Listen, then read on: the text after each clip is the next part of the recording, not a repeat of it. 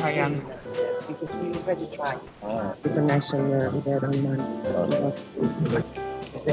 Gerardo, c'è Anne Davis? Mi fai sapere tu?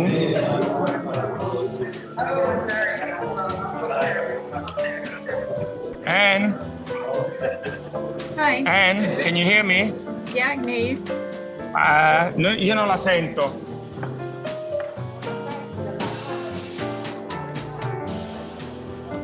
And I'm gonna put you through with the technicians, okay? They're gonna talk to you. Okay. So that you can try and show the slides. Hold on.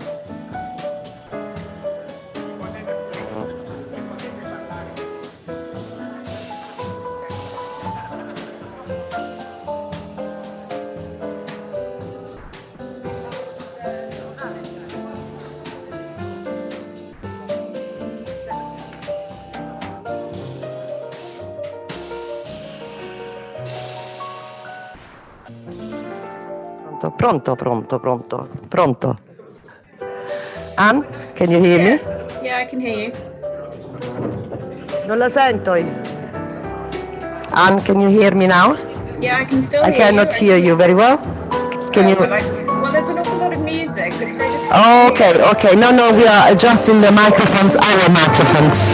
So we needed to make a test with you because we wanted to say hello to you, but he just got a phone call and disappeared. Can you just hold me somewhere for a second and then try to bring him back?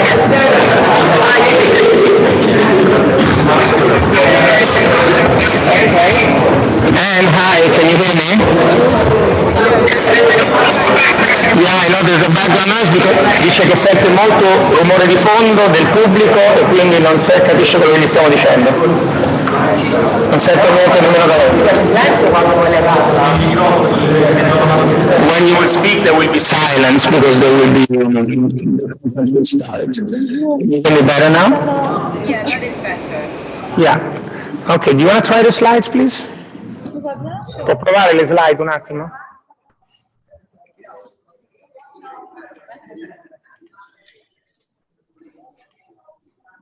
Come si fa a capire se il microfono è buono, il suo suono è buono? Mi sembra tanto lontana.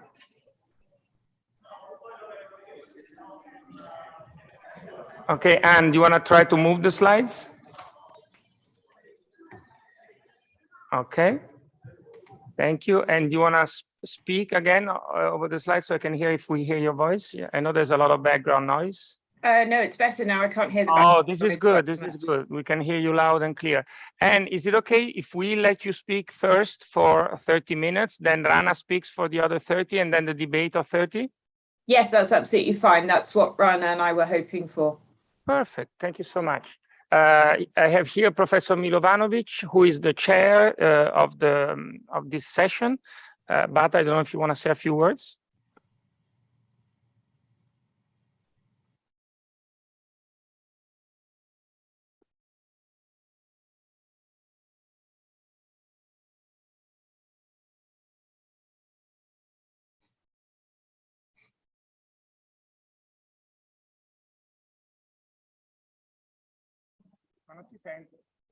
Which one?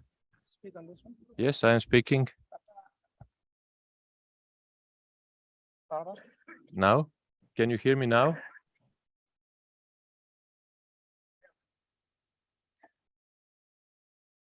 As you know, always I'm speaking, and now you can hear me. Yes, because hello everyone. We are continuing our conference, and I am very glad that you could rest yourself, but I don't see that you rest completely. That is why we are going to start now, that you have time also later for coffee. And usually at the beginning, especially because we are speaking about digital aspect, usually there is a problem with technique, but we overcome that. So we have two distinguished speakers. First with us will be Anne Davis. She is professor of law and public policy and a fellow of Brasenose College. She studied at Oxford, completing the BA, winning the Gibbs and Martin Ranker prizes, and she was a prize fellow at All Souls College from 1995 to 2001, and the Garrick Fellow and tutor in law at the same college from 2001 to 2015. 5 years she was dean at the Oxford Law Faculty. Professor Davis is a member of the advisory panel to the Welsh Language Commissioner and has previously served as an independent member of the Council of the Advisory, Conciliation and Arbitration Service. So after Anne, we will have a pleasure. She is with us in the same room.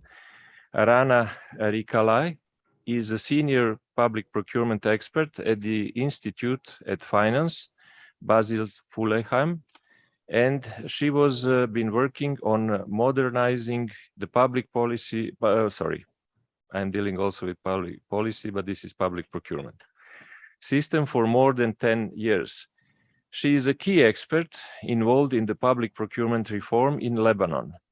In this context, she worked on a drafting of the new public procurement law and accompanied with a discussion of the draft law in Parliament until its promulgation in June last year, and provided policy advice to parliamentarians. That is why I was mentioning policy, predicting future. She holds an international MBA from Dauphine University in Paris and on executive MBA for St. Joseph University in Beirut. So we are lucky that we have these speakers that will speak about general issues and then about case, which is important, and I'm quite sure that it will provoke debate. So Anne, could you please start your presentation? Thank you. Thank you very much for that kind invitation. I hope somebody will wave if you can't hear me well. I see no waving, so I'm going to plow on.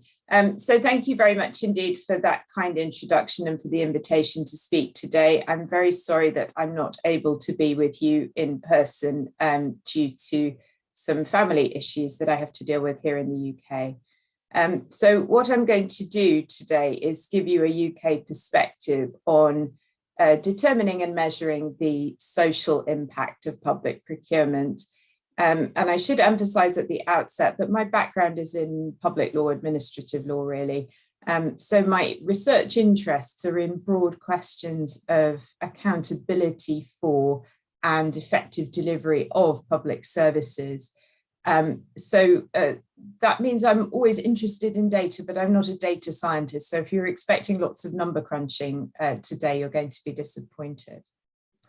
And before I begin, I'd just like to say that part of my presentation draws on some work that I'm doing on transparency issues with my doctoral student, Eleanor Buys, and with Rory MacDonald, who is completing a PhD at George Washington and is a part-time research associate at the Government Outcomes or Go Lab at the Blavatnik School of Government in Oxford, where I also have an association. So I would like to acknowledge the contributions of Rory and Ella to what I'm about to talk about.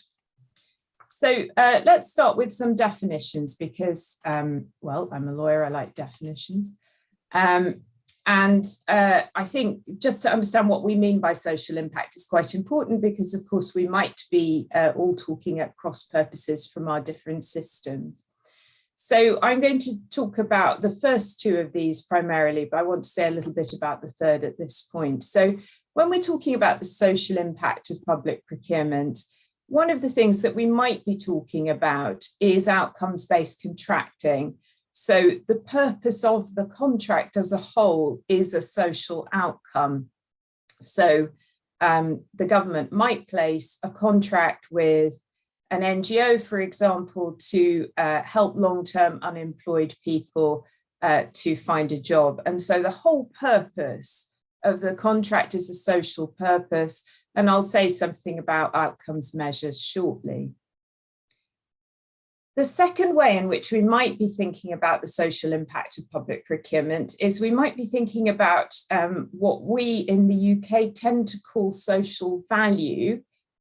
We sometimes also use the terminology community benefits. So some of the devolved governments in the UK and Wales and Scotland, for example, would use the term community benefit rather than social value.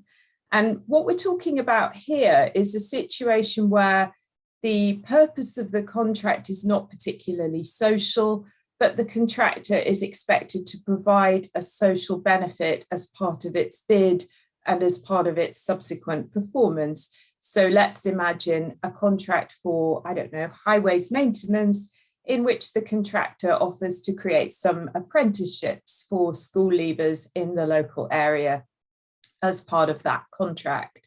So the social value is something extra on top of the main purpose of the contract. And finally, I just wanted to talk about negative social impact. It's not something that I think we talk about enough really or address systematically in the literature, but it's worth noting, and I think this is where the push towards social value comes from really. It's worth noting that the social impact of outsourcing can sometimes be quite negative. So to take an obvious example, the process of competing to win a contract can have the effect of driving down wages for workers who are going to perform that contract, because obviously everyone is trying to come up with a bid that is at the lowest possible price. And of course, that can sometimes involve infringing statutory minimum wage requirements. Now, of course, minimum wages are typically regulated in lots of different ways in the legal system. There might be a labour inspectorate or some other public enforcement mechanism. But those mechanisms may not always be effective. And so one of the things that can be quite important to do in a contract is to reinforce those kinds of norms through contract terms. So that generates additional incentives for contractors to comply, to make sure that their competitive bids aren't competitive at the expense of minimum wages, and also to make clear that the public authority doesn't tolerate breaches. And of course, the EU is in the process of reinforcing that approach in Article 9 of the proposed new directive on adequate minimum wages, which is now close to being adopted. Okay, so I've defined social impact. I'm now going to say a little bit about outcomes-based contracting. So as I explained, this is the type of contracting where the social purpose, the social function is very much at the heart of the contract. This is by no means a new phenomenon. There's a really helpful report from the UK National Audit Office in 2015, analysing the government's early efforts on outcomes-based contracting.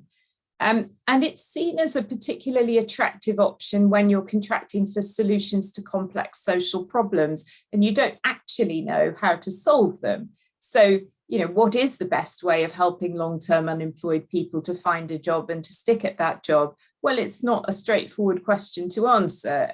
You know, I'd be a rich woman if I knew the answer to that question. So what you can do is contract for the outcome, getting a certain number of people into work, and allow the provider to decide how to achieve the objective and to try different options. If you're not specifying what exactly it is you want them to do, they can experiment with different strategies. It also transfers the risk of failure to the provider, potentially. But they are tricky contracts to get right. Not all providers can cope with that risk. And in fact, you'll find that many supposedly outcomes-based contracts also include some input and output payments or stage payments so that the provider gets some support. The thing that we've had quite a bit of trouble with in the UK, and we've had to think about quite hard, is the business of avoiding perverse incentives. And I'm sure you can imagine how those work, even just from the metaphors that are used. So if you've got a provider who's paid to get people into work and they're paid for each person they get into work, the temptation is to pick out the candidates from the pool of unemployed people who are most likely to get a job and to focus lots of resources on those people who are often less in need of help, might have found a job on their own. And that's referred to in the literature as creaming or cherry picking. And the sort of corresponding problem then with creaming and cherry picking is parking. So if you spot a candidate who you think is really very unlikely to find a job or settle in it, you might decide that you just won't bother investing any resources in that person at all because they're going to be so difficult to help. So the people who are most in need of help don't get anything at all.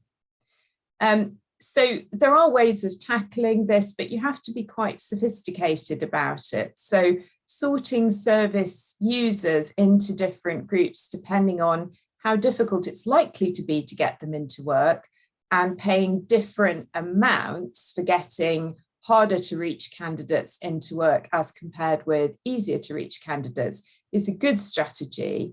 But one of our GoLab colleagues, Eleanor Carter, writing with Whitworth, found that the UK Department for Works and Pensions Works programme really fell foul of this problem by classifying the candidates, but in a really simplistic way that didn't actually reflect properly how difficult it would be to get them into work. So there was still ample opportunity in that contract for creaming and parking because there were big differences between service users within each of the payment groups. The other thing that it's really important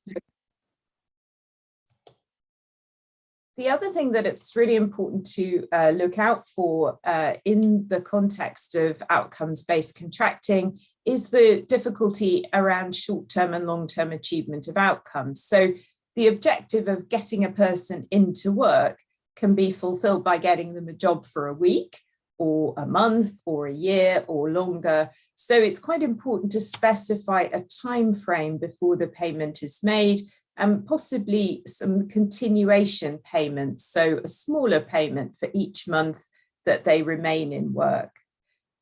So there's a large literature on this. I can only give you a really quick overview, but I hope that gives you some ideas of some of the problems and solutions in that context. But it can be a very exciting way of tackling a complex social problem with expert help, provided you think carefully through the question of contract design. So now that I've said something about contracting for social outcomes, I want to move on and talk a little bit about social value. So as I explained in the definition section, this is where the contract is not for a particularly social purpose, but the contractor agrees to provide a social benefit as part of its performance. Now, this is a big thing in the UK. This is something that government is very committed to, assuming by the end of the day we still have a government, of course. I'm sure we will, but we're certainly living in interesting times. So this type of social value presents really interesting challenges for policymakers and procurement officials, both in terms of agreeing the objectives and monitoring and enforcing them. And I wanted to give you a little bit of a flavour of some of the issues there. So setting policy priorities in general terms is something that we're all familiar with. Political parties set out their election promises, and then legislation is put through Parliament, which puts those policies into law and makes things happen. Setting priorities for procurement is a bit less public, I think, certainly in the UK. It's seen as quite a technical issue, doesn't attract a lot of public attention or media attention, even though we're talking about, as you will all know, a really significant proportion of public spending. And of course, it's also potentially very influenced by private actors when they're making bids. You know, the government might set out a menu of social value, but bidders will have their own views on what they can offer. So I think it presents some really interesting challenges around accountability and fit with the traditional processes of policy making. So let me tell you a bit about what's going on in the UK and how we're doing this at the moment, which has pros and cons. So As some of you will know, in the post-Brexit world, the government is keen to modernise or change procurement legislation. And so there's a procurement bill going through our parliament at the moment. And clause 11 of that identifies a list of procurement objectives. And the first of those, as you would expect, is value for money. The second is maximising public benefit. And that's quite an important statement, I think, about the type of procurement that the government wants to put in place, that it will not just be about cost, it will be also about benefit. Under clause 12, there's a requirement for public authorities, contracting authorities, to have regard to the National Procurement Policy Statement. And that already exists. There's one for 2021. And it's quite interesting. It provides the government with an opportunity to set out some social value priorities. And they've identified 3 main priorities: creating new businesses, new jobs and new skills, tackling climate change and reducing waste, and improving supplier diversity, innovation and resilience. There's also a reference elsewhere in the document to tackling modern slavery and supply chains, which is a government priority. So all contracting authorities are to have regard to this framework, this statement. In domestic policy terms, that's quite interesting because it applies across the board to some contracting authorities that would not generally expect to be directed by central government's policy priorities. So local authorities, for example, or arm's length public bodies would not expect to be pegged to a central government procurement policy framework. So there has been some criticism that this overreaches a bit in terms of the influence that the government is trying to secure. But it is only a duty to have regard to it. So having regard could involve looking at it and then deciding not to bother or not to bother too much. For central government departments then, if you want to know about social value in the UK, you need to Google this little document. It's a procurement policy notice, that's what PPN stands for, 0620, which requires all central government contracting authorities, so that's government departments really, to give at least 10% weighting to social value, provided it's proportionate and relevant when they're evaluating bids. So that's placing social value into quite a significant position in the contract award process. And it identifies some more detailed examples of the kinds of social value that should be being pursued by government departments. So these are COVID recovery, tackling economic inequality, fighting climate change, equal opportunities, and well-being. And there are some further goals and examples under each of those headings, which I can't go into now, but you can have a look if you're interested. Now, in some respects, local authorities in the UK are much further ahead on social value in procurement than central government is. And this was triggered by the Public Services Social Value Act in 2012. So historically, local authorities were very much discouraged from doing anything other than acting commercially in their procurement activities. And that stems from the Local Government Act 1988, Section 17, which prohibited non-commercial considerations in contracts. And it reflects a time when a Conservative UK government was keen to discourage particularly Labour-controlled local authorities from pursuing political objectives in contracts, so fair wages policies and things like that. But the 2012 Act requires authorities, and this is central and local government, but it's had a particular impact in local government, to consider how what is proposed to be procured might improve the economic, social, and environmental well-being of the relevant area. And technically, it only applies to services procurement, but in fact, it's been used much more widely and generally than that. So they're only obliged to consider it in relation to services, but they do it for goods and works too. it's really changed, even though it's just a sort of something to consider again, it's really changed the practice quite considerably, and lots of local authorities have really embraced it as a way of enabling them to do something a bit more creative with procurement that is not just about getting the goods or services or works that they needed, but also getting some social benefit for the local area at the same time. And there's a super article by Richard Craven, which I've cited there, where he spent time with procurement officials in different local authorities and asked them what they were doing. And he's produced some really interesting insights from that.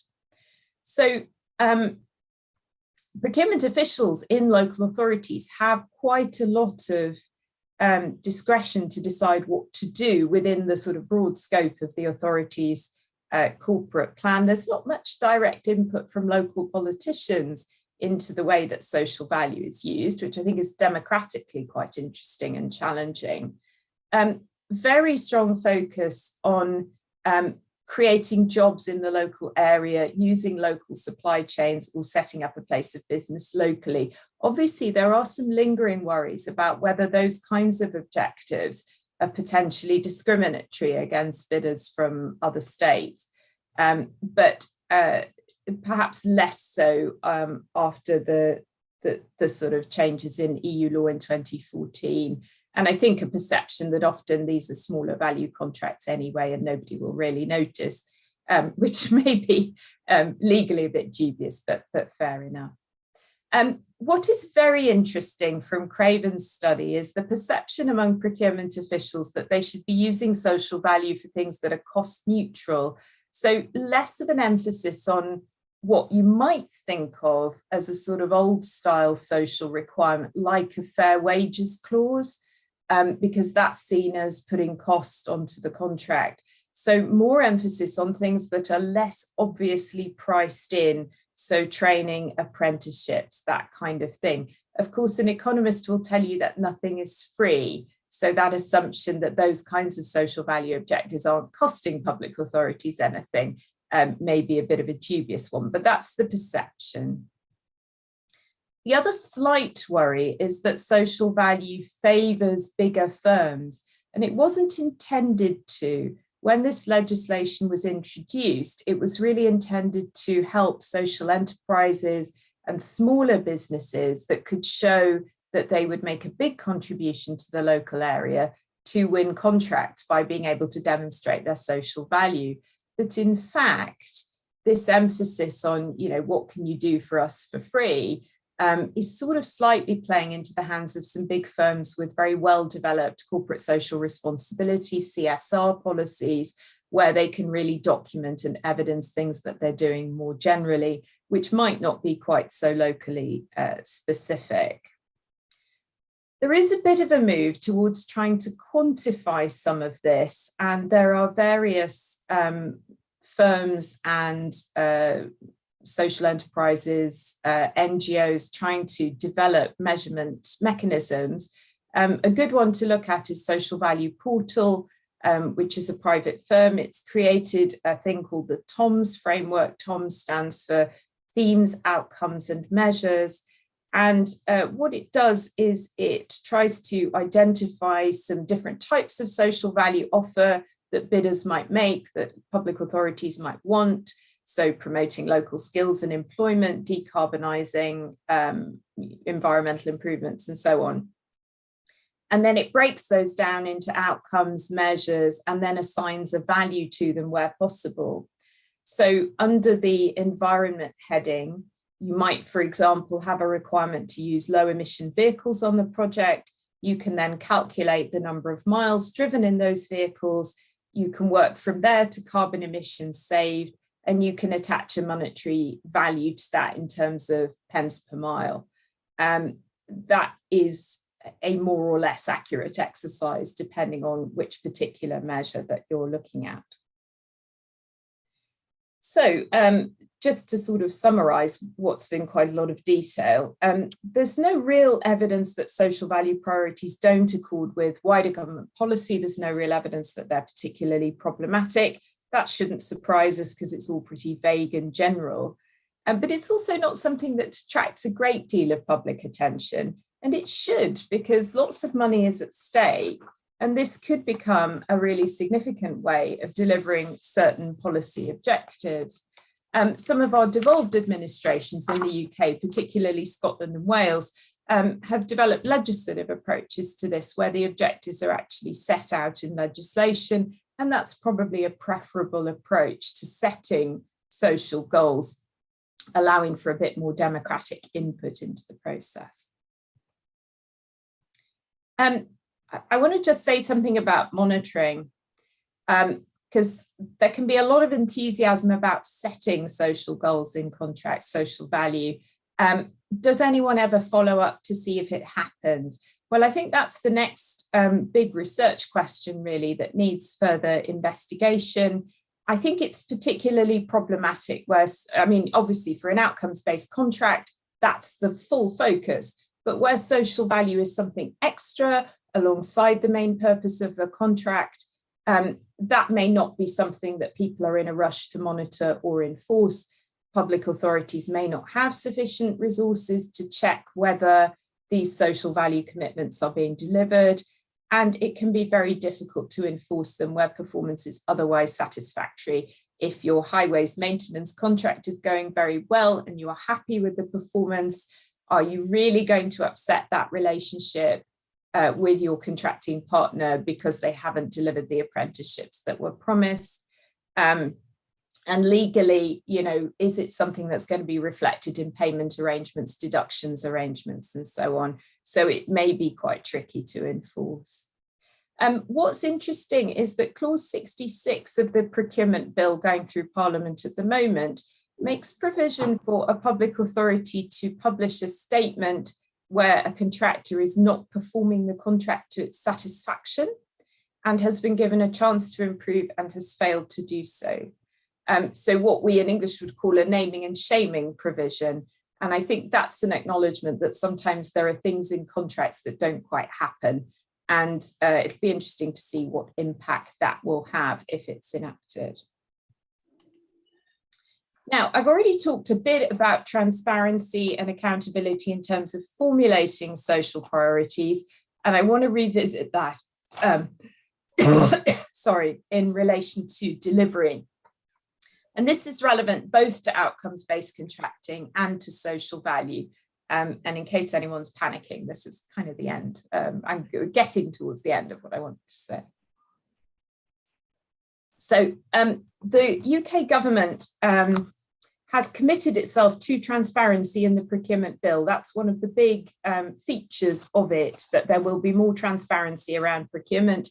I think this is hugely important because we need accountability for the delivery of key policies, which often happens through contract in the UK. We have private sector involvement in shaping outcomes, in shaping social values. That needs to be transparent. And social value is a pretty big experiment. We don't know whether it works or what it costs. And so transparency is going to be crucial for the government to, and the rest of us, to evaluate what that delivers. So the transparency initiatives in the procurement bill, just to give you a quick overview, it includes all the usual publication requirements you would expect as part of the process of advertising the contract, inviting tenders and so on. But it also includes requirements to publish a contract details notice and the contract itself. So there's more publication towards the end of the process and around agreement and implementation.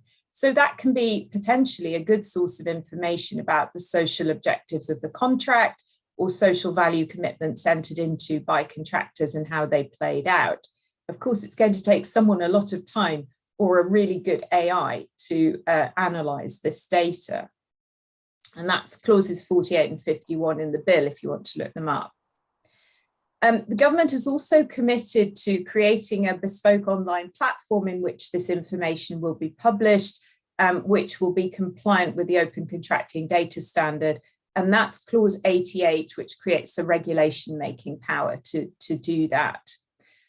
How good that will be for social information, particularly social value, is not clear. The OCDS identifies the goods or services to be provided under the contract using the item classification, and that's more outputs than outcomes focused, which I think is an issue for outcomes-based contracting. And then whether you include social value elements, I think depends on how broadly you define what is to be delivered under the contract. So whether this will reveal social information, I think is not entirely clear at the moment. And third thing, and most interesting, and this is already guidance, but they're putting this into law. A contract over £2 million will need to have 3 key performance indicators, and once a year the contracting authority will need to publish the contractor's performance against those key performance indicators.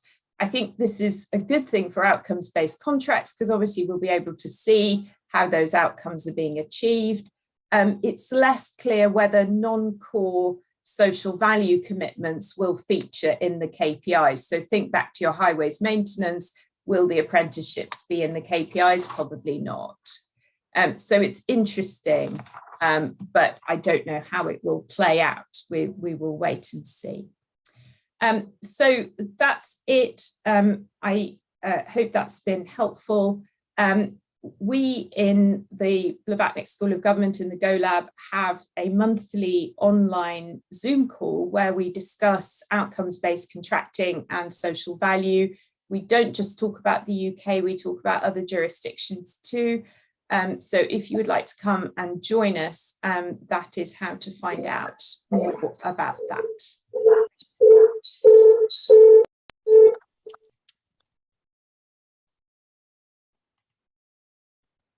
Thank you, Anne, so much for your wonderful presentation. I'm quite sure that it will attract very many persons to participate in debate.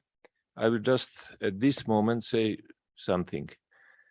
It is obvious that introducing social values as criteria is widening the scope of criteria. It's widening complexity.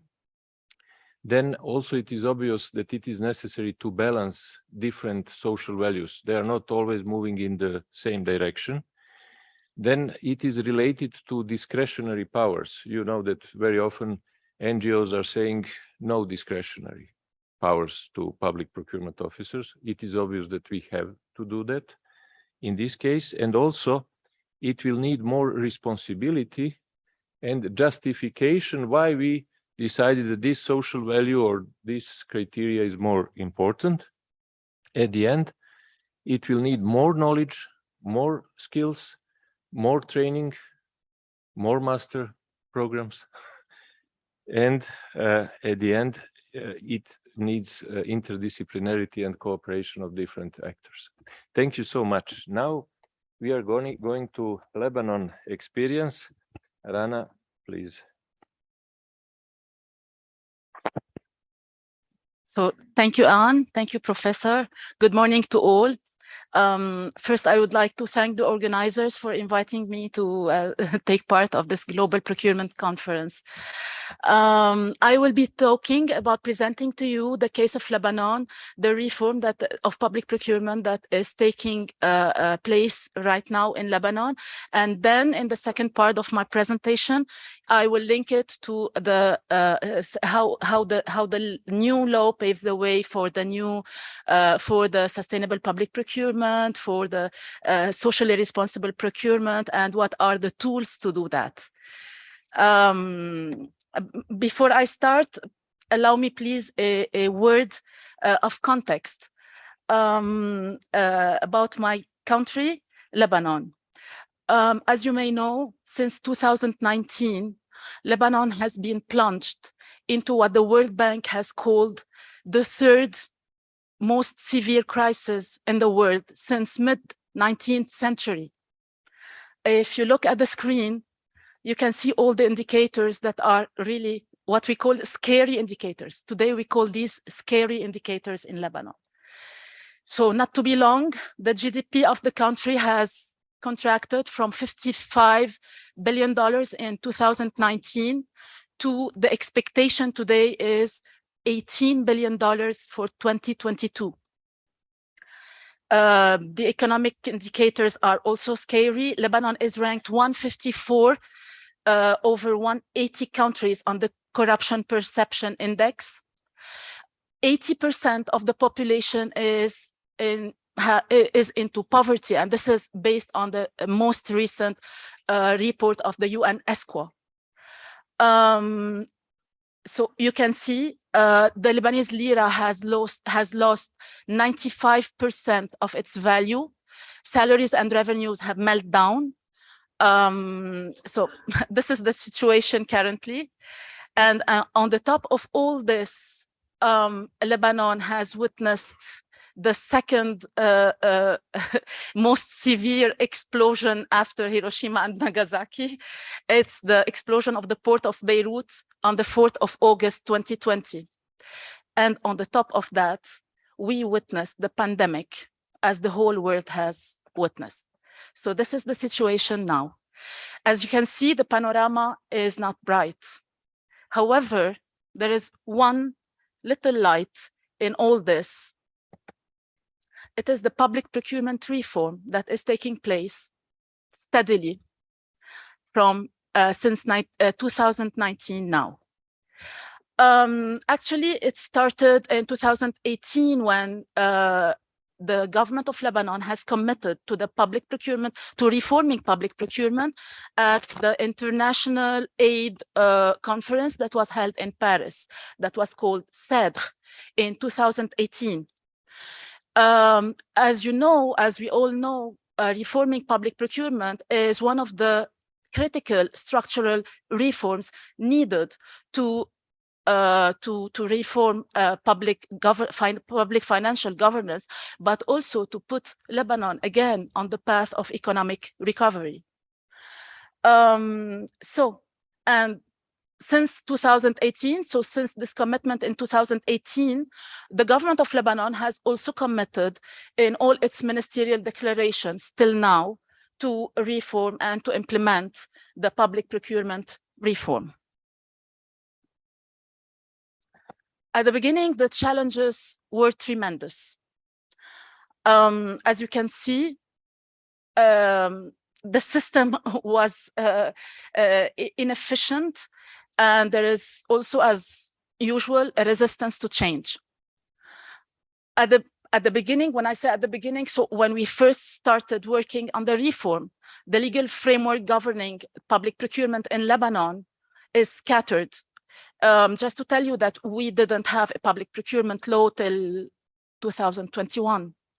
So the capacities, the institutional capacities are very low.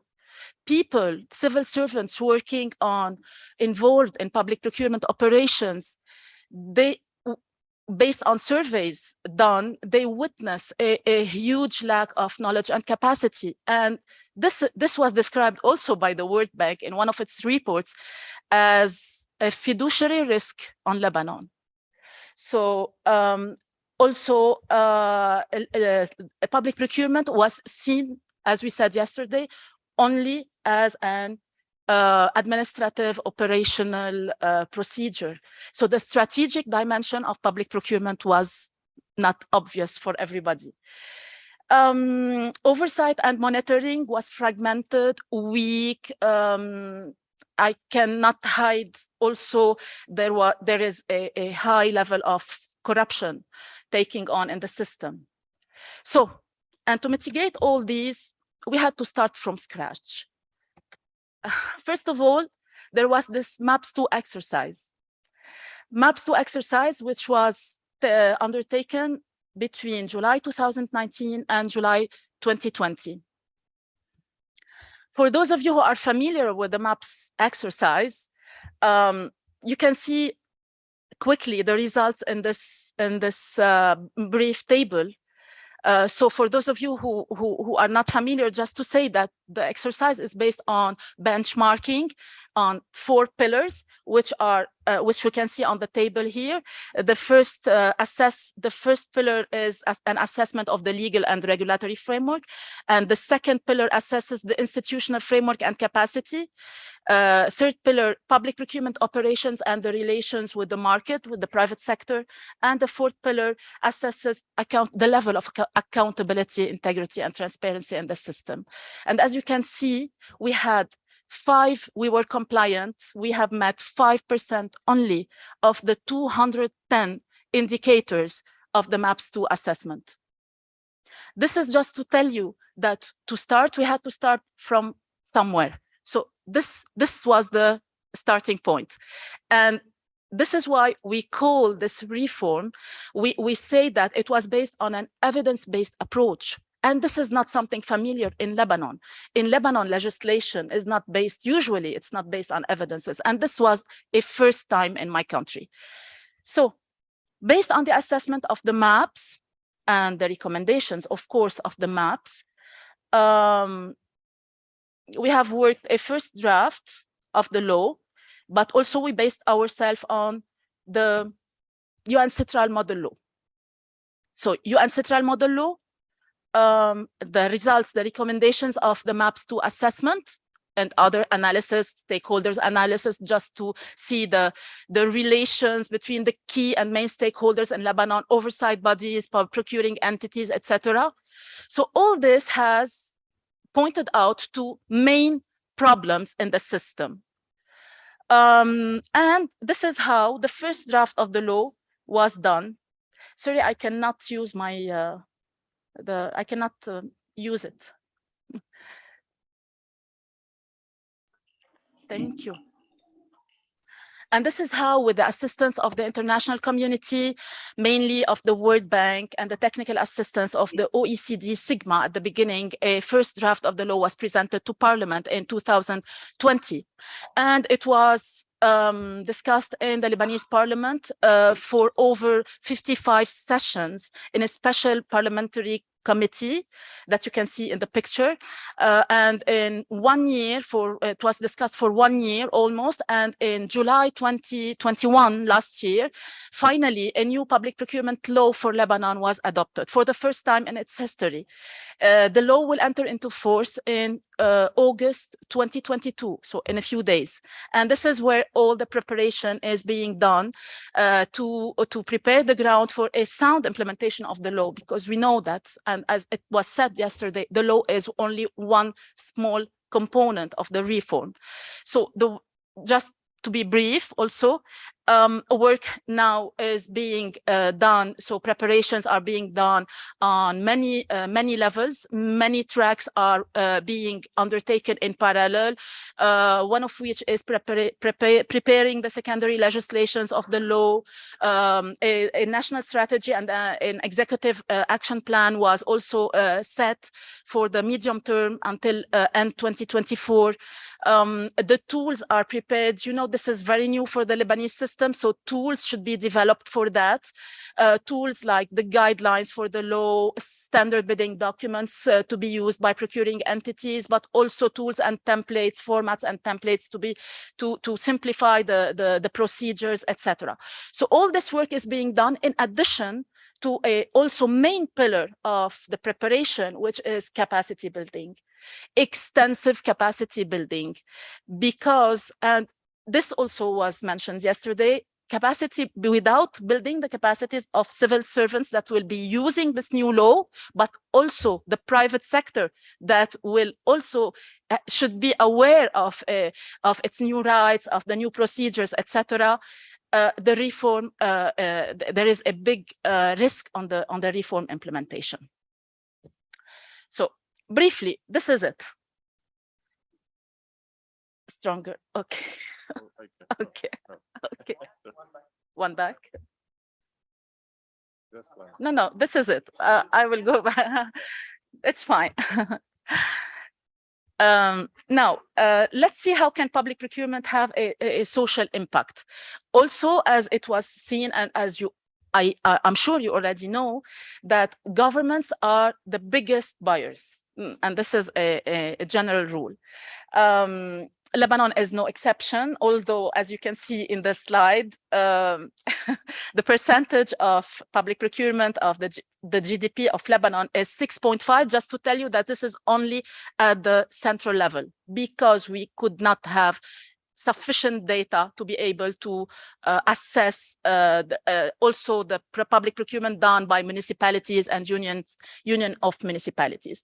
So so it's basically 20% of public expenditures, and this is how, given this large amount of spending, public spending, public procurement, and this was said also, is a strategic tool for the government to implement secondary policy objectives, strategic policy objectives, including sustainability and socially responsible, etc. So as you can see also, public procurement is a key enabler to achieve policy objectives, including inclusive growth and sustainability.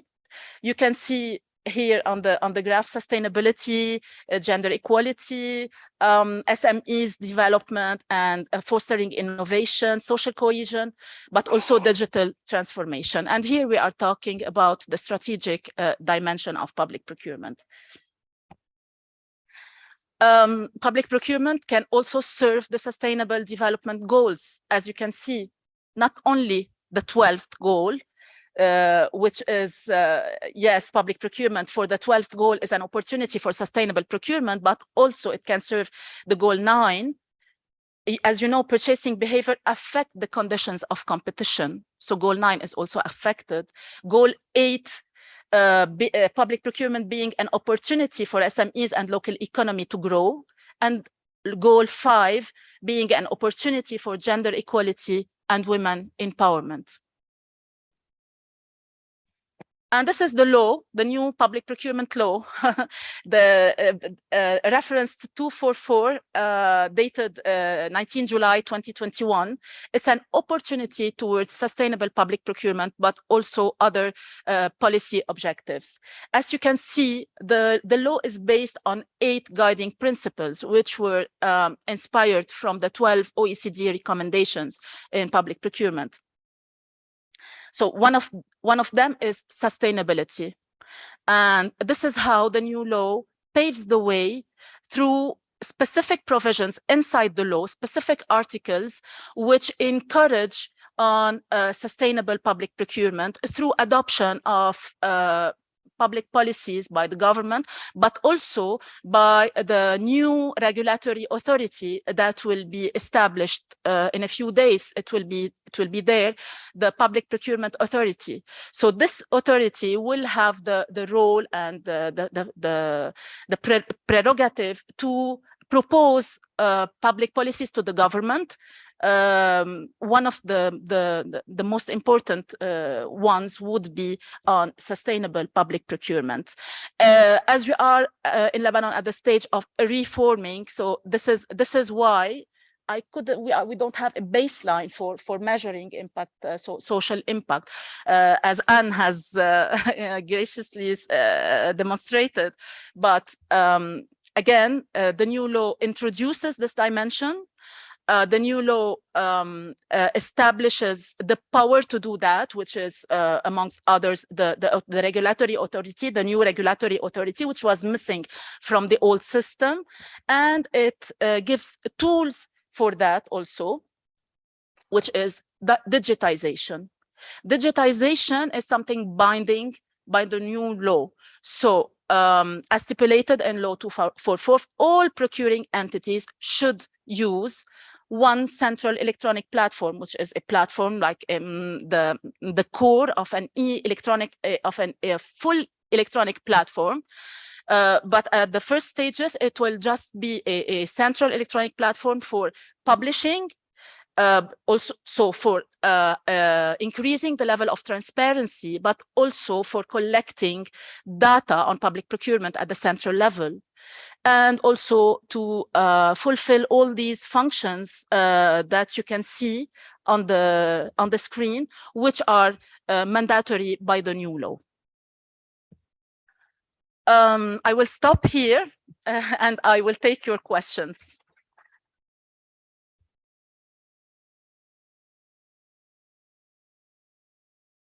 Thank you, Rana, for your excellent presentation. You showed exactly that you are coming from the country where you decided that time is very important. And in a few years, you succeeded, as I can see, a lot. And your presentation was 2/3 of your time. And I saw also political will in Lebanon, which is very important. And sometimes it is good to start from the scratch because you can use the experience, good and bad experience of different models. So thank you so much. Now we start discussion. I would like to say just that some of them are asking for materials, but usually it will be published, so don't worry if you cannot see it very clear. And you got wish all the best for your new reform. Thank you. So we can start. Hi, I'm Nicolas Benago from the MAP Secretariat, and I wanted to maybe linking both presentations, speaking about social impacts. I was wondering if you could reflect a bit on stakeholder engagement during the process of reforming procurement in Lebanon, how you were able to consult or take into account social perspective and also civil society views, as well as the private sector.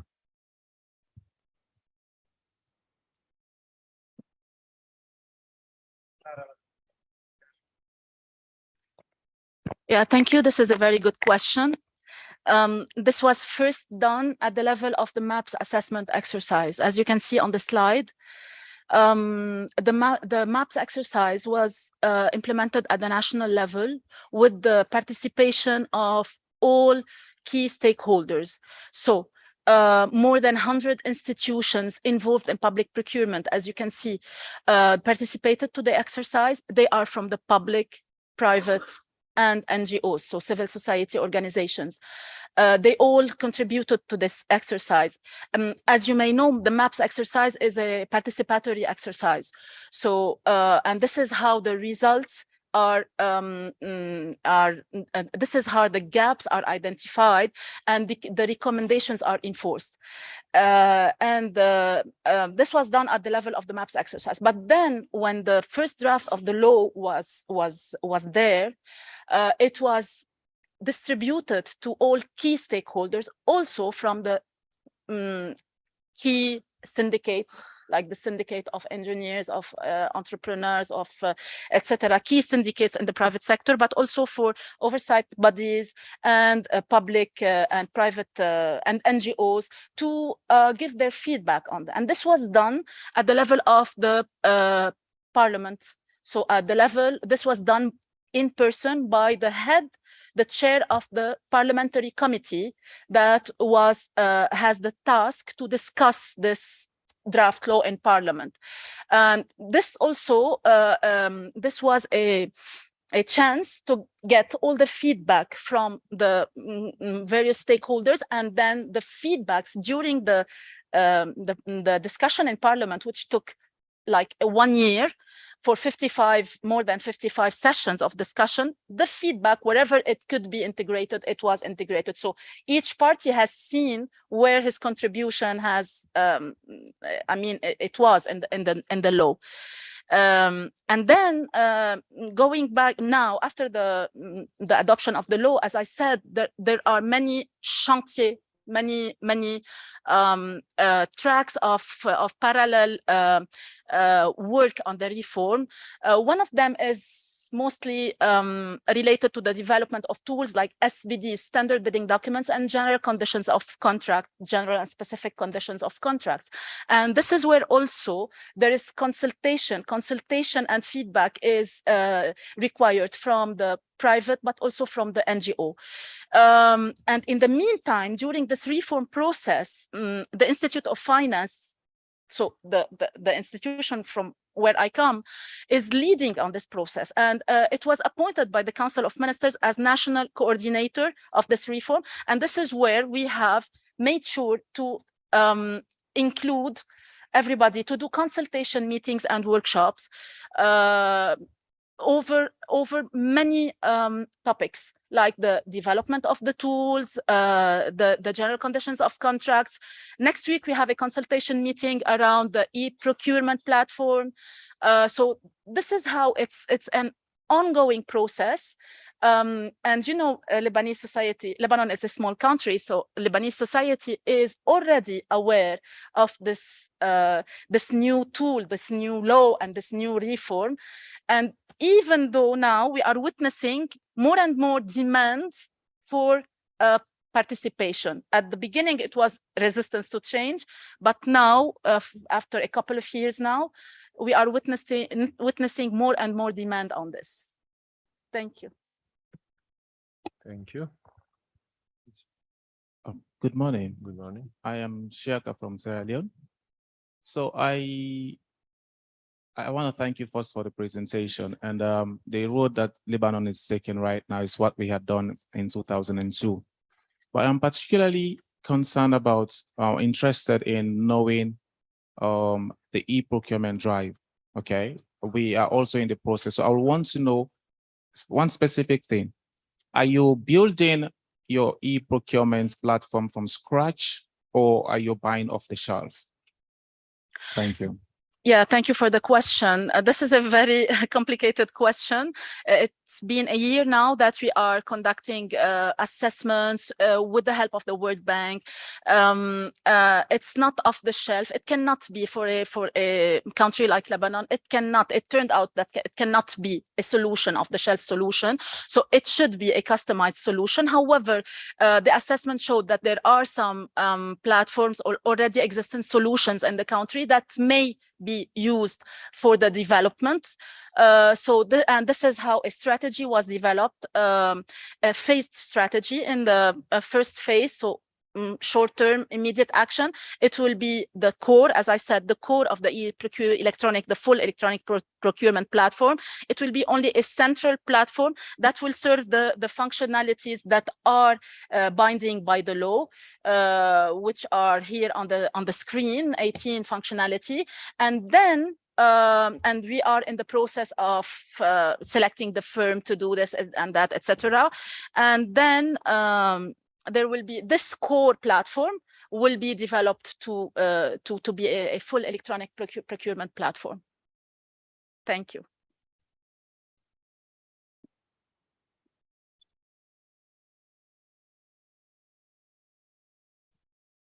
Thank you very much. My name is Ahmed Mohammed from Nigeria. Yeah, I want to know, because central to the procurement strategies, which you just mentioned for Lebanon, is the fight against corruption. Yeah.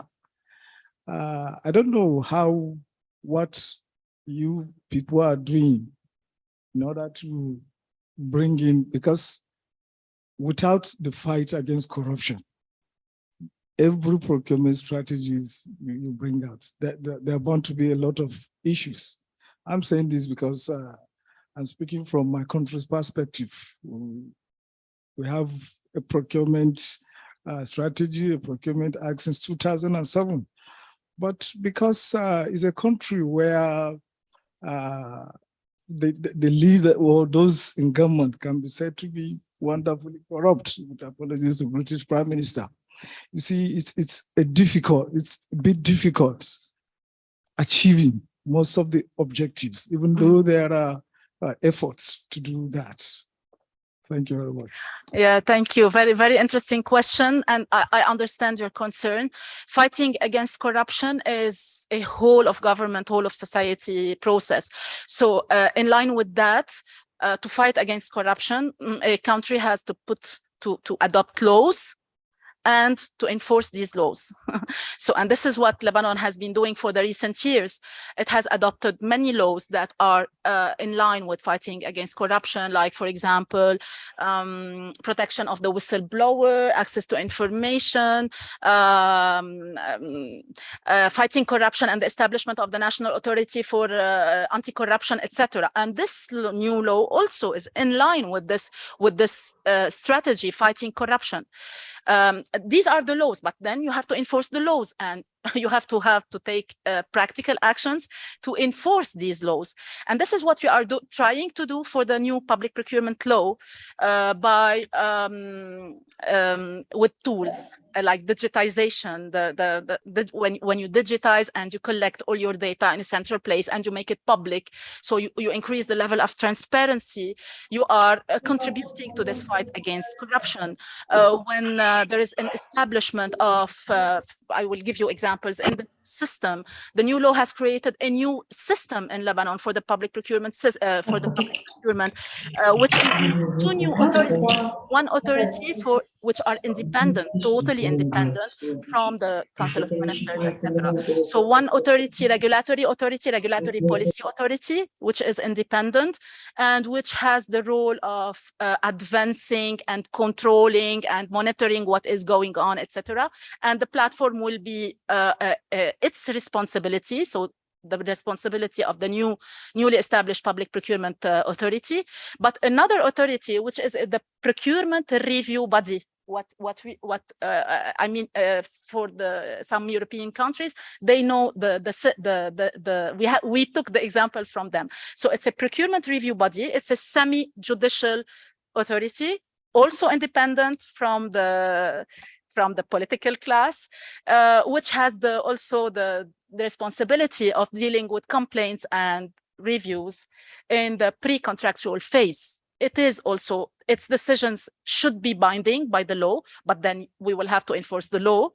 And they are, the decisions are, how can we say it? They are at the second level of jurisdiction, which is in the administrative court. So they can be, this is a legal term that is missing me. Sorry. Appealed. Thank you. Thank you, Sonia. So the decisions can be appealed at the second level, which is the administrative court.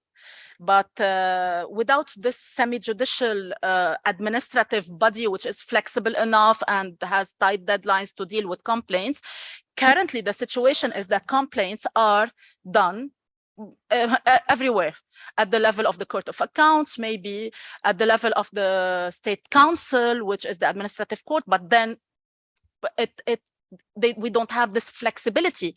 I will tell you, for example, 2 weeks ago, we had a decision from the State Council on a procurement case, which was presented at the State Council in 2017.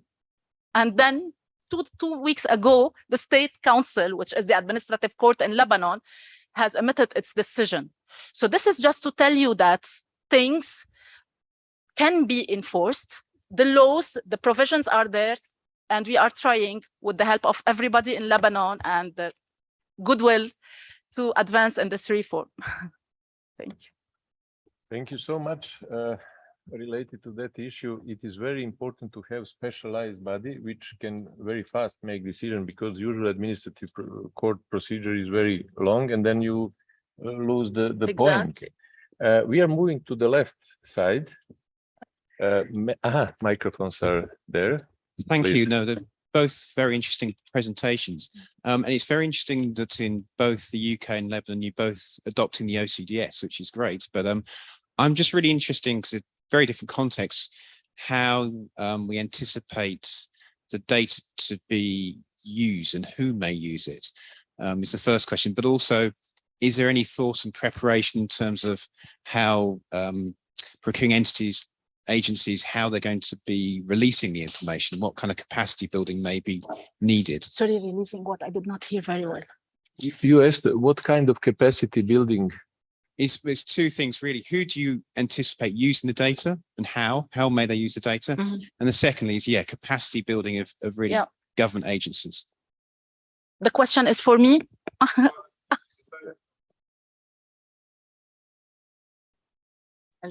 Okay, so in Lebanon, the use of data, the data will be collected digitally, etc., public, etc. So the first use of data is increasing the level of transparency. So all key concerned stakeholders could see what's happening, because currently in Lebanon, I will give you another example. There is one contract that had cost Lebanon. It's about the procurement of fuel for the EDL, Electricité du Liban, which is a very bad procurement case.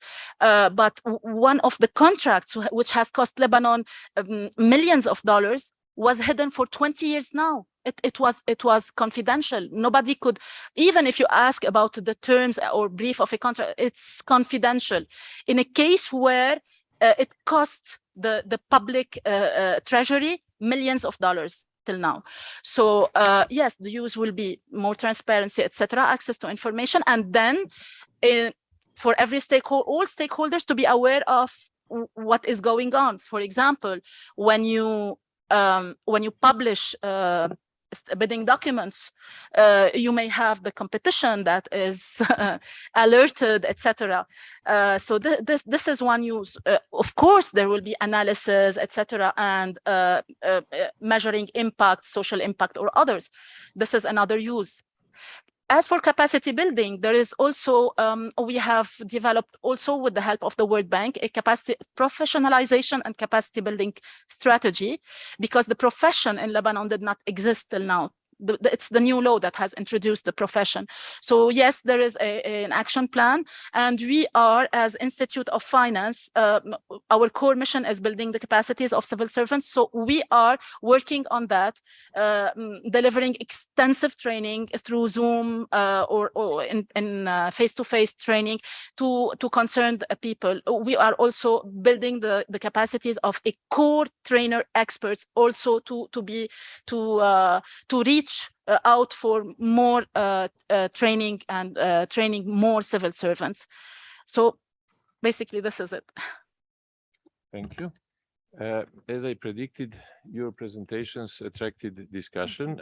And before you answer the question, I have another question. It is from chat. You mentioned the negative social impact of procurement, a very interesting element often overlooked. What are the initiatives, and if you could provide an example of how public buyers are measuring the negative social impact, for example, about not contributing to forced labor, to secure minimum wages, and non-discrimination on its suppliers' workers?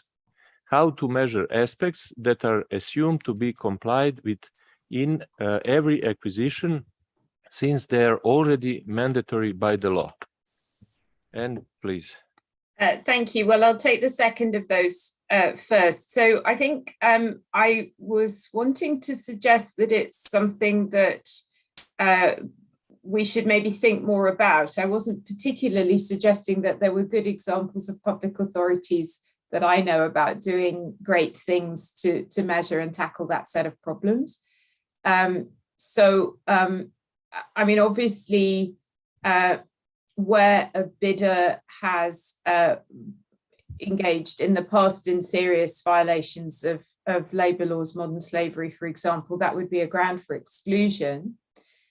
So there's that. But I think it's less obvious whether public authorities are spending a lot of time checking up on those kinds of issues once contracts are in place. So there is some effort on this, but I think it takes the form of a fairly minimal, this is a basis for exclusion, rather than very active monitoring of those kinds of issues during the life of the contract.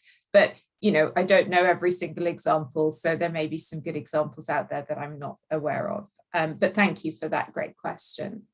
The question about the OCDS, the government produced a little paper on this yesterday. So I didn't see who asked the question, but you may already have seen that, or you may like to take a look at it. I think they're very aware that this will require some capacity building, and it will be, I think, part of the training package that's coming with the bill. I think they're also very aware that it will impose additional costs on both bidders, contractors, and also on contracting authorities. And they are trying to think of ways of keeping that to the minimum by making sure that information is standardized as much as possible. How will the data be used? I think that's a really interesting question. And I get a sense that the government thinks that data is the next cool thing.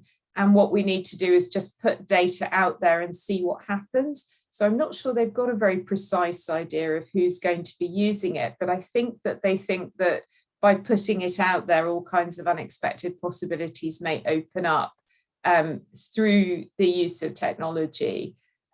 So I think they're thinking about it as a sort of potential counterpoint to some of the issues that our chair was highlighting when I finished speaking around, much more discretion, much more opportunities for officials to make choices. So more openness is a counterpoint to that, because people can see what's going on.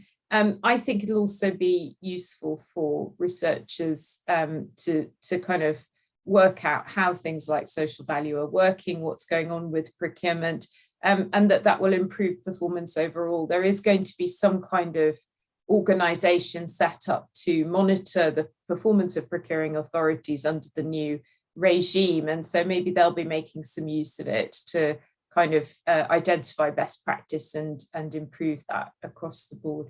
But we'll see. I think the data's interesting because we don't quite know what's going to be done with it. It's seen as an opportunity. Thank you. Thank you so much. Who was next? You. Yeah. And then you. Well, I want to congratulate with the public procurement reform in Lebanon. That's a big change, and that's a big change in people's mindset. And that's any change gets resistance. So I wonder, how does your country deal with resistance? And another question that is somehow related to that, Amit mentioned yesterday about progress of the procurement function from a person who creates troubles to administrative role currently. But in fact, public procurement function should be a strategic role. So you create your system from scratch in your country now. How do you approach the procurement function? Thank you. Thank you for a difficult question. I will try to answer. The first part, conducting change. In every new project, you have to manage change, and there is a big resistance to change. Now, in Lebanon, in the specific case of Lebanon, we are trying, when I say my institute, Institute of Finance, Basil Fulahan, as national coordinator, but also there are joint efforts at the level of the society with other public entities, but also with the efforts of the civil society organizations, etc., and the private sector who wants change and reforms. We are trying to do lots of awareness about the positivity of this reform, and the positivity of the outcomes of the law, etc. So this is one part. But in the specific case of Lebanon, there is another opportunity out of the crisis. As I described at the very beginning, the economic situation in Lebanon is so bad. The public finances are so, the state of the public finances are so bad.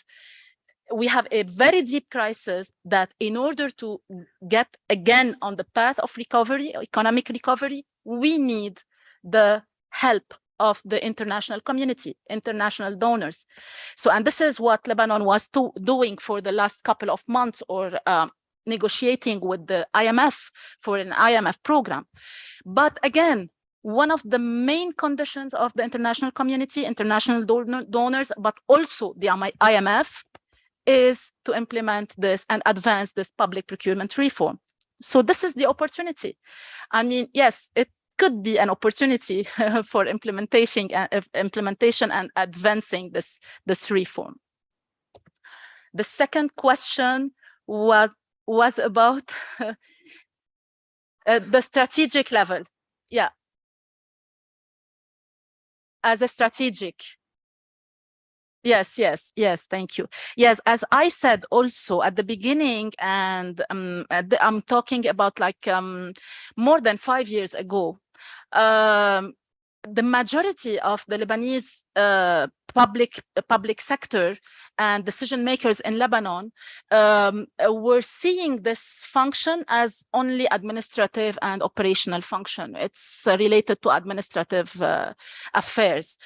However, with the efforts that were taken, including the efforts that were taken by the Institut des Finances, so the institute where I work, long ago, before the beginning of the reform, because this is our core mission. So one of the core missions of the Institute is to build the capacities and to make awareness about public finance related topic. So one of the main field of intervention of the Institute where I work was public procurement, since a long time ago, not only from the beginning, from 2018, beginning of the reform.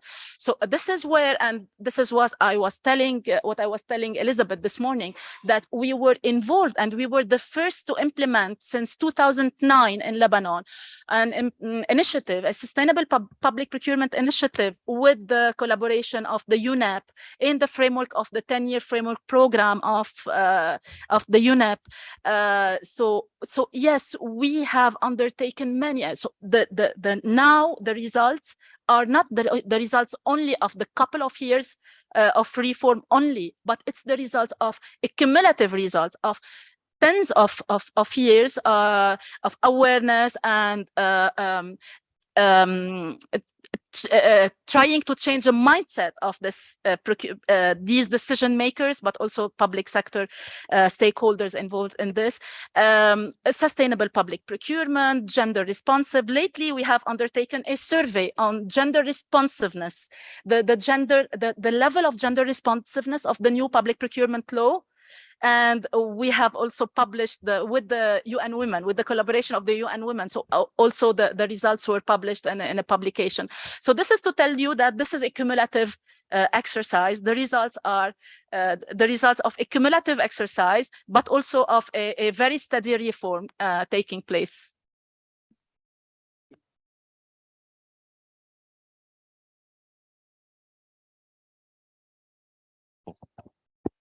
Yeah, thanks very much for two very interesting presentations.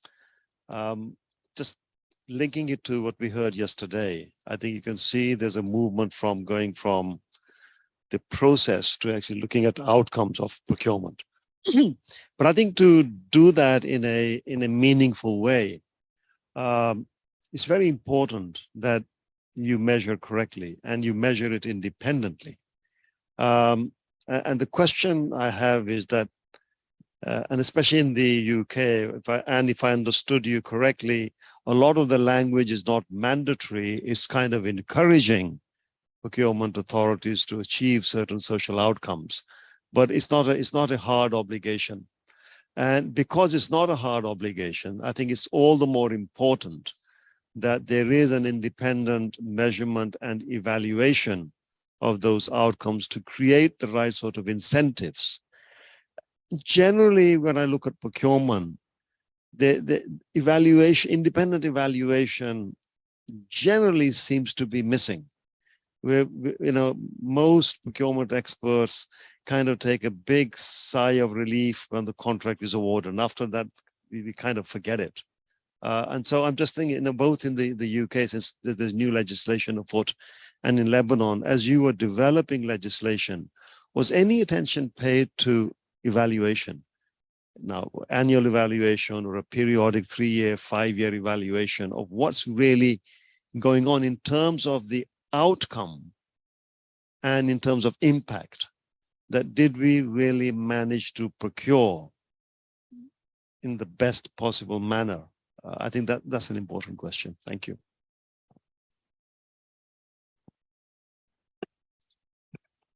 So, very important question indeed. Just to tell you, Hamid, in Lebanon, we are still at the very basics,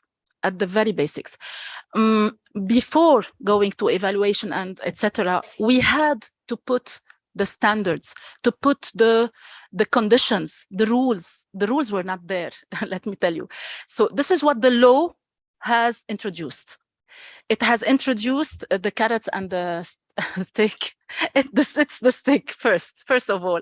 So the provisions, because there was this big, I mean, let me reformulate it. The profession was not there, so the responsibilities were not clear. So this is where the law has to regulate first. And this is what it has done. It has introduced the function. It has assigned the responsibilities, and responsibilities on procuring entities, but also on procurers, procurement officers, etc., and also on the private sector. And then it dedicated one whole chapter for the sanctions. And this is where the stick has to come first. And this is the beginning.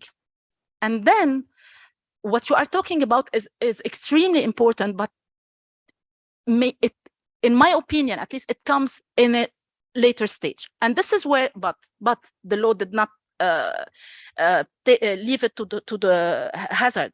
So there is, the law gave for this newly established authority, the Public Procurement Authority, full roles and prerogatives to be able to regulate these things later on through either binding decisions or propositions to the Council of Ministers of Public Policies.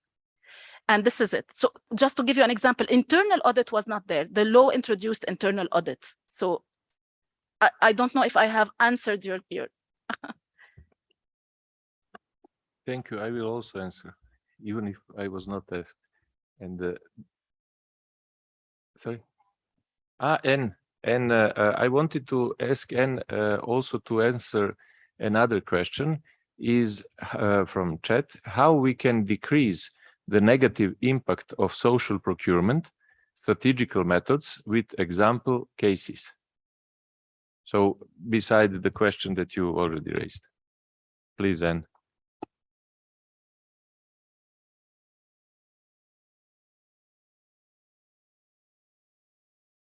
Can you hear us? Yes.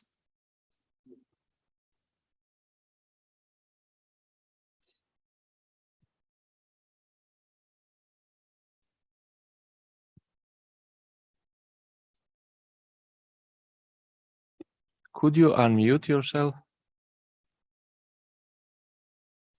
Is it centralized or decentralized system?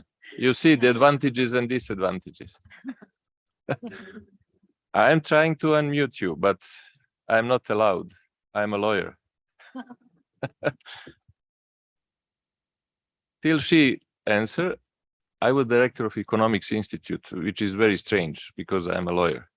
And we didn't want to get any finance from the state for some economic trends and data that were gathered and analysis and so on, because we wanted to be independent, exactly what you said. So, thank you. Someone has unmuted me now. May I speak? Thanks for that really interesting question about measurement and independent evaluation. I agree that that's really important. One of the leading organisations on this in the UK actually is the National Audit Office, which is our central government auditor. It is independent and it produces fantastic reports, which I think are underutilized as a source of information about procurement performance. And their report on defining outcomes in outcomes-based contracts is a great piece of work. And there are other good pieces of work too. I think the government is conscious of the need for more evaluation. And I think the sort of greater transparency is seen as a way of encouraging other people to do some of that evaluative work. And the creation and publication of the key performance indicators in contracts is also seen as a way of moving beyond the award process and thinking about what happens after that, which is something I've been saying we need to do for years. So there is some movement, but it's all pretty slow and tentative. And I agree, I think a lot more could be done on this front. Thank you. Thank you so much, Betsy. They answered. Okay. Yes, please. Thank you. I'm Sergio Benetti. I'm the former head of procurement in the European Space Agency. So the question I'm going to put is fairly simple. First of all, I understand the challenge of implementing such an enormous revolution in a system which used to be, you know, a bit of an archaic type of procurement system. And I'm sure by experience, because I made on a lower scale the same exercise, are you considering special and interim measures at the moment your system is going to be operational? I understand that the law is going to go into force in August. So after that, people will start to use the system to implement the new procedures, to make use of a digital system, which, as you know very well, in the first time is going to be not functioning at the most of the functionalities. People will not know exactly how to operate. So what kind of interim measures have you thought in order to fight what will be the most critical part of your implementation? Because your enemies, inverted comma, of the implementation of a reform, which I'm sure are there because they are not disappearing, will be waiting to attack this reform because it will not function. So what kind of measures you have in your plans in order to minimize, because I'm sure you cannot avoid it, this critical starting point of operation of such a reform? Thank you. Thank you. This is so true. Enemies are everywhere. They are waiting for everywhere. Yes, there are many measures that are being taken right now, preparing the ground for this this big event, big day, which is the 29th of July, actually, not the 1st of August, but the 29th of July. The most common are the preparation that are being undertaken in collaboration with the new PPA, the new Public Procurement Authority, which is the regulatory authority, which is fortunately existing currently. It is the Central Tender Board currently. So in the current system, there is an administration that that is like a central procuring body for the whole system in Lebanon, but this is something very old, dating 1960s. So, but it's there. So it's there with its president and its a team of people, experts, etc. So this same administration will have the new function and role of Public Procurement Authority. So we are working closely with this administration on preparing the team, the staff, the ground for the new role of this administration, also in collaboration and with the assistance of the international community, obviously. So this is something that is being done. Extensive capacity building and awareness programs are being implemented, etc. But there is something very special, again, for the case of Lebanon, and this is another opportunity of the crisis, is that currently in Lebanon, since a couple of years now, and because of the deep crisis and the devaluation of the Lebanese lira, we practically, there are no procurement projects going on, practically, let's say practically. So because of the devaluation of the Lebanese lira and the law, the legal framework governing public procurement stipulates that payments should be done in Lebanese lira. And I don't know if you know that the official rate of the Lebanese lira is still the old official rate of the old good times, so 1,500, against a real rate which is approximately 30,000 Lebanese lira for $1. The official rate is 1,500, and the private sector, the suppliers, will be paid based on the 1,500. So you can imagine that there is no public procurement projects taking on. This is one of the opportunities that will help the system and that will help us to have like a testing period, this interim period, to test the ground, the application of the law, the other tools, and etc. While we are waiting for some international aid that we hope will come with an IMF program. So, thank you so much. It is time for coffee, but I have a proposal. There are 3 more participants and 4 and Gustavo. This is 5. And 1 question from chat. We should sacrifice 15 minutes of coffee break. Or those that don't want to sacrifice. Yeah, this is a proposal and I got reaction. So the other proposal, be very fast and brief, please.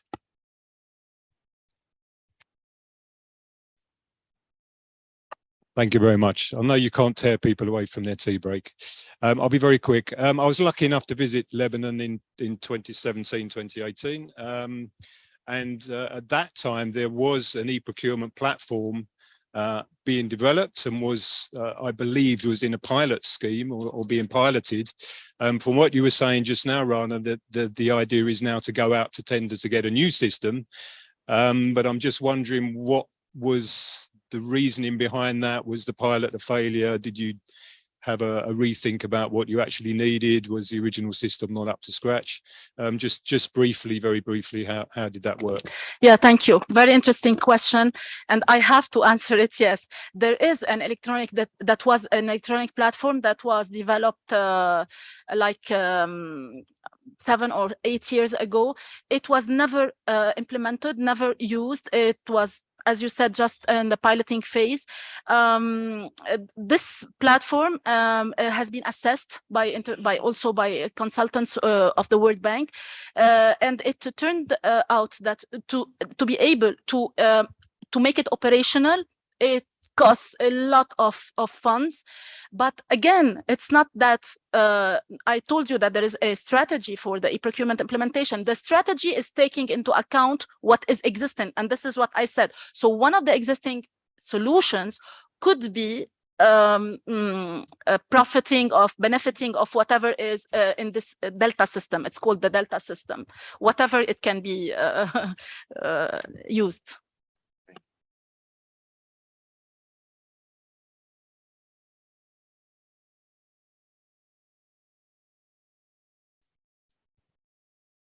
Okay, so Omar Al-Barraj again from Lebanon. I would like to say that we are here to get more weapons to use it toward our enemies in the public procurement sector. And I would ask my colleague to stand up because we're here for Lebanon. And I would like to thank everybody, all the parties who are supporting us to get more weapons from Italy and from over all the world. I would like to thank you in my name. I would like to thank also our families who were supporting us in this really critical and suffering period. Thank you all. Thank you.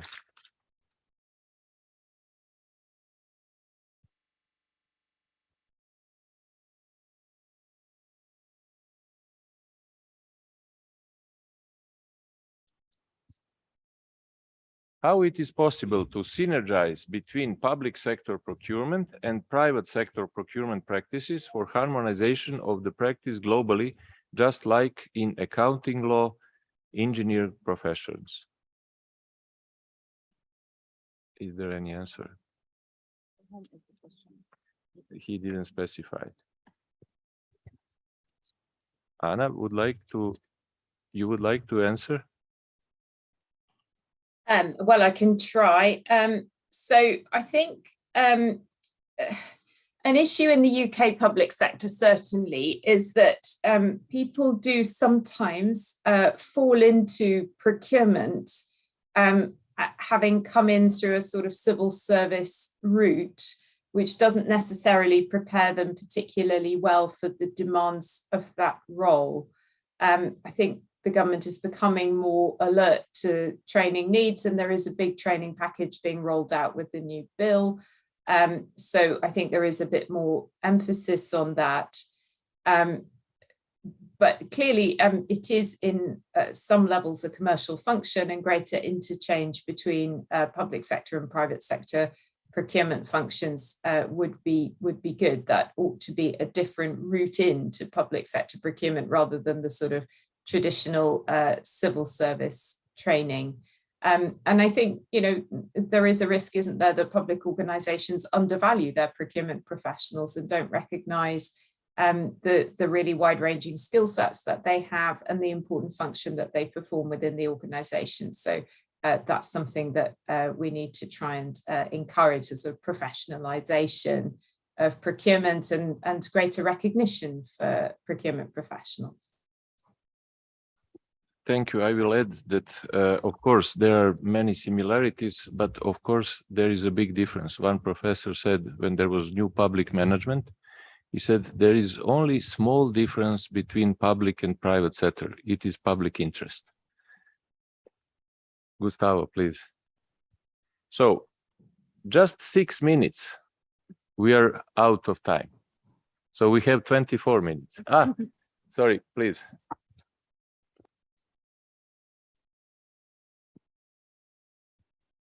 Thank you very much. I'm Edward Masie from Zambia. I can feel the zeal, the determination from Lebanon that now you have achieved something, the system is in place. Yes, having the law in place and implementation, they are two different things altogether. My question is, how has the Lebanese people, especially the technocrats, received the law that you have implemented? And what is the political will? How strong is the political will from Lebanon? Because I know developing countries, what kills our zeal, our determination is the political environment. We might have the expertise, the experience for us to achieve, but always we are getting taken aback because of the political situation. Thank you. Thank you for the question. Yes, you're right. The political will is comes first. As I said, there is a commitment, at least, from the government of Lebanon to undertake and to continue and to advance this reform and to implement the newly adopted public procurement law. But this will and this commitment comes from where? It comes actually from this momentum of the crisis, because of the conditions that are the conditions of the international donors. At the head of the list comes the International Monetary Fund, then to reform. And this is, as you know, this is a critical structural reform, and it is one of the main conditions for funding. This is the opportunity. I mean, yes, there is a political commitment, yes, but the will comes from the need for financing and the need for economic recovery. This is it. And Rana, thank you so much. Thank you. You provoked discussion that was really very fruitful, and I wish all of you the best results in your reforms Thank you. in United Kingdom and in Lebanon. Thank you so much. Thank you.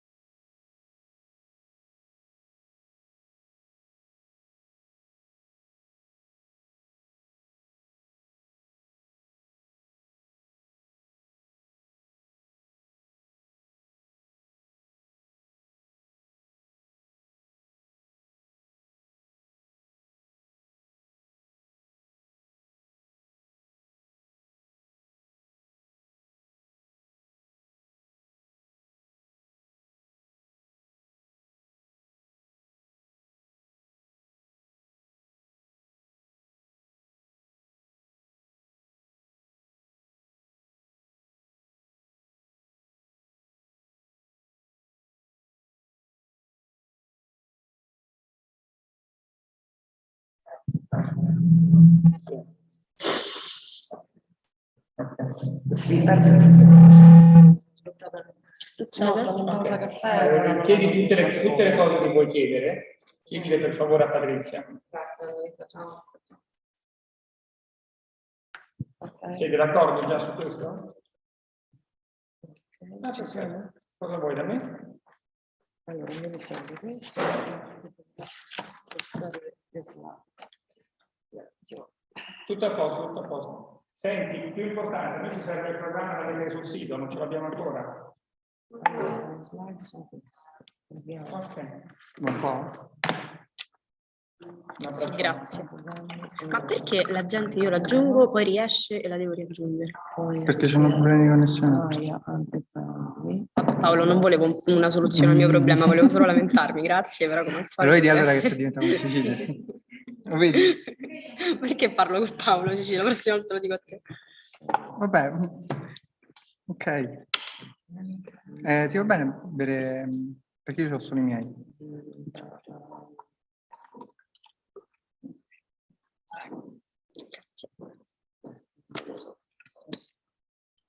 Al-Ghazali, al-Shubati, al-Ghazali, al-Shubati, parte della foto. Cioè, ma che si sta vedendo di questo interessante? Sembra figo.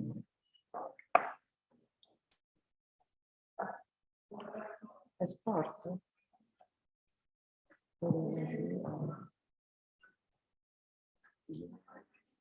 Galaxy A21.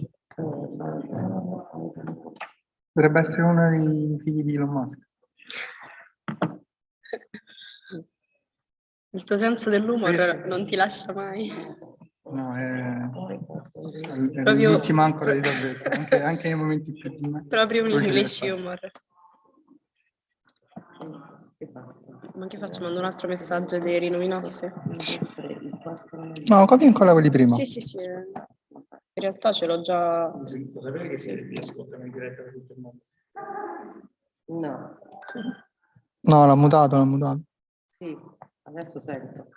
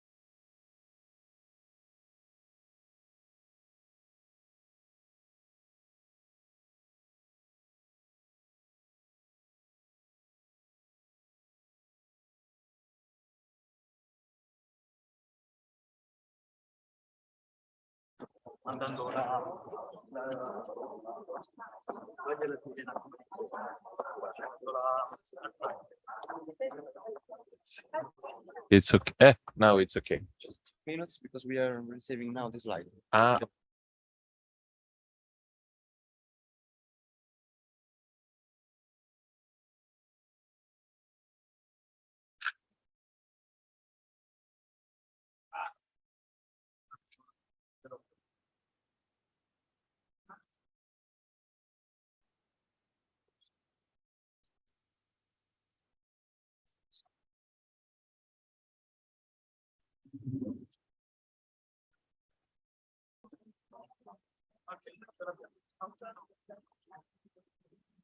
Should be now.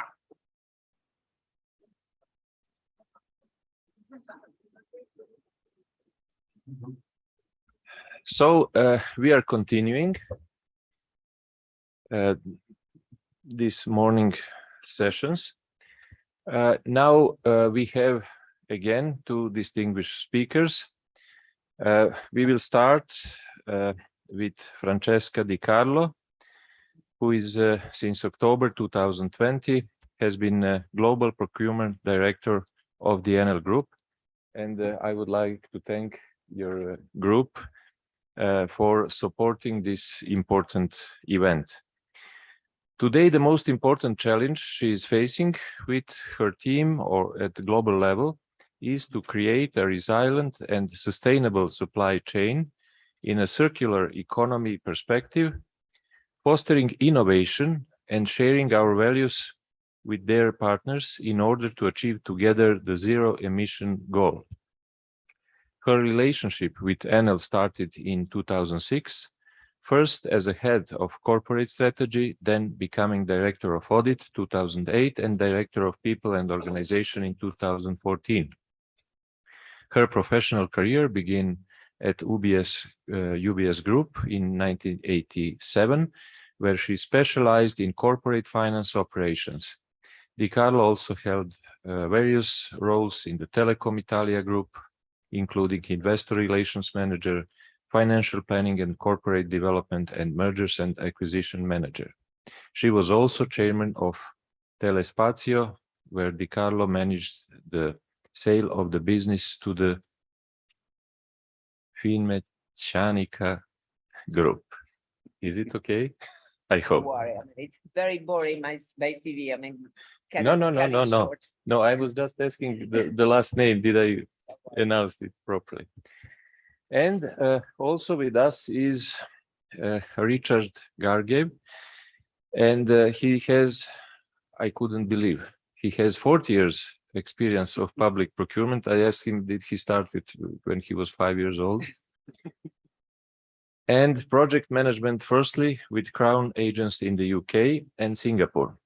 9 years as a consultant on World Bank projects in Russia, Belarus, Moldova, Ukraine, Georgia, and Uzbekistan, living in Russia and Belarus. 3 years as World Bank Senior Procurement Specialist in the World Bank Ukraine office. For the last 15 years, sorry? 17 years now. Now 17, so that is why I stopped. With I knew that there is some mistake. With EBRD London headquarters, working first as a senior procurement advisor on municipal infrastructure projects in EBRD countries of operations, and since 2010 as associate director with the procurement policy and advisory department. Currently, as PPAD head of innovation, he has specified responsibility for e-procurement, participating in IFI and OECD working groups. So we see that again, we will have very interesting session, and I think that now we can start with presentation. Please, Francesca. Perfect. Yeah. Can you hear me fine? Yes. And it works. Let me see. Here we are. First of all, thank you very much for this invitation. And actually, I feel a little bit strange as I'm the only one coming from a sort of private enterprise. And it's been very interesting what I've sort of listening to this morning. But at the end of the day, the challenges that we have are not very different, but certainly the perspective, especially the Lebanese thing, I mean, it did interest me a lot. It's a different world. I've certainly a much easier life than most people that I've sort of had in this room today. So with that perspective, I try to share what has been our experience as a large company in digital procurement. First of all, who we are. Might well be that some of you already knows Enel. Enel is one of the largest electricity or energy company in the world, is actually the largest as far as renewable is concerned, and the second largest after the State Republic of China, which is a huge company for networks. So we are a very, very big group.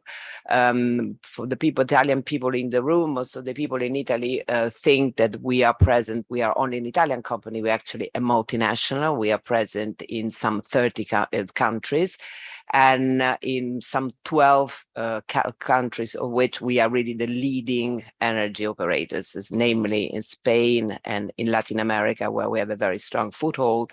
And now we also have a very good presence in the US. So it's very diverse company. We started off as a traditional company, so classic energy, electricity company. We used to produce, so generate, distribute, and sell electricity. As in some countries also gas, but we are not generating gas, so we were basically reselling gas to third party. And over the last few years, we have decided that rather than being overwhelmed by competition, I mean, also Amazon is selling electricity, we decided to go to the other side of the fence and not only doing what we traditionally were doing, but also selling electricity services. So we started a subsidiary called NLX in 2017, and we actually exploited the whole of the value chain by selling services such as optimization of energy, photovoltaic to corporations, and mobility, electric mobility.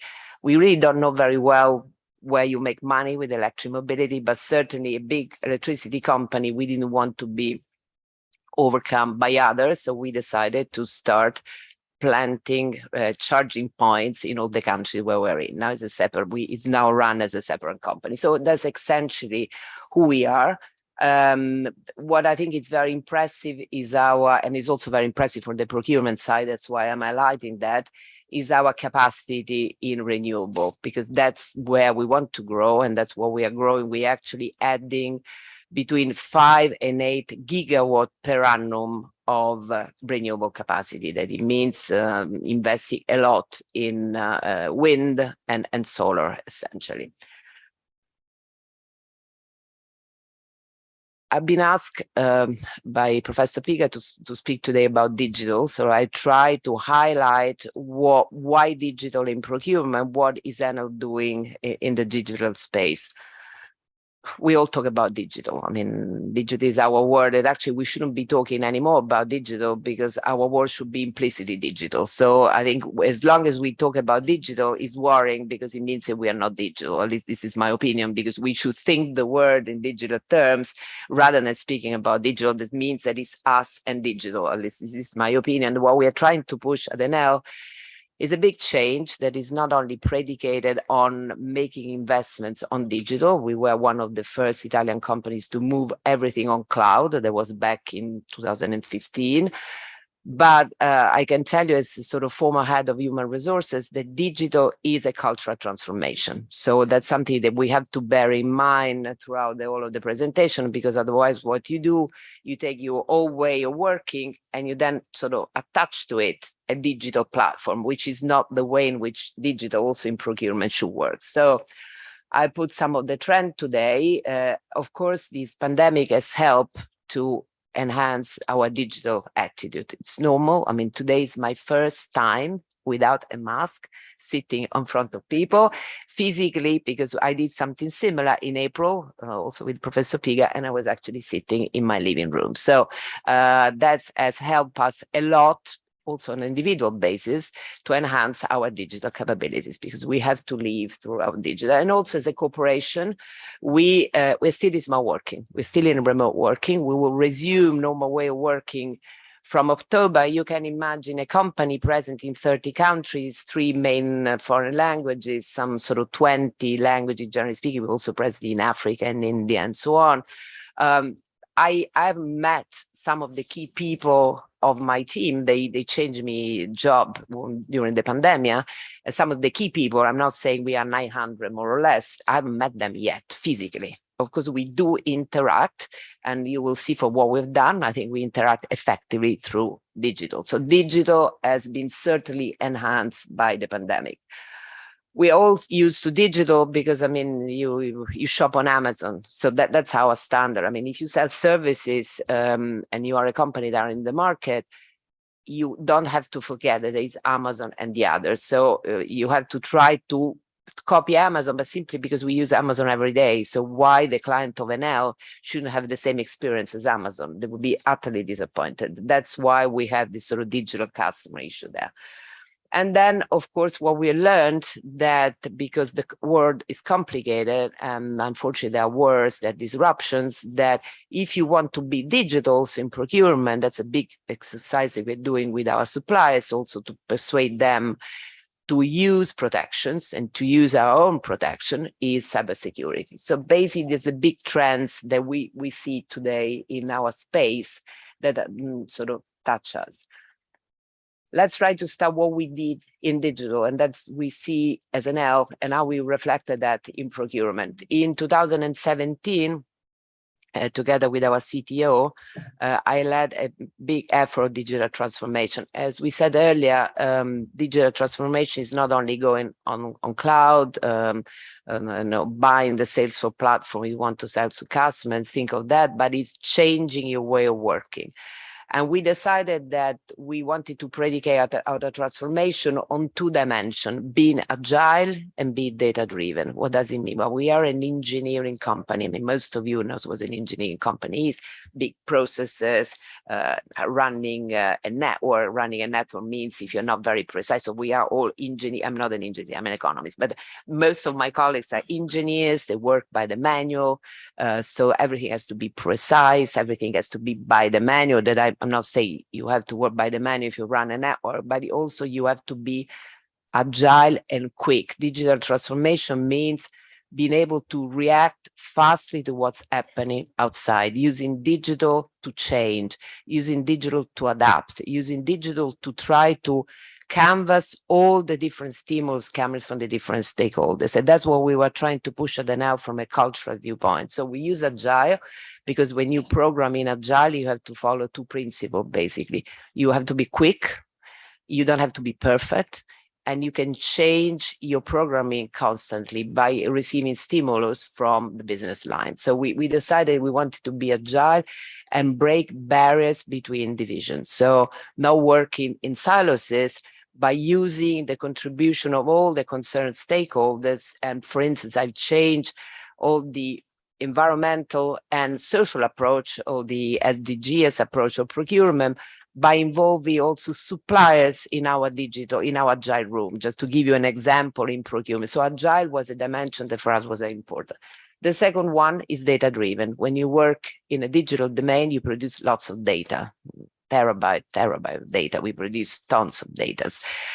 Most of the organization, they sit on data, they don't even know which data do they have, because I mean, we produce too many data. And the other effort that we tried was there was an education in each of our area responsibilities, select which are the key KPIs, not many of them, because otherwise you produce all those data, you can decide on many data. So the other big cultural effort that we pushed was to, certainly from a technology viewpoint, introduce the concept of the data lake, but then the data lake has to be shared by everybody. So the data became, at the end of the day, a sort of patrimony of the whole of the company. So everybody could access those data, and data had to be easy. So in working and taking decision at NL, we tried, and we still try. This is a process that is ongoing. Few datas, to take decision. We have chosen our own data in procurement, which are the data on which I measure myself and my team.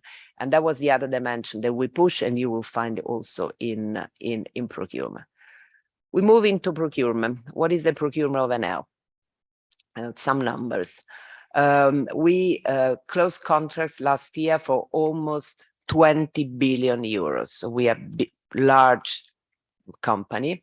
We actually, last November, we shared our 10 years business plan with the market. We are a listed company, and we announced 200 billion of investment of CapEx in 10 years. So you basically reflect more or less what it is in 1 year. We closed 23,000 contracts. We ran 3.8 tenders. We actually increased our number of qualified suppliers. Now the majority of our procurement effort is made with qualified suppliers, and reaching almost 15,000 qualified suppliers. How we did that? So we move now into what has been our digital transformation, what means digital for ourselves.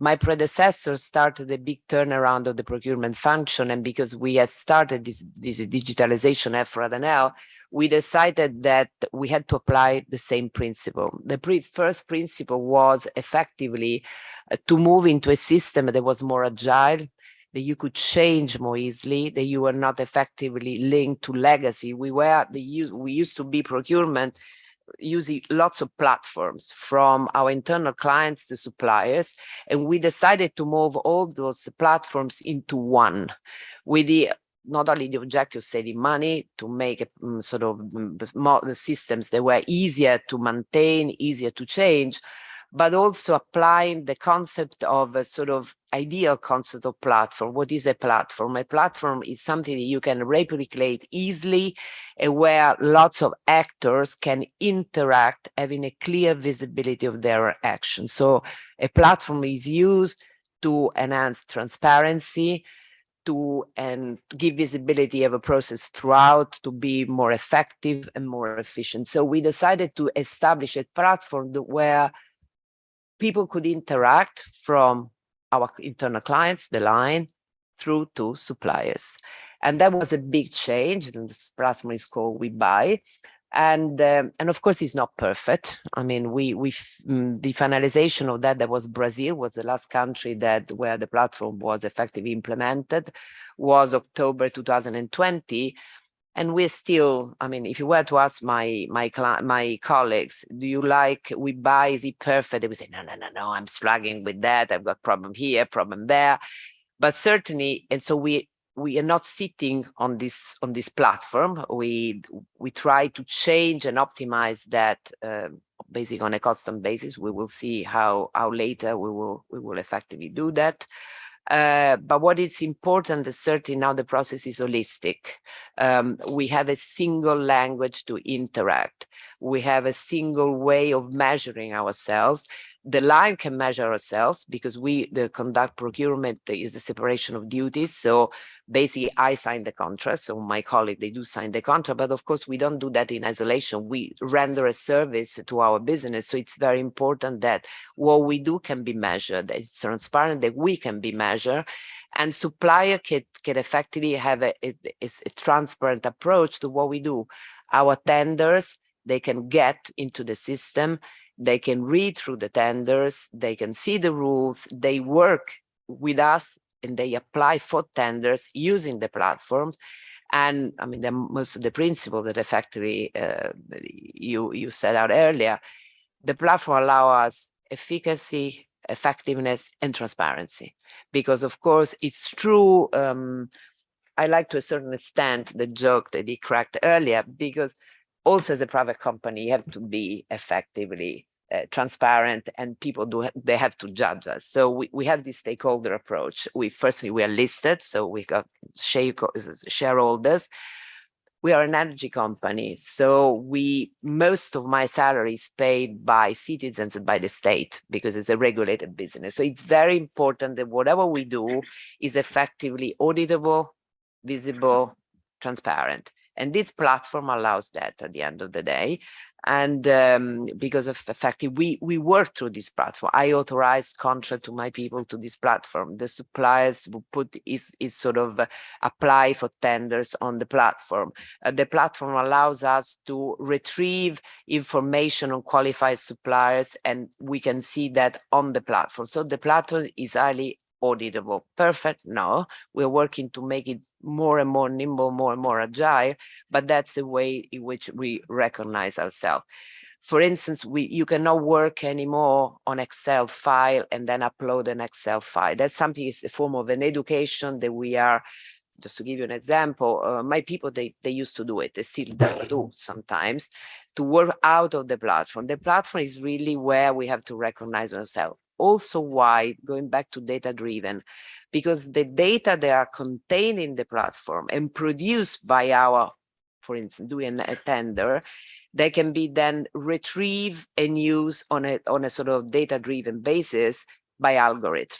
So we will see later that basically the platform allows to collect all the data. We are massive, can you imagine all those contracts, all those instances, and we can run big data algorithm that you help us in optimizing our activity. So basically, this is the core of the procurement of NL. How we are running that. We saw earlier that Agile was one of the key of our digital transformation, and to change mentality, to effectively push the concept that you don't need 4 years to implement a platform. I mean, you start and you optimize it by working. How can you do it? Not on your own, by involving all the relevant stakeholders. And that's why Agile is important. So it's not that WeBuy was implemented with last country in November of 2020, and then we just have been sitting on it, and this is it. We have got various instances. First of all, procurement changes. Since I arrived, I implemented a sustainability strategy that is very stringent. And of course, it's not that if you put a technical key factor in a tender, you do it and you don't measure it. You have to measure it. So, for instance, changing and implementing a sustainability strategy in our procurement effort means measuring everything from end to fin, so from beginning to end. And it means changing the platform, changing the requisites of the platform. Just to give you an example, we didn't have a very strong risk management approach to our tenders. And unfortunately, with this sort of environment that we have nowadays, the minimum that you have to do is to be very stringent on risk management. We had to change the platform again to accommodate for all the risk management factors. And God knows what is going to come tomorrow. So these are the two things that we have done over the last 6 months. So it's very important that all those changes are made. We have a mechanism to implement changes that is agile, that involves all the various stakeholders. So with the risk manager, we had the risk people involved. With sustainability, we also have the suppliers involved. Because, I mean, we involve suppliers and how to design our tender requirements. And this is something that to us is one of the key of being agile, or being digital is effectively. And we have so room agile that are constantly open to make changes. When I arrived, there were a lot of complaints about this platform because, as we said earlier, changing, implementing digital, changing culture. So forcing people to work out of the old system and go into the new system that was holistic, was transparent, everybody was effective, could judge them, was not easy. So there was a sort of the list of complaints. I receive everyday complaint. Now, Francesca, I'm blocked here, this, there, it takes more time, and so on and so forth. So I said, fine. We have like a green number, free toll numbers. You can effectively send to this number your complaints. Then we analyze them. And if the complaint is statistically irrelevant, we would open another room agile to change that feature of the platform. And it's how change is implemented over time. And I think it's the best way to keep everybody happy and to effectively push this digital transformation also from a cultural viewpoint.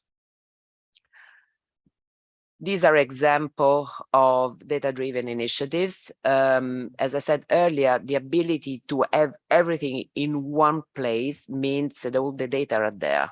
So we've got tons of data, and those data allows us to run algorithms. And by running algorithms, we learn something about our digital efforts. In the platform, we basically are able to charge all the supply performance management index that the line would charge. I mean, imagine all the building yards that we have around the world. People will go around, all the contract managers, and we are working actually to make it nicer, but I mean, we have a system that will be certainly better over time of supplier management. And it's key for us that, for instance, all those judgments are charged in our system and will be reflected in our qualifications performance of our suppliers.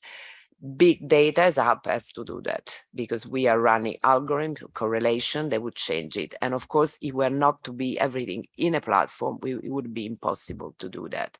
The same for risk, the same for the supplier NL dependence. That's key today because in a world of difficulties with environment that are highly risky, it's very important that we measure on a constant basis, on a daily basis, our suppliers' dependency on us and vice versa. And these are 3 examples where big data are used, but it were not to be for a platform, it would have been impossible to run those algorithms.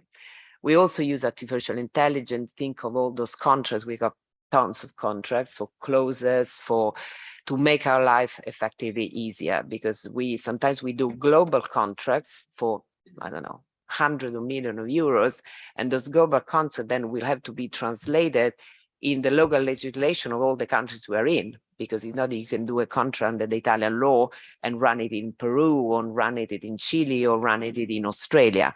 So we use, again, Watson, this system of artificial intelligence, to scan the contracts, to simplify clauses, and to make the localization of the contract the easiest way possible for us. What have we achieved in the last 3 years? We achieved a lot. Was only for digital? Probably not. Probably that was the effort that we made also in processes, but certainly digitalization has helped us a lot in improving our KPIs. Talking about KPIs, these are the main KPIs on which we measure ourselves. The ability to work on planned contracts. What does it mean? In the past, we had lots of problems because the line or our business line, certainly they had a plan, but between their plan and the procurement plan, there was a big gap, which meant certainly wasting a lot of money, because NL with those volume can achieve really huge economy of scale by planning as much as possible. Planning means that you can put volume all together, you optimize volume, and you do tenders. So that was key for us to enhance the level of planification. Sorry, so warm that I'm not used to being in an environment without air conditioning. So that's been sort of has been locked in air conditioning over the last weeks, and the voice has suddenly dropped for the difference in temperature. Sorry.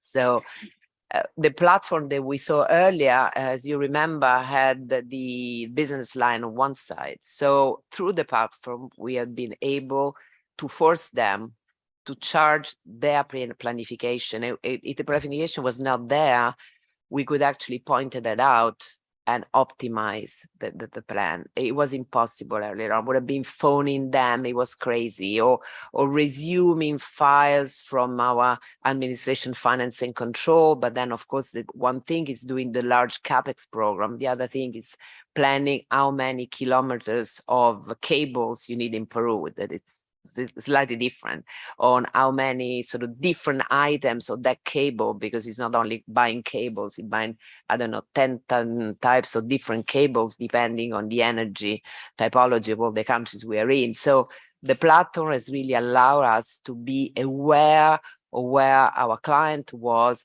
and make the client more efficient to make us more efficient. And that's a big jump that you see there. Of course, probably we wouldn't have been able to manage this big jump in CapEx, in managing CapEx without a digital platform. The same, through the platform, we have been able to enhance our level of qualified suppliers. And we certainly have been able to reduce lead time. Lead time is key. I mean, we buy 20 billion of euros of equivalent stuff, and we are only 800 people. And I'm not only biased because 800 people, within the 800 people, more or less 20% are the staff function of procurement. And of course, my people are a little bit on a desperate side because they say, no, Francesca, these covers are increasing each year. Each year, the covers are increasing. How can we do? We have to double the teams. And if you look, actually, there's not the number there, but I mean, if you look at the increase of people vis-a-vis the increase of CapEx is really marginal. And had it not been for this big digital effort, it would have been impossible. Because now we can really optimize, and we can optimize the length of the tender process, which means the ability to make more tenders with the same team. And that's key because we are a listed company. We don't work with sort of infinite resource. I mean, nobody works with infinite resources, but especially a listed company, we are very much under the scrutiny of the financial market. That's the last slide. We spoke a lot about it. Of course, the digital journey is a cultural journey. So our buyers, they have to be not only trained, because there are two elements there. There's the technical training. How can I interact with the platform? And there is a cultural training. How can I use the platform to optimize the concept of platform, which means, as I said, holistic view, planning, interaction with the business, interaction with suppliers, using the transparency, logic, ability to sort of measure what I do. And also the professional, I mean, it's not easy when a platform basically gives you back the quality of your work. Because and you have to face that your measure. I mean, there's nothing you can do about it, but I mean, KPIs will return what your efficiency or what your efficacy, and that's something that you have to be trained, because otherwise what people would do, they would push away digitalization. So this is a journey. That's why I use the word journey. It's a journey that hasn't finished. So the platform has 2 years of age, but the journey will continue. We use incentives, we use education, we use contests, we use prizes, we use all the different sort of cultural tools, carrots and stick, as you would use in every governance type of thing, for people to change and actually make them understand that is a benefit for them as well. I mean, the quality of the work is enhanced, and when the quality of your work is enhanced, also your satisfaction, your sense of belonging, effectively what you get out of your job is enhanced, and that's what we are working in this digital journey. This is a sum up, basically. We said that all the way through. I think what is really key also for you, I know it's different probably in public procurement, but it's key to make things that are easy. It's key to make things that are effectively holistic and easy and can be changed. What I advise you to do, I know it's probably more complex to set up agile rooms in a public organization, but that's probably key. The ability to involve all the concerned stakeholders. There was a question earlier on stakeholders. You had involved stakeholders, but the ability to have a journey on digital that really involves everybody, I think that's key for a digital transformation. This is it.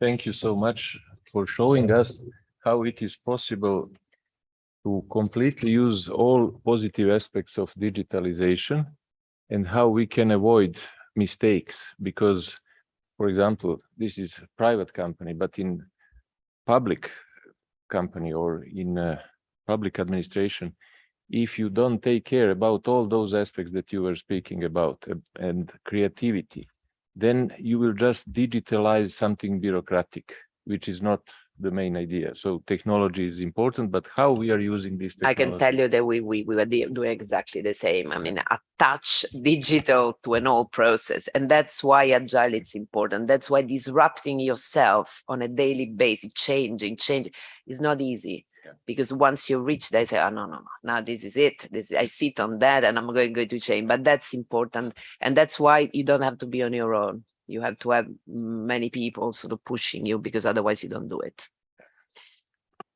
Thank you. Now we are going to second presentation. Richard, please, the floor is yours. Thank you very much. I agree with Francesca. Thank you very much. No, I mean, everything Francesca said relative to the private sector is absolutely relevant to the public sector, and I include EBRD in that because our management always seem to think we are civil servants. So I will now carry on with looking at the same issues really, but from a slightly different perspective, that of the EBRD. But what I would like to say before I start is just thanking Gustavo, Professor Piga, and my own boss, Jack, for inviting me to this session of the IMPPM and the Global Procurement Conference. Some of you, at least one of you, has remembered me from the very first edition of the IMPPM, because I was actually one of the EBRD team involved quite heavily in setting up the project from the EBRD side at that time. So it really is a pleasure to come back to Rome after 10 years.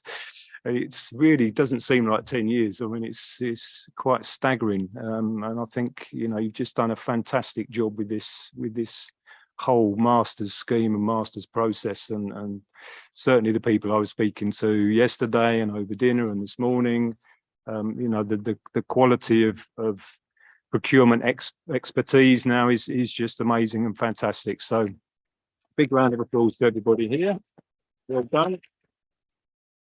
Just in case I don't see you later for your presentations, for your diplomas. So having been here in 2012, what have I been doing for the last 10 years? Basically, pretty much like Francesca, we've been working on an e-procurement platform. Maybe unlike Francesca, it took me 3 years to get funding for it before we could start. And even then we only got 150,000. That's all we had to play with, because nobody was convinced we could actually do this, including, I have to say, my own boss. The reason being, you know, no one else has done it. You know, why do we think that we as EBRD can digitize our procurement process under IFI rules when no one's done it? Nobody's attempted it. And even now, 10 years later, we are still the only bank who's actually managed to do it. So I'm just going to go through and try to explain a little bit about how we arrived where we are, touching on some of the themes that Francesca raised, certainly, and all the important messages that she was giving out, I 100% agree with. Hopefully I've covered somewhere in this presentation, but if not, I don't think you should assume that there's any difference between the public sector goals and aims as there is to the private sector aims. So let me just try this. Okay, so most, if not all of you will be aware that EBRD works in a large number of countries. This map is not completely up to date, but it's the best graphic I could find with the countries highlighted. We work in all sorts of different jurisdictions. We work in all sorts of different cultures. We work in different languages. We work with different people. And the initial challenge was, how can we create a procurement portal, or how can we digitize our IFI procedures in order that it's able to be used by everybody that we do business with? And that was a challenge, and we had to think very carefully how we could manage that. So we looked at a number of platforms. Just to give you a little bit of background for those of you who are going through the process, as our friend says, Rana in Beirut. So we did a pre-qualification. We looked at 13 different platforms from right around the world. We had from South America to Europe, to Asia. We looked at the CONEP system as well. We looked at many systems that are in use in Europe. And then did as we should do as procurement professionals, we actually ran a tender. So we actually ran a public tender, limited to the companies that we pre-qualified. So we had 13 companies on the pre-qualification shortlist. And as a result of that, in 2014, we actually signed a contract with, I have to say, it's the same company that was involved in the pilot project in Beirut, which is hence my question this morning. Was there anything that arose during the pilot project that maybe I should be aware of, having used this same basic platform? So how did we go about it? So previously, as Francesca touched on, the practice was to do everything in-house. You use your own servers, everything's done on Excel sheets, you take data backwards and forwards, you keep everything in your own little silo. We didn't want to do that. So we looked right at the start for a cloud-based system. So we were, I think, only the second cloud contract in EBRD at that time. The reason for that really was to give us the ability to expand. If we'd have used the in-house servers, we would have had to get a separate budget for the in-house servers. Doing it as a de facto external contracts means that we could lump together all the financing and funding and budgets. So as procurement professionals involved in e-procurement, you have to think of everything from staffing and budgets right the way through to whether the platform's actually going to achieve what you want it to achieve. So we looked at a lot of off-the-shelf systems. And going back to Peter Treptay's, famous comment yesterday about context. Context is everything, and the platforms that we looked at were not suitable for us. So yes, they could do e-tendering. Yes, they could do data management. Yes, they could do element contract management. Yes, there was some sort of approval process, but it didn't fit EBRD's really probably unique specifics, in as much as we, EBRD, are not doing the procurement. So we lend money to our clients. The clients have to do the procurement. And then we monitor and approve the procurement process and provide the funding to the contracts that we agree. So we are not involved in the procurement. So Francesca has a great team of 800 procurement professionals who are probably fully trained in the system and able to do everything at the drop of a hat. We have a situation where we have clients who maybe only borrow from the EBRD once, and yet they have to use our platform. So the primary driver for us was having a system that was easy to use for clients. That was our prime driver. And secondary driver was it had to allow for the EBRD procurement policy and rules, policy framework, and the checks that we do and the monitoring that we carry out to be undertaken in parallel to the procurement process, which is carried out using the system. So it all sounds rather complex, but actually it didn't prove insurmountable to resolve that problem. So as I mentioned, this is a unique platform. We have been trying to encourage our IFI colleagues to go down a similar road.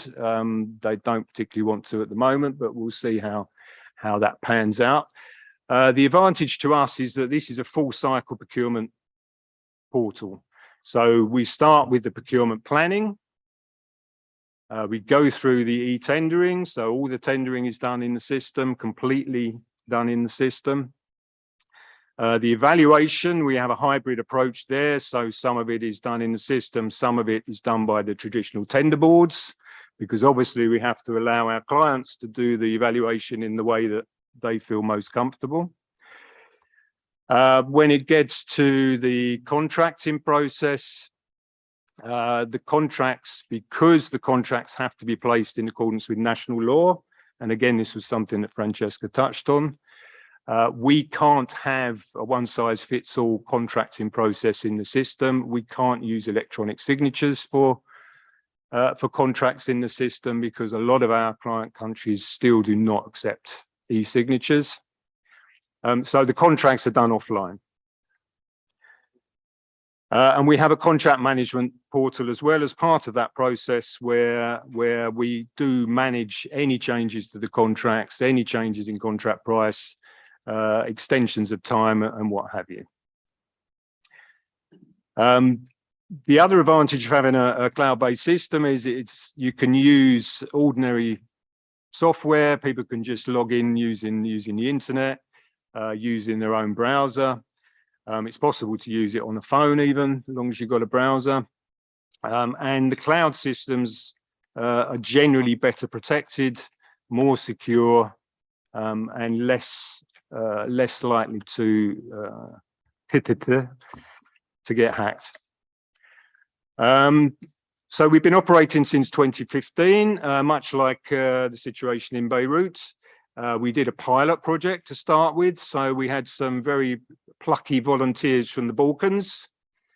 So I was actually at dinner with one last night from Bosnia Rhodes, who was one of our original group of pilot schemes. I don't know whether that was planned in the seating arrangements, but actually it was quite interesting to hear her take and how happy she is that she can actually do e-procurement with the EBRD.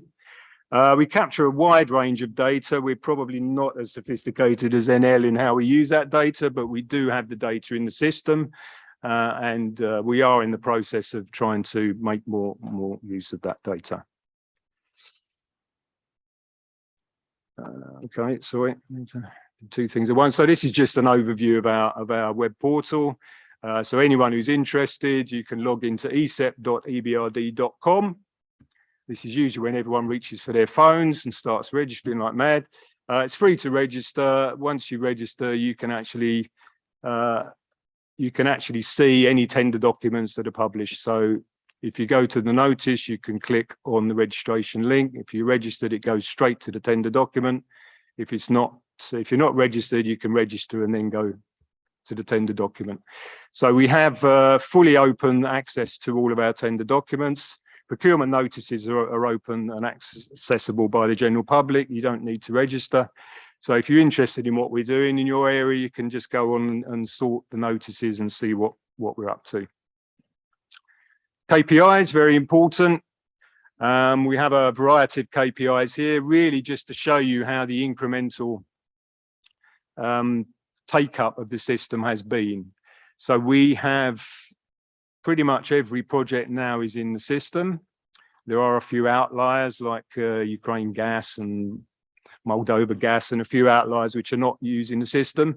But the majority of projects are now in the system. And since 2020, it was made mandatory to use this system for procurement. So we have 26 billion euros worth of projects in there. The largest contract is 1.25 billion, which I think is Alexandra Metro. So we're using it for very large construction projects.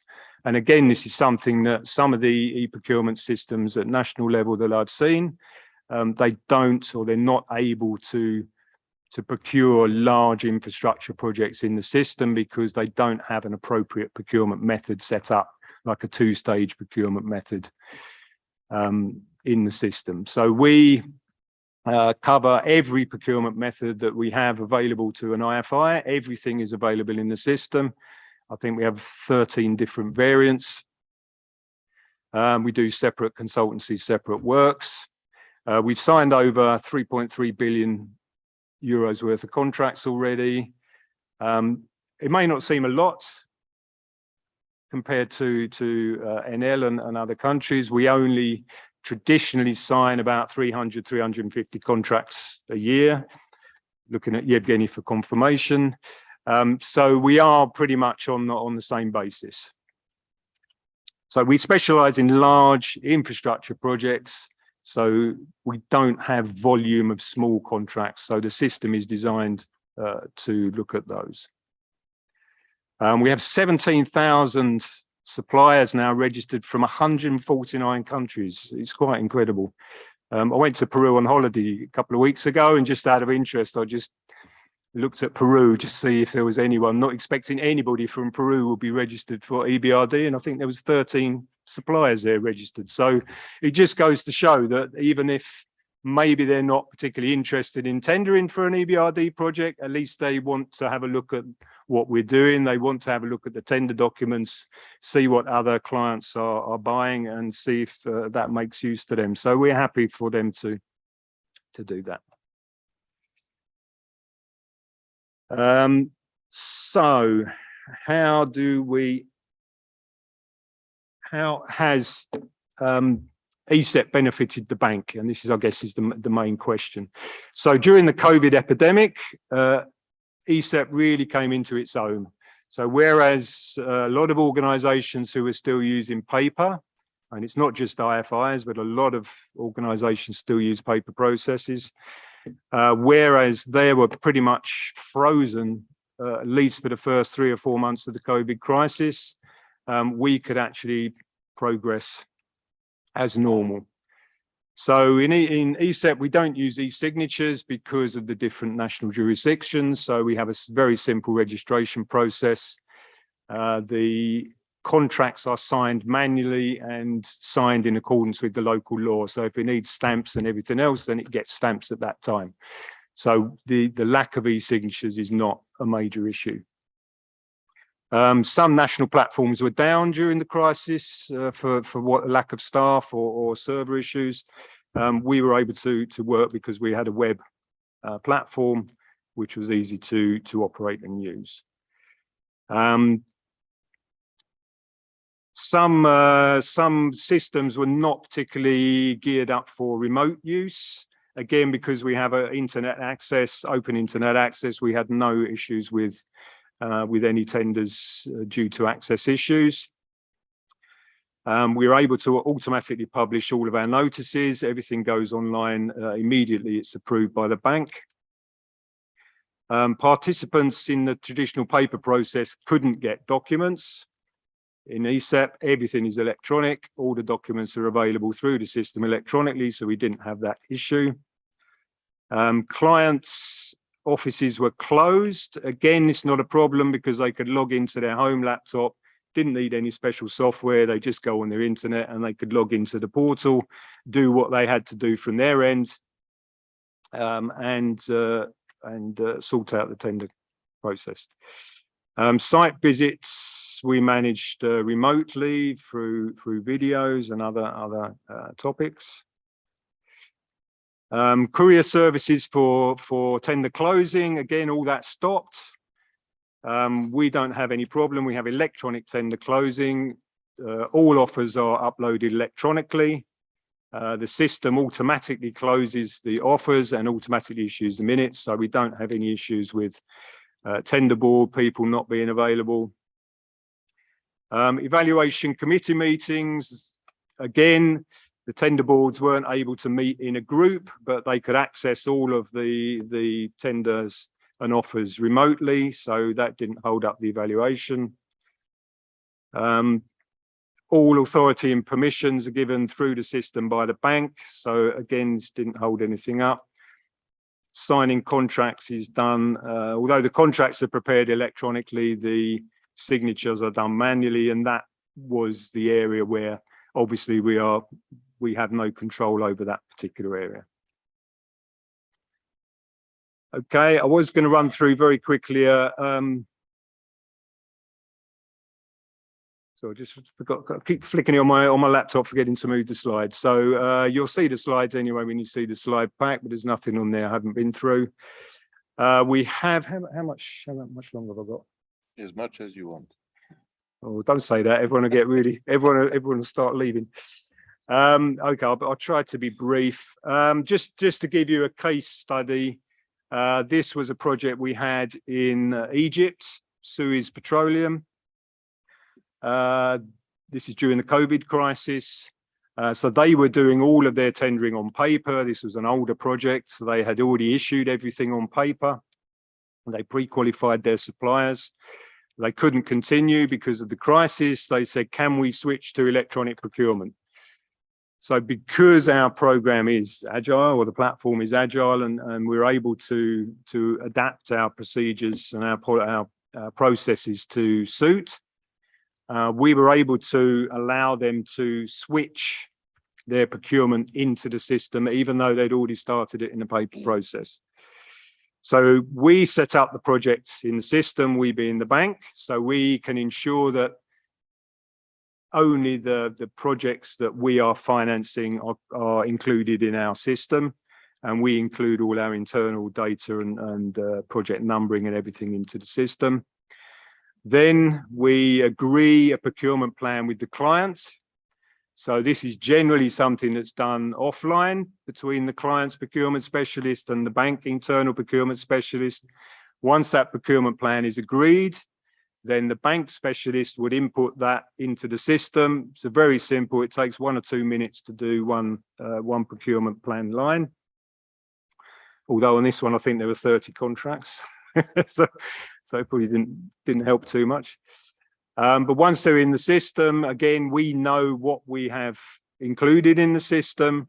We can ensure that the correct procurement method is selected. Once the procurement method is selected in the system automatically drives all the processes based on that procurement method. So the client can open his portal, he will see the exact documents that he needs, whether it's goods, works, two-stage, single stage, exact documents. He can download in 3 of the bank's languages. So we have English, French, and Russian. And 90% of the on-screen views are also translatable English, French, Russian. So once the procurement plan has been set up,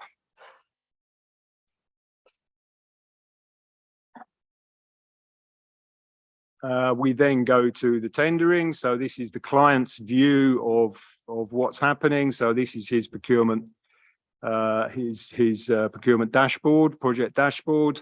So he can see here at a glance where he is on each of the contracts. He can see his users. I know it's a bit small print, but when you have a look at this later, or if you have a look at the website, you can find some training material. There is the notices there, the guides are there in 3 languages, and he can also see any unread messages from any supplier on any of his tenders that are active. So on this case, he had 30 odd tenders running simultaneously. You could see any of the input coming from any of those suppliers. Once it gets through to the contract stage, again, unfortunately, the screen view is a bit small. But what this shows the client is he can see his tender documents, and also the bank, by the way, the bank has the same visibility as the client. So we can see the tender documents, we can see all the internal approvals for those documents, we can see any additions, clarifications, any of the internal approvals associated with those. We can see all the suppliers, we can drill down into their registration data, we can look at all the messages from anybody, client, supplier, backwards, forwards. We can see the opening minutes for the tender. These are automatically generated by the system, which saves this horrible tender opening procedure that everybody hates, where you have a whole room full of 50 suppliers moaning at you about trying to open their tender last and everything else.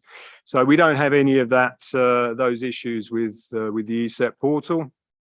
You can see all the offers, and this is actually the first time that the EBRD have been able to review directly all of the offers that are submitted. So we can see all of the offers from any of the bidders. And this helps us with the evaluation process. When we get the evaluation report, if it's something we're a bit confused about or want clarification, or we can actually go directly and have a look at the bid ourselves and just reassure ourselves that what is said is correct. And then we have the notifications, the evaluation report, and the notification process for award and unsuccessful. So all of that is available to the Suez Oil Company at that time. So what was the key to success of this? We did it very, very quickly. I think on that it says two contracts already awarded. Unfortunately, I forgot to update these slides, so I looked at it this morning. So we now have 17 contracts. So 195 million out of their 235 has already been contracted.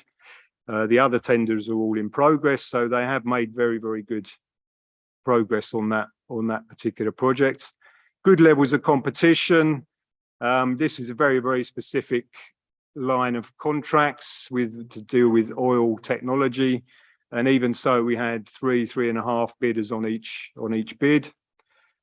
We don't have very many direct contracts in ESEP. I think Yevgeny probably knows better than me, but I think we have something like 90% of the contracts placed are competitive contracts. So they have gone through a competitive process. So what was good about it? The web-based system enabled them to log in. The process steps are very similar to the traditional paper steps. So the client was already familiar with all the steps that needed to be done. The documents are pretty much the same. And now Yevgeny has redrafted all the documents to take all this into account. So the next time any client will use EBRD set of documents, they will be absolutely aligned to the ESEP versions. Everything is aligned in the system. We have 3 screens in different languages, although not Arabic, so it didn't help Suez very much. The client, what they really, really like is that they cannot do a key action without the bank giving approval. So it's not like under the World Bank step where the client does something and then he has to upload it to a different platform. No, when he's done it here, it automatically goes to the bank reviews it, gives the no objection through the system, and the client cannot move to the next phase until the bank are given no objection. So the client knows he can't make a mistake. And this is very, very valuable and something I think maybe if you are looking at it in terms of public sector e-procurement is something you might want to consider, because I think that has really been the main point that the clients have really appreciated. It's very easy to use. We do training on Zoom online, again in 3 languages. So we normally have an hour's training, that's it, even to a brand new client who's never even worked with the bank before. After 1 hour, they should be able to use the system. And we do the client support ourselves for clients. So me and my team, there's 3 of us. So any queries come directly to us, we resolve them directly. We have full access to the system. We can go in, we can change things, do things, masquerade as people, provide advice. I was going to cover complaints, but I think I'm going to skip that. So we have a new complaint process. If you're not aware of that, you might want to have a look at our website. It's not specifically covered in detail in ESEP. But we are working on a complaint portal at the moment, which will enable that to be done directly from the system.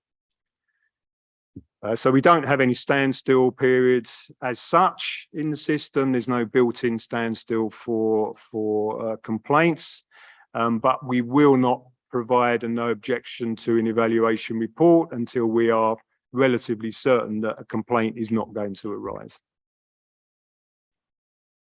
So we have some complaint statistics. We don't have that many complaints, so I'll let you have a look at that yourself. But it does give us the information. We can drill down again. We can see that suppliers who are making more complaints than others. We can go in and review all of their tenders. We can see what other tenders they've applied for where we might get complaints from these guys.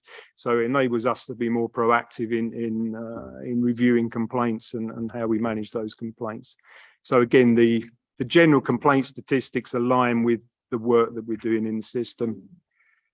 What I did want to cover, because I know there's some of you here from anti-corruption units and lawyers, what I did want to cover is how useful this system has been to our Chief Compliance Officer unit. So we have a Chief Compliance Corruption Investigation Unit. So if there's an allegation of corruption, you know, we have anonymous whistleblowers, we have emails, confidential emails. People can report all sorts of issues, and they do, because of the sort of countries that we work in. So if we are asked by the corruption unit, we can give access to the investigators within 2 or 3 minutes to any project. We can allow them access to any of the documents, any of the data. And when I say any data, I mean any data. So we can check logins of people. So if they have a person that they're interested in, we can go in, we can check when that person logged in, we can check what that person did. We can go and review anything they did, any document that they issued. We can check all the bids, all the offers. So this has really sped up, I wouldn't say the decision making, but it's sped up the initial data gathering. Previously, that was reliant on the client providing this information from their data, and you never know whether you get the correct data or whether there's something been withheld or switched or changed. Here, nothing can be changed once it's in the system. They can't go in and edit their offers. They can't change any of the documents. So this has been, I think, much appreciated by the corruption unit. They can find all the information they need without having to ask the client and without having to go and do site visits. Yeah, and it enables us also to look at spurious allegations when you do get people just raising corruption complaints just to try to delay tenders. So if we can see that this is a spurious allegation, these are quite quick to review. They do actually use this to look at collusion cases, and it has proved very useful. There was a couple of recent tenders where they actually managed to get all of the offers. I think there were 8 or 9 offers, so they managed to get all the offers out of the system. They looked at all of the documents, compared all the documents with everybody else's, and they actually managed to identify various key documents which had been signed by the same person, which had the same typing errors, which had the same misspelt company names. So they were able to identify collusion between various suppliers without really much effort on their part. So I think it's another area of e-procurement systems which is perhaps not as well covered in usual presentations, but I think it's something I thought you might be interested in. And I think that's the last slide. So thank you very much for listening, and it's been a pleasure. Thank you very much, Richard. We started a little bit late, and also having in mind 40 years of your experience and the substance of your, and I really like what you again stressed. This is that type of the system depends on the role, functions that certain institution need. Absolutely. And the context. And also with Rana, you showed that exchange of experience is very important on those conferences, where you can save time and energy and learn about experience with a certain system, because it is very important to make decision right on time. So now we have questions, 4 questions. Okay, we shall start from you. I didn't see you. Good morning. My name is Isabel Rosa. I'm coming from the Portuguese Ministry of Defense. Hi. And I also worked previously in the European Commission. I was in charge of the digital procurement policy. So this is a topic very dear to my heart, as you can imagine. And first of all, congratulations for your presentations, for the panel. And I have, to make it short, 2 questions to Francesca. I liked it a lot, a sentence that you used, that is, you have to accept that you will not be perfect. And this is related with, is related with the risk attitude that we have in our organizations. And the problem in the public sector is by default, we are very risk averse. From your experience, my question to you is, how could we change this in the public sector? This is essential in the digital world because, as you said, this is a process, this is a journey.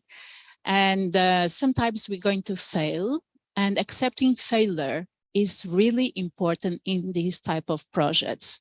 So how do we change this from your experience? My second question is about AI that you are using. And I would like to ask you if you are using AI as well for predictive and prescriptive analysis, meaning, are you using AI to prevent, to foresee events, and also to help you on the options that you should follow for these events in the future?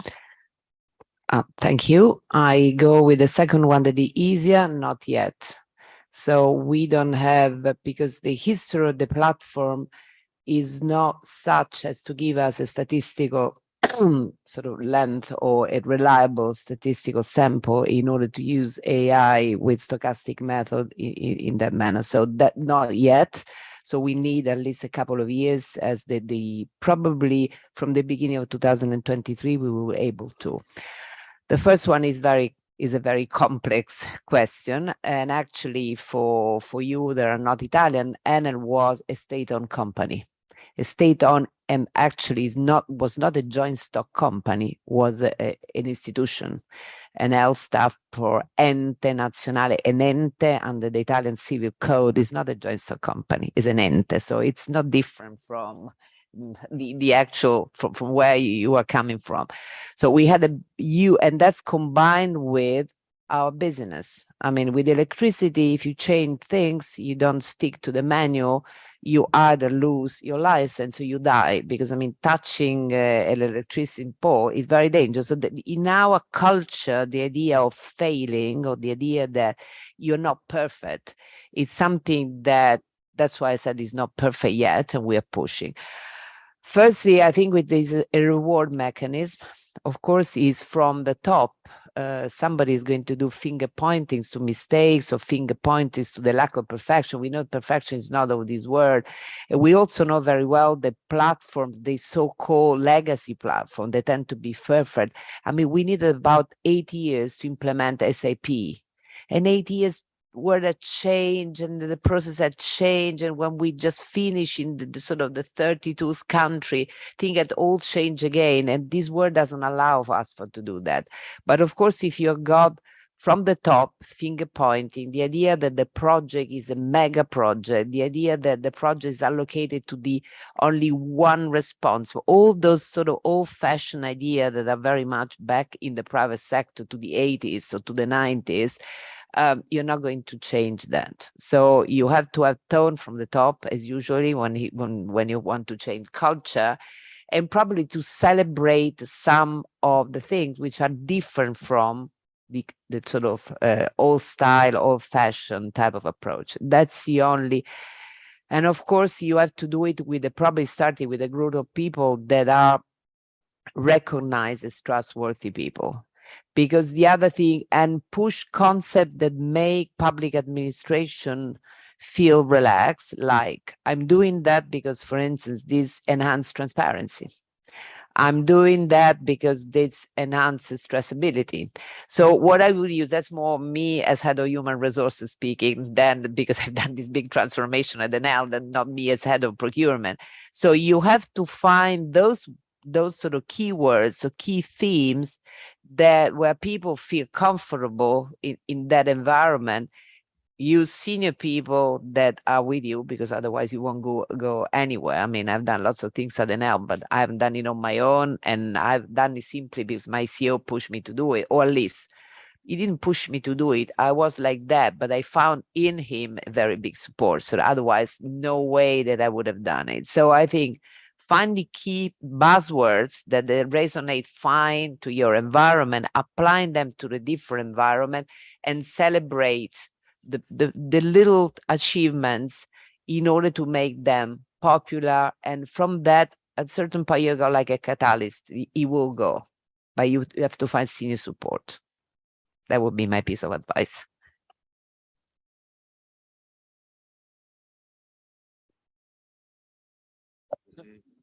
I will ask very simple, just for equal treatment and to balance out, I will ask a very simple question. Given the very broad geographical coverage by a company and variety of investment, you have definitely large capex plans, but also I'm sure quite high OpEx expenses. And from 23,000 contracts placed on the system, what would be your kind of fair estimate of proportion between the number of contracts, not values? Capex, of course, would be much more expensive, but OpEx versus capex, what would be the rough ratio? CapEx is about 20% of it, because I mean, generally speaking, we are working to try to minimize OpEx and maximize CapEx. That's a big effort that we are making. So of course, there will be some maintenance of those plans. So there are some of the elements that are more complex. We are trying now to bring up at the global level also the maintenance contract that of course are the one that they tend to be more local. So that's the big project, the big buying, the big contracts are generally CapEx. If you buy cables, to go back to my example, you try to buy cables for the work from solar panel. I'm now doing this sort of framework agreement with Chinese. Unfortunately, nothing against Chinese, but unfortunately I have a big problem of supply chain at this moment. There are framework for big geography. I don't do that global because I mean, there are various differences. For instance, the US has to be done in a completely different way for local legislation. But OpEx is more local. But digitally wise, I mean, buyers, of course, what is more complex there is to persuade local suppliers to use the platform. There, my difficulty is more with the suppliers than not with my people, because my people at the end of the day are trained in the same way. So in that, as a corporation, you tend to be more or less as an employee with the same training, same approach, of course, with all the differences of culture. Where I have difficulty, there are suppliers. So. Okay, thank you. And I understand from your answer that you quite often use framework contracts for OpEx. We now trying to raise the level of OpEx. Just to give you an example, sorry, I have to be concrete, otherwise it doesn't make sense. Maintenance of WTG, of wind farms.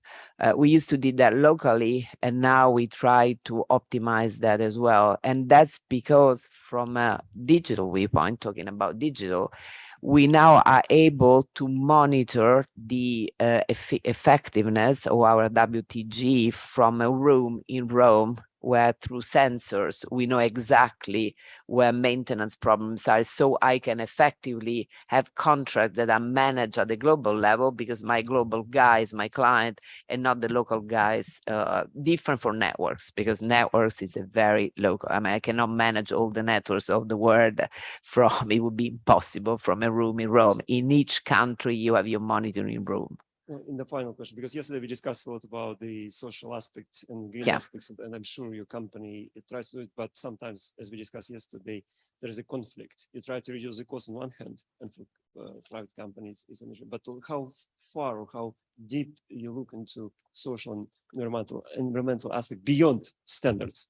A lot. That will require a different presentation that Gustavo could pass it to you, because it's a presentation that I made in April, but a lot, but to be very pragmatic, and I don't want to seem cynical in there, but we issued all the last bonds are SDGs bonds. So we don't have alternatives. We see that we actually lower significantly our cost of debt. So we are committed to net zero in 2040. And when you issue bonds, you can't just do a nice advertisement. I mean, they go through the auditors and they have to pursue exactly where we are. And actually, I was scrutinized by my CEO yesterday on Scope 3 upstream. That is part of my responsibility. And we are, because unfortunately, one of the few that are doing that in a very engineering way. So I'm not buying WTGs or photovoltaic panels. I'm buying kilotons of CO2. That's how what we're doing now. That is not easy, I can tell you, but as we are one of the few, and I haven't been able so far to really push advocacy, as I would like to. Sometimes actually suppliers, they thank us because it's nice they learn, and then they sell their products with a sort of green certification because of us. And also from a sort of people viewpoint, especially in Latam, but also in Italy, depending on what we buy services, for instance, we have gender quota, we have got young new hires, depending on the problems of the country we are in. For instance, in Italy, there's a big problem, unfortunately, of youth unemployment.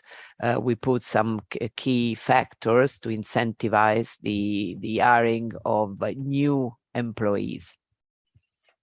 You're welcome.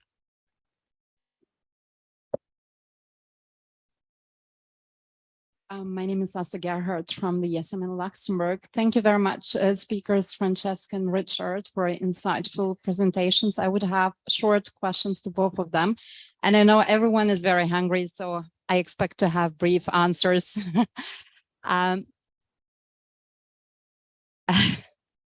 Francesca, you touched upon KPIs, which is very relevant, and all statistics you presented as procurement visibility is a key. And I'd like to understand, you mentioned that qualification of suppliers is 90%, you mentioned in one of the bar.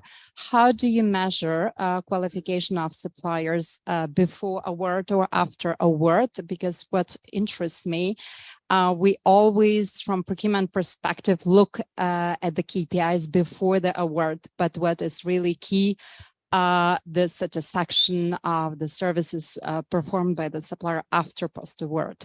That would be one question to you. And to Richard, I would have few questions. First of all, congratulations on the award of the contract with BIP. You mentioned that you went live in 2015. That's mean that you are already 7 years with the provider. At what stage and when are you planning to change the provider, and whether it is an exception that you apply? That's the key.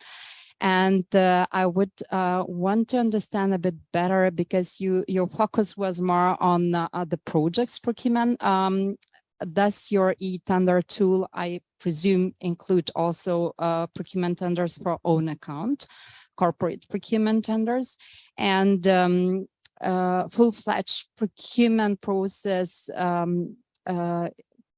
electronic full-fledged procurement process for me is, which includes as well e-signature, e-invoicing, for example, incorporation of ERP tools. Do you have any ERP tool in place?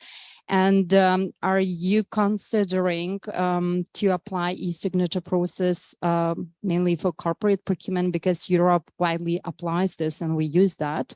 And the last question to you would be as well, it's a very interesting point you made concerning the complaints mechanism, as you don't have a standstill period, and I understand why. If there is a complaint, do you stop an award of the contract? And if there is a complaint after the award, what are the implications of contract in place? Thank you. Thank you. Maybe I leave Richard, as I've already spoken. Why don't we? Just before that, I will add a question which is connected. It is for both speakers. What are the main shortcomings of the system, including complaint from the users? This is another hour. Yeah, I know. And the second, what is the level of CSO's access to data on procurement in the system? Is the access to data open to anyone interested, or there are specific limitations, login, etc.? Yes, I've got this. Go ahead. Okay, well, this is a long list, isn't it? I hope we're going to have time for lunch. So I'll run through them quite quickly. Thanks very much for the questions. On the 2015 issue, so yes, we signed the contract in 2015, but we originally signed with a 5-year contract. We are not subject to EU procurement rules, so this 7-year rule doesn't apply to us. So we can, if we want, and provided my colleagues in corporate procurement, who's sitting over there, providing he is happy, then we can roll those over. I did actually want to clarify, just for Rana's benefit. I mentioned it cost 150,000 This was in 2014, and that's not what it costs today. So taking Francesca's point about the constant change, we are constantly updating it, constantly amending it, constantly improving it. We're now over £1 million, which I don't think is too bad over 7 years. I think that's quite reasonable. So that's all in cost. So that's license fee, that's hosting, that's development, that's everything. So that's all of the developers, all of the providers' costs are included in that. And we are now reviewing. We now have a multi-year investment plan at EBRD, and we have actually finally been given some proper money. So we are now reviewing our options as to whether we will. I mean, we are definitely going to review the provider. Whether we will decide at the end to carry on with this provider remains to be seen, but we want to integrate our systems more with the internal systems at the bank, which means that the other departments have to upgrade their systems as well. So we need to look at that as a whole. Corporate procurement, we don't cover in our system. So in-house procurement by EBRD for EBRD is not covered in the system. There is a separate system for that, which is run by our corporate department. E-signatures, e-invoicing. I've mentioned during the presentation that we don't use e-signatures in ESEP because we have clients from 27 different jurisdictions. We can't have a one-size-fits-all e-signature which works for everybody. It is in use in the internal system. So the corporate system, they do use DocuSign because it's a UK signed contract under UK law. So it's quite reasonable for them to use DocuSign. DocuSign don't work in 20 of our 27 countries. So we can't use somebody like DocuSign. E-invoicing, we have a separate system again for that because EBRD do not pay directly to in most cases, we don't pay directly to the suppliers. We disperse our loan funds or grant funds to the client who then pays the supplier. So we don't have an invoicing system as such directly with the suppliers. They submit invoices to the client then asks for money from us. So it's a slightly different perspective. Complaints mechanism, we have an unofficial standstill. We've just actually upgraded the system to allow us to, on every single procurement method now, there is a separate step to open the financials. So the final award cannot be done without having a separate step, which enables us, even though there's no official standstill, it enables us to review those documents and award documents. And if there are any complaints or if we believe that something needs to be reviewed, we do not provide our no objection to the evaluation report. So Jack may correct me on I think there's actually a 14-day limit now, isn't there? It's just been changed in the new policy.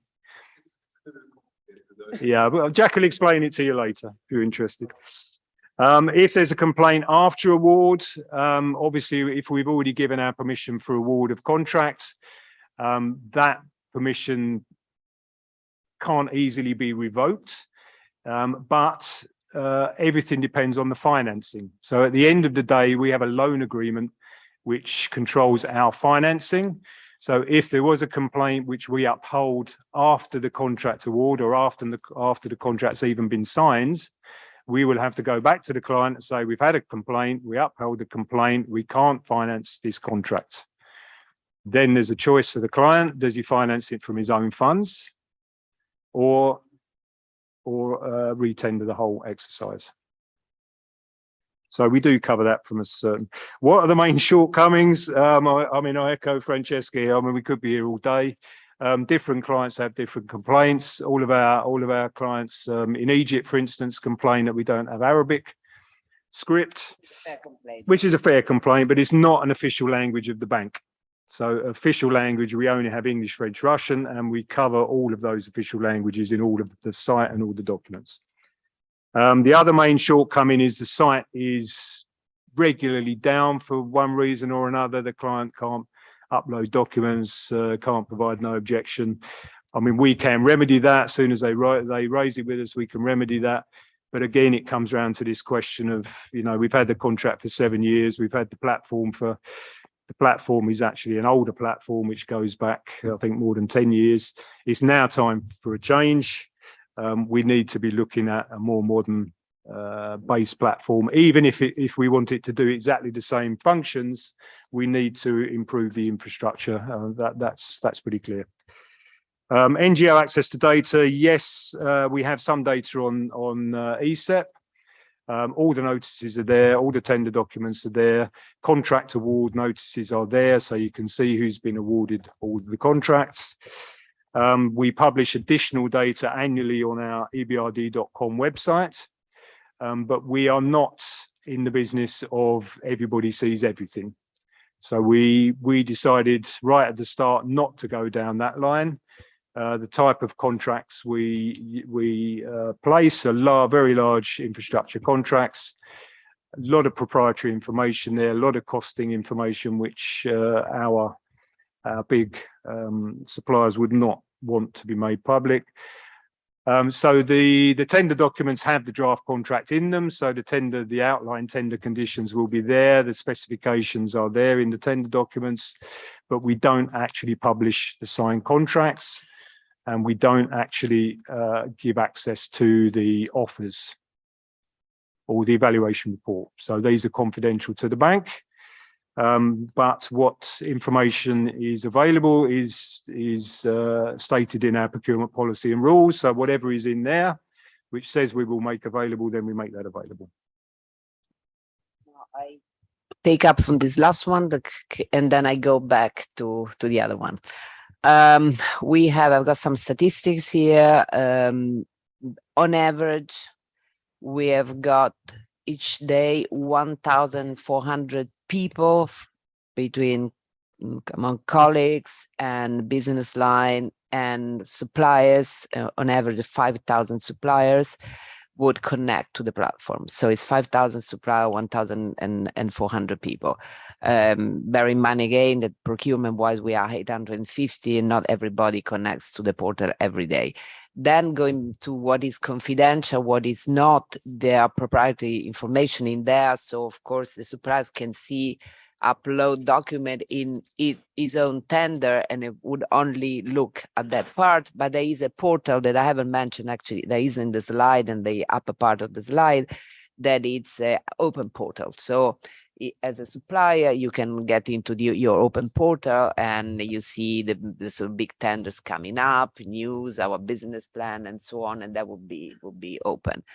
Going back to the qualification question that were raised earlier, for us, qualified, technically speaking, means what we do before the tender, and which is basically, and I'm actually questioning that, and so I don't know what I want to continue to do that way. We are very thorough, too much thorough to me, and we do namely safety, especially we are talking about a safety important issue, very thorough, reputation, human rights. These are the things that we would always do.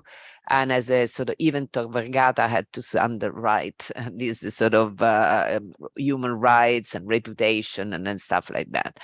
Then, of course, there's all the technical part of the qualification. And I am in now 1.5 years of my journey, I'm wondering whether I have to be that thorough on the technical side of qualification beforehand, because what I see sometimes, and my colleagues, they would ask me to redo or be much more specific on the tender, on the technical part. So what's the point of doing general thing earlier on or redoing everything more tailor-made? And it would save time, but certainly safety, reputation, human rights.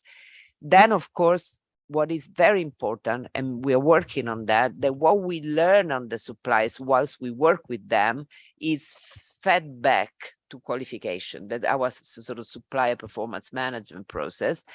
And that's something that we're working on that, because that's not my responsibility, my colleagues' responsibility, that they have to just sort of channel back to me data that are reliable, consistent, because otherwise it would be very unfair for me to judge my supply if I don't have those data. So this is the new process that we have on supplier performance management. And again, as a cultural journey there as well, because our sort of managers or contracts, they are learning how to do it. But then at that point, we'll be able to close the loop. I don't know whether there's anything else left. Yes, Jack wanted some short intervention. Then you and Gustavo at the end. Okay, mine is very short. I just wanted to support Richard in what he was saying, that I was hesitant in the beginning, because I really was, for two reasons. The first one, purely technical, because the point is, as Richard was saying, we are predominantly financing large works infrastructure type of contracts where there's a lot of data that needs to be transferred in the internet system, and that may work very well in the UK, but it may not work so well in other countries, and in other regions. And that was one of my concerns. Will that actually work in the environment that let's say the countries that we are operating in? So that was my first concern. But that I think we sorted out through the pre-qualification process and the guarantees that we got there. The other one was about resources, both financial resources to be able to develop and maintain the system, but the other one also in terms of staff cost. We had to rethink how to use our staff, and that's what the concern was. But I think we have overcome all those issues, all two.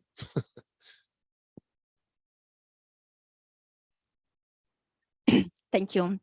I have a question to Francesca, please, related to related to the agile system. So by your presentation, we can conclude that agile system helped to improve the quality of the entire procurement cycle and contract management. So my question is very operational. Did that help to optimize the duration of the tendering procedure? That's one question. And second, how agile system come together with the government tendering system? Thank you. The first one, yes. When there is a statistic on lead time is actually the duration of the various tender process. There are two that I think we show on the slide. One is tender, what we call the mega tender, that are above, if I remember correctly, 10 million euros. The other one at the spot order, there are small contracts. So certainly, yes, our lead time has decreased.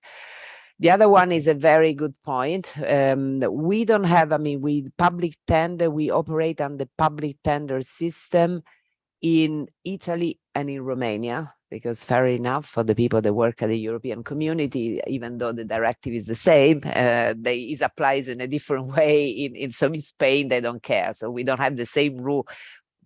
We have we use a certain level of transparency, but we don't have the same problem as is Romania and in Italy. We actually, in Italy, we have solved the problem. So all the suppliers would interact with our platform. The rules, how we construct the bidding process is different, but not the platform that we use to run the bidding process that is different. The difference, for instance, in Italy, and but not for everything, only for the tenders that we do for our network, because our network is a business they run under a state-owned license. So basically, the network is not ours. Technically speaking, the network belongs to the state and is given to us under a license. So that's why it's a monopolistic business. So that's why we have to apply those rules. So the qualification of the suppliers is done in a different way. The rules of the tenders, we have set times.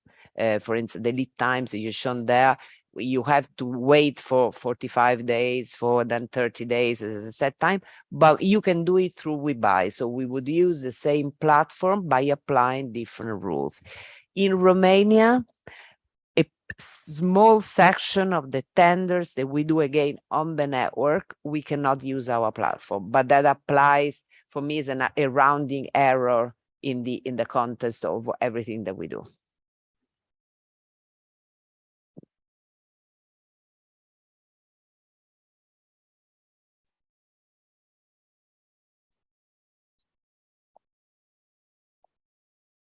So, Sonia Ben Salem, I am coming from the High Authority of Public Procurement in Tunisia and e-procurement Tunisia, yes, e-procurement unit.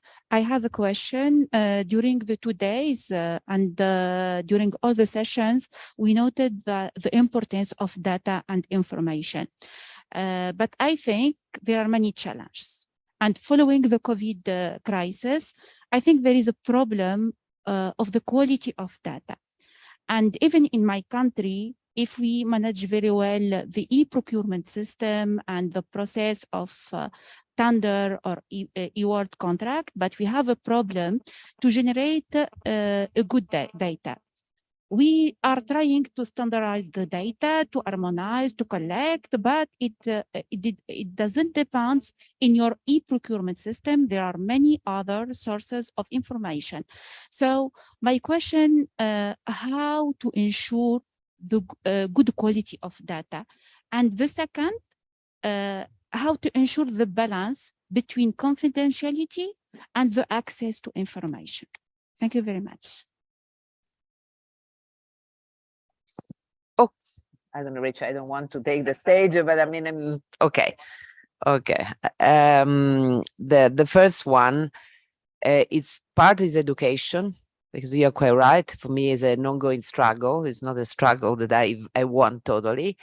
And the second part is incentives. So we have from buyers very easily. Last year we had, you don't have, I mean, we get, and we do random audit, because being a listed company, I've got my own audit. So each division, each unit of NL, they've got their own auditor. So in my staff, I have an independent third-party auditors, is a colleague of mine. And when we had to push data quality, reliability, user system in her at the time, because it was a lady, audit program, there was effectively checking that. And on the basis of that, we would have either incentivized or penalized people money-wise. So in the MBO of people, we had that. This year, we have something that we call baseline, that is basically the ability to, when you start a tendering process, is to charge on the system what is the value, the base value that comes from the business line. Because of course, only then you can then measure savings or what's happening is basically the basis, sorry, the basis for reliability of the value evolution of your tender. And again, baseline is our MBO. So nothing you can do, as we said earlier, a little bit of a stick, a little bit of a carrot. So this is a stick. In terms, and there was a second one on confidentiality. Maybe confidentiality is not the right word, because confidentiality is more to do with your attitude as a person and it's part of your professional ethics. So I would give it for granted the people that work in my team, they have this professional ethics. Of course, sometimes it happens they don't, but that's life. I mean, is the ability to access data is more a fact of cybersecurity. So we do have a system like the whole of NL that protects this, and we ask suppliers, that was very tough, and another exercise that hasn't been finalized yet, that their system, when they access our system, be protected in a certain way. So part of the qualification of our suppliers is also their ability to access our system with certain credentials. Thank you so much. We have to end this session and this conference. We have one question from chat. Well, we are not going to answer that, but I'm just giving that every one of us think about it. So how advanced digitalization has increased efficiency, performance, and transparency gains in project management? And what are the main challenges of advanced digitalization today? Gustavo, please. No, I know. I did it by purpose.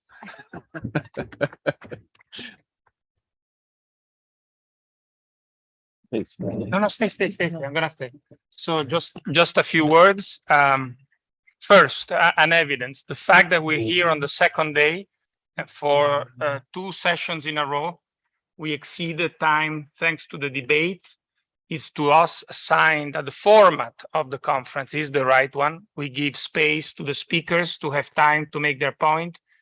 And we know that the debate is going to enrich the quality of the conference, and we've seen that. So my first thank obviously goes to the public, to all the people that stayed. There are 100 online right now. They are always been. Despite the heat. Despite the heat, yes, yes. Despite the heat, for sure. We are 200.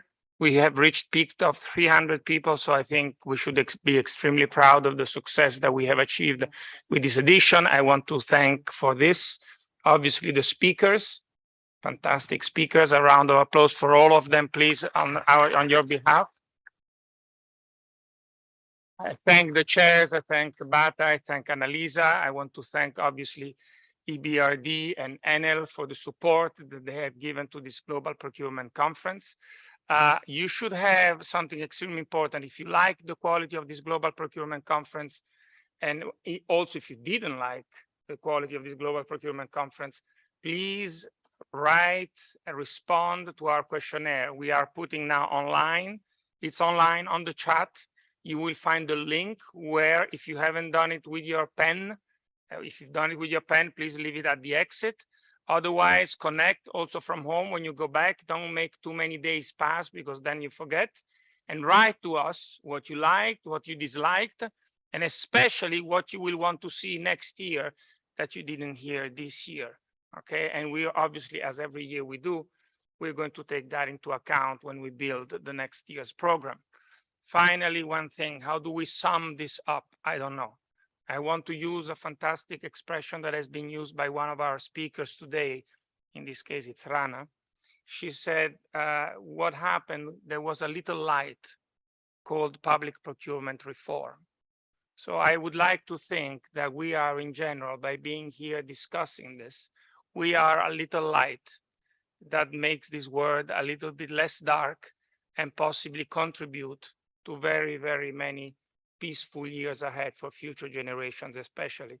And so I want to thank you all for having contributed to put this little light out. And I think it's going to generate a lot of value for us all. And again, once again, for future generations. Thank you so much. We'll see each other here at 2:30 for the rewards of our future generation. See you next year.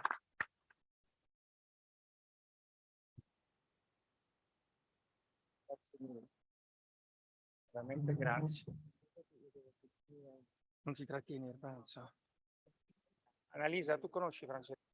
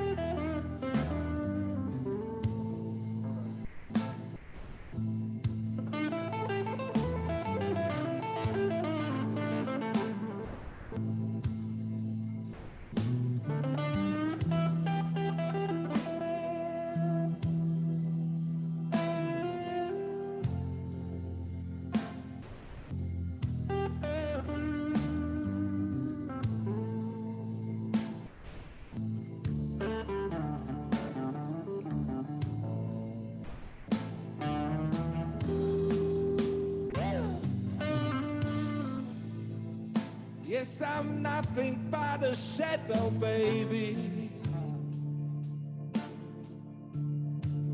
The shadow for myself.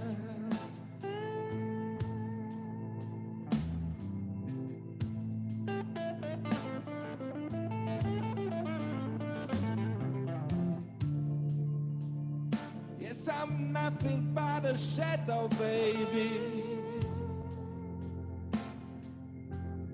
The shadow for myself.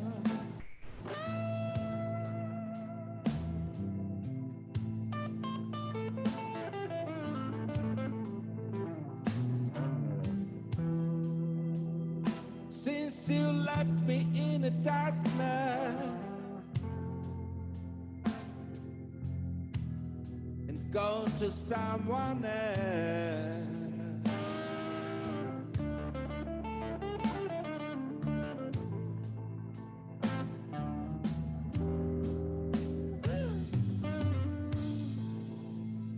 I tried so hard to find you.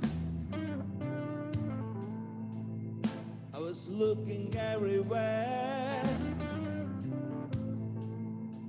I spent all of my money. Now I got no place to stay. 'Cause I'm nothing but a shadow, baby. The shadow for myself.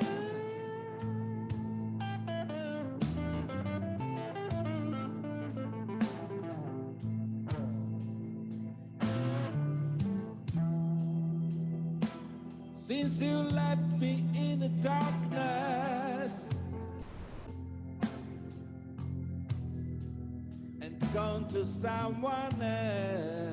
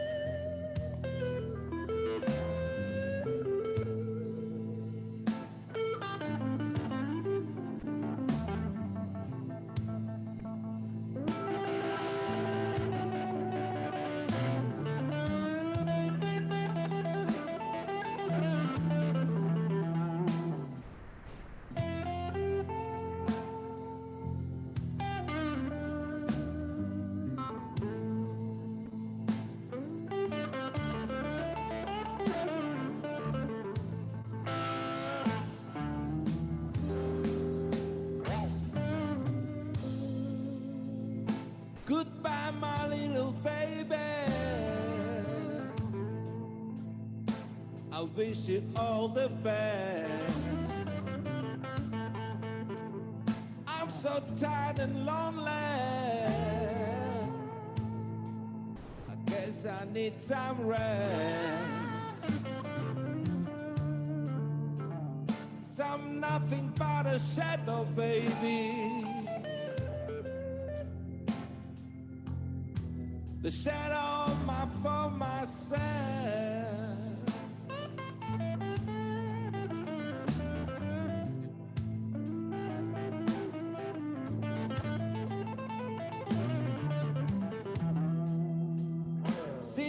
left me in the darkness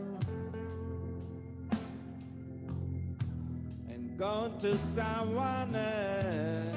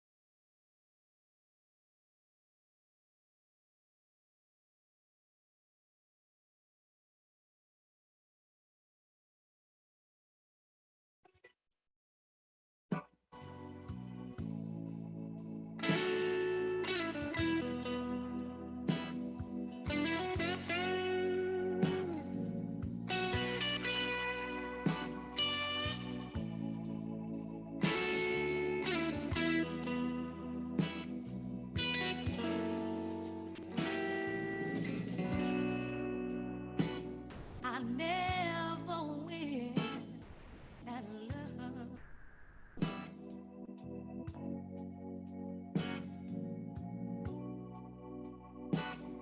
And love, I always lose. I keep looking for one good man.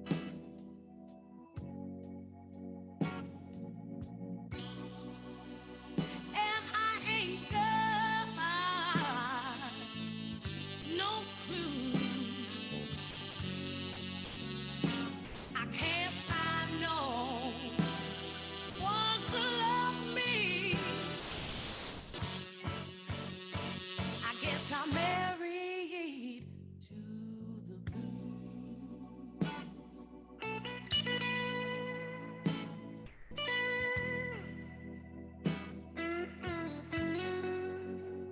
Married to the blue.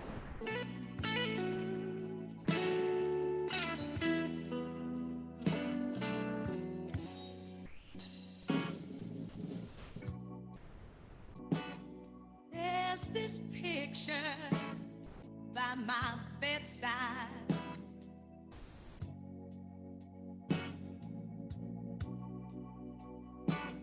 In a frame that's got a crayon. Well, it's one of my old lovers.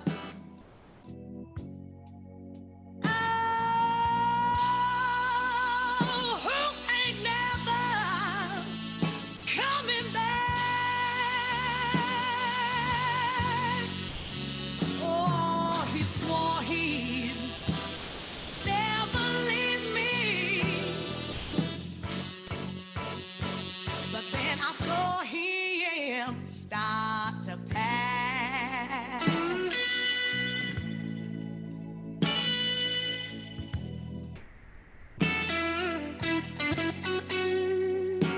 Start to pack.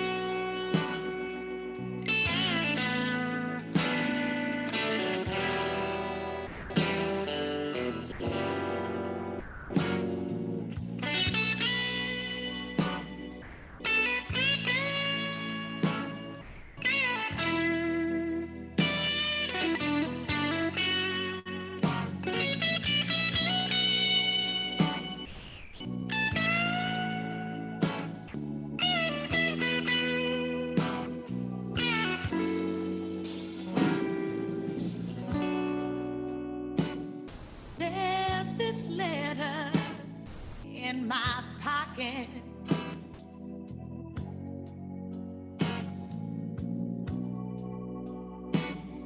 It's so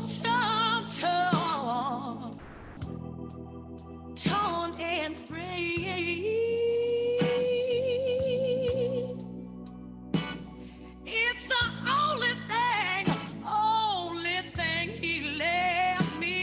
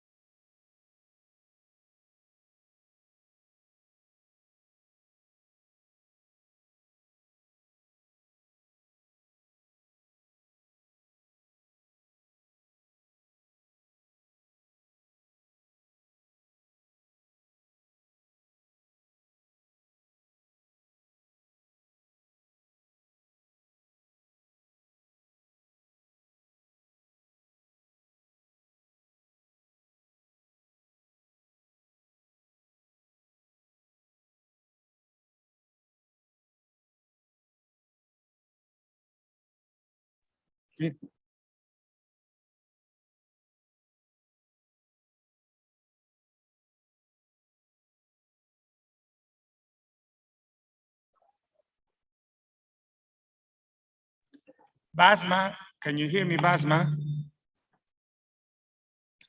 Basma? Yara? Raeda? Nurul? Can you hear me, guys?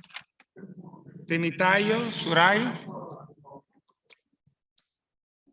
Yes, Professor, we hear you. Yara, please, the video on at all times. Thank you. The video is not able to. No, your video on, please. Yes, it's not enabling from the host. La potete It told me that the host made me off. Video. No, dice che non è abilitato il suo video, non si può mettere. Yes, Dobbiamo we vedere. can't make No, it. no, no, quello lo possono fare. Devi attivare lei, da sotto qua. No, Sotto qua. Parlate da qua. Spegnetelo. Yara, you can do it. Just Okay. activate your video, please. You can do it. Yes. Huh? No, you can't start your video because the host has stopped it. Dice che non lo possono fare perché l'host li blocca. I can see other people that have their video on. I don't know why. It happened yesterday and today. Not all the time. The morning it was on, then it told me that now the co-host has asked you to start your video. Okay, now it's on. Perfect. It happened with Keep it at the. all times on, okay? Okay, I wanted to do that, but it's. Thank you so much. I see my friend Imad. Hello, Imad. No, non chiudo il microfono.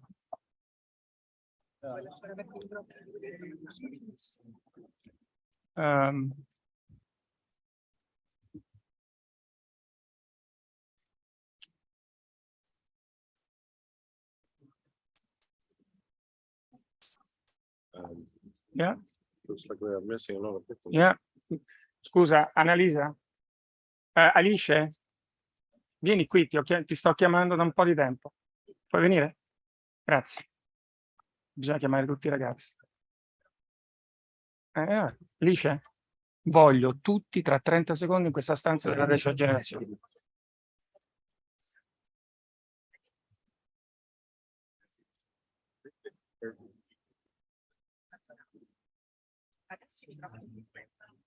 Sono tutti, sì, ho detto di lasciarli possibilmente aperti, sono io che li chiudo da qua. Tanto dovrebbero tenerli spenti. No, lo faranno.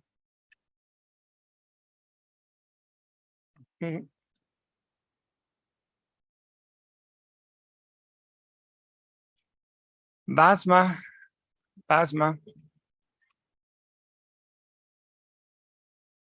Basma, your video on, please. Thank you so much. Bessem, your video on. Nurul, your video on. Temitayo and Surai, your video on. Thank you.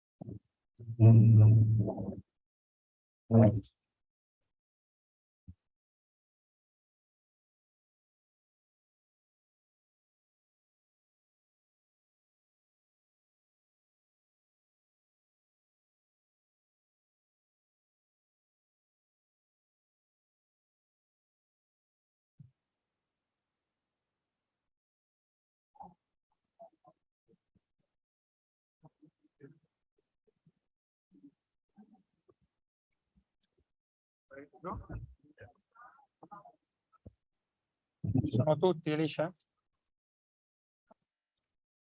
Ready to start? No, it's 2:27. We start in 3 minutes.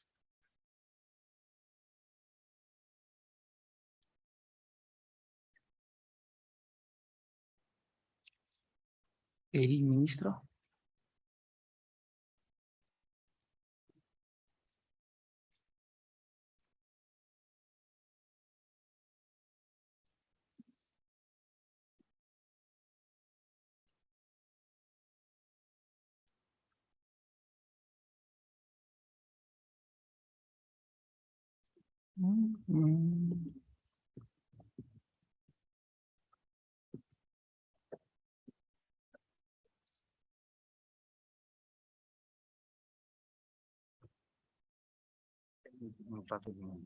Dov'è?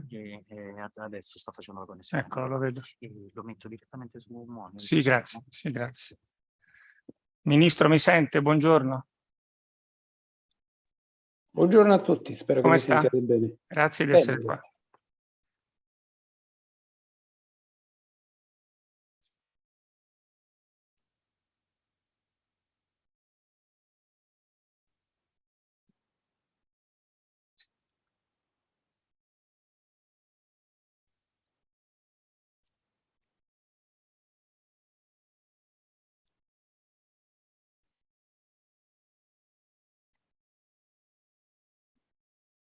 Ciao.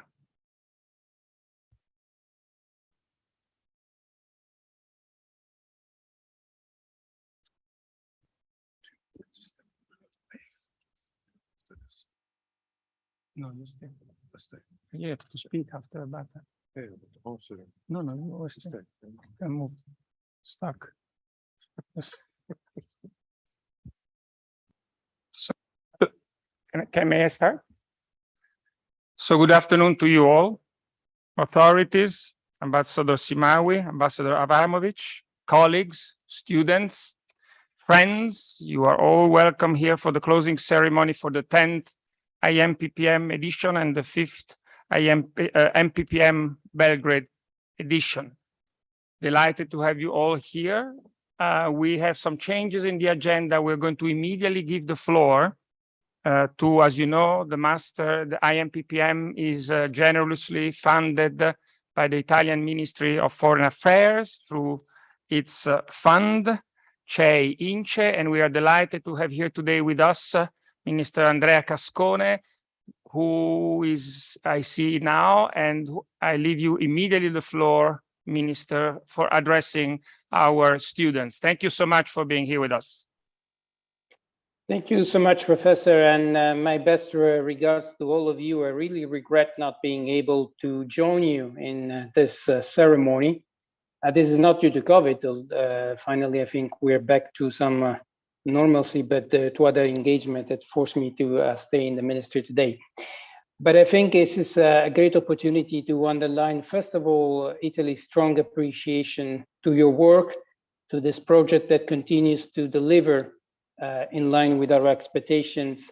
And I think it's a testimony of the importance of the investment the Italian government made some years ago. We're very proud to be your partner and to continue in this endeavor, and we look forward to strengthening this cooperation. Public procurement remains crucial for good governance. Whatever you read, IMF, World Bank reports, they all center the importance of ensuring proper and functioning public procurement. So investing in this field is really the key to unlock all the potential of countries. We are really glad that we're able to support you in these activities. I hope that all the students had the possibility to benefit from this very advanced course. And I'm sure that the training, the formation they have received through the university in Rome will help them in building the strong careers and effective management capacities. We look forward to continuing this endeavor and to work with you again in the future. Thank you so much. Thank you so much, Minister. Thank you for your presence here. Obviously, you're welcome to stay, but we know that you have urgent matters. So thank you again, and we hope to see you in person and in presence soon enough. So let me continue. because as you all know, this is the time to celebrate our successes. And when I say ours, I obviously include our twin joint program with the University of Belgrade at the Faculty of Law. So I do remember the first day we had to build this twin program, and Veljko Sikirica introduced me to Dobroslav Milovanovic, whom I call Bata since then. And together, the three of us, we all went to meet who was then the dean of the Faculty of Law of the University of Belgrade, Professor Avramovic. He opened the door of his beautiful office at the time, let us come in. He listened to our project and said simply, yes, we can do it. And then it became reality. So it's a beautiful sign of destiny, possibly, that Professor Sima Abramovic was to become, just a few years later this meeting, the ambassador to the Holy See in the Vatican for Serbia. And it's a joy and honor for us to have him here today, even if so briefly. We know that you have other engagements important. We are delighted and honored that you came back to the planet MPM, and we gladly give you the floor. Thank you so much.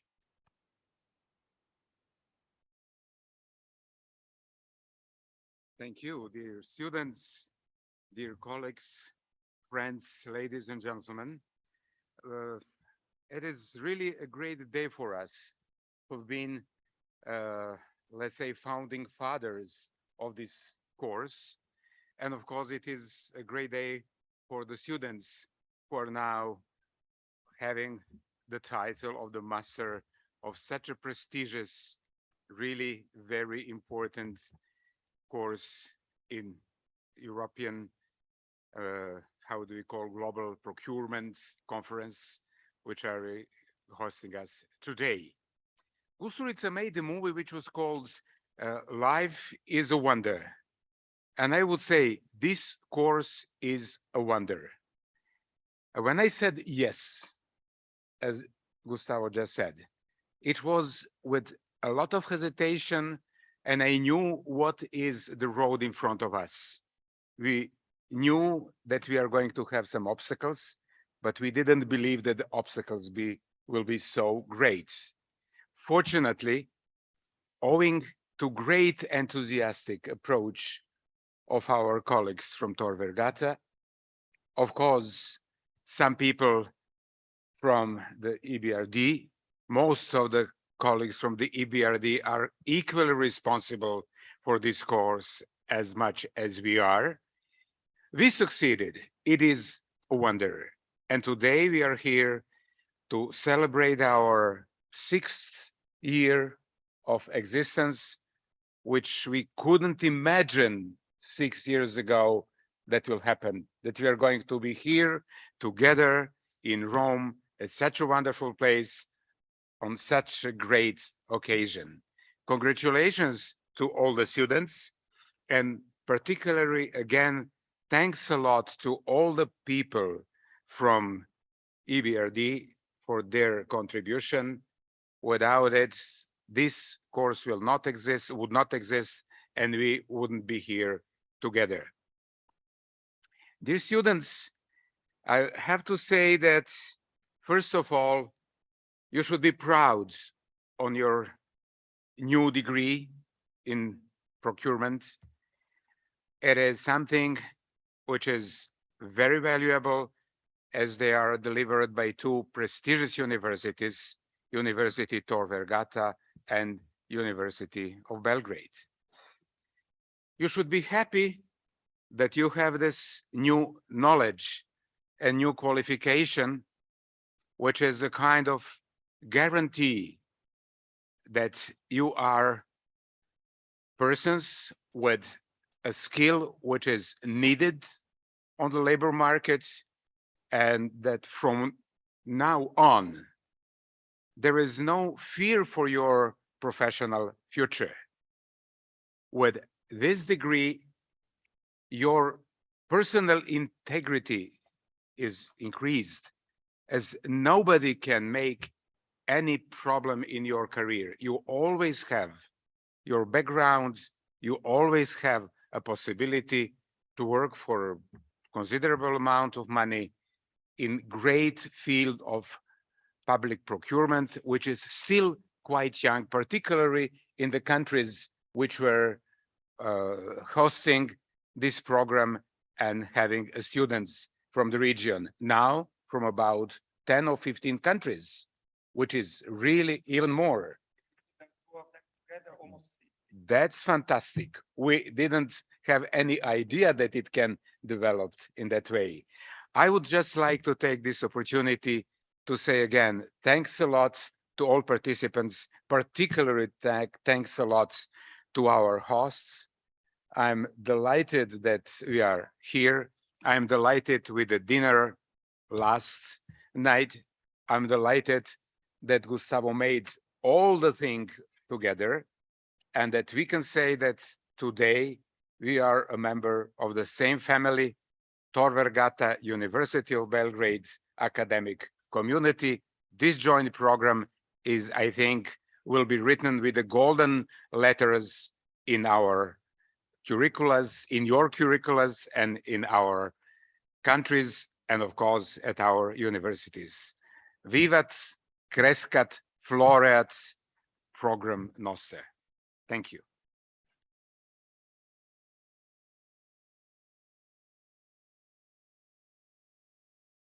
Thank you so much, Ambassador. Delighted to have you here on behalf of all of the students and the community. So let me proceed with the program. It is just a few months ago that we said welcome online to the 10th IMPPM generation and the 5th MPM Belgrade edition. Back then, you were smiling, a bit worried, and now you fully smile. Not just because you're going to resume your daily life with your families in your regular job. No, not just for that. I ask you to look back, to look at all the road that we have walked together.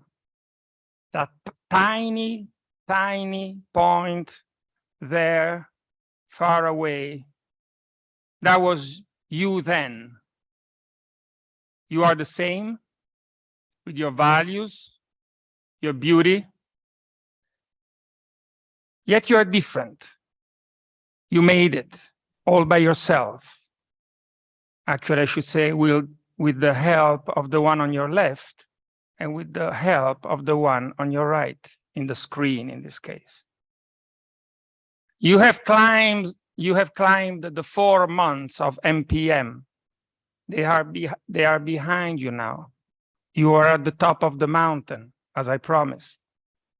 And now you can look down at the valley. It's a beautiful scenery. Enjoy the walk down. You deserve it. As much as things will always be challenging and difficult out there, you will face them, like the ambassador was saying, with greater certitude, greater competence, greater pride. You will face them with many more friends. You will face them with a gold medal on your chest, the MPM medal. Please cherish this medal and be always, always proud of it. You arrived in Italy as important ambassadors of your country and of your culture. The greatest gifts, the greatest gift that you have brought to us. By the way, we are not forgetting the many other gifts you have landed in Rome with these days. Our rooms are fully packed with the gifts that speak of your beautiful countries of origin. Thank you so much on behalf of the staff of Tor Vergata and all of us for your generosity. We are honored to have you here to enrich our history and our diversity, to push us further with your high degree of professionalization in our drive for constant improvement.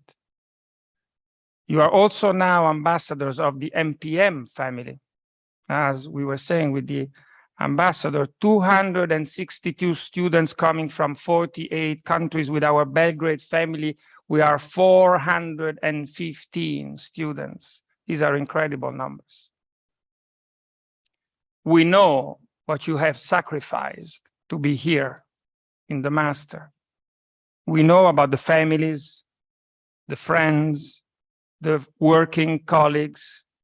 You have asked to wait for you these 4 long months or this long year for the Belgrade edition and the many, many weekends. We know of your investment, of your bravery to exit your comfort zone and go back to school, quote unquote, as they say. Incredible decision.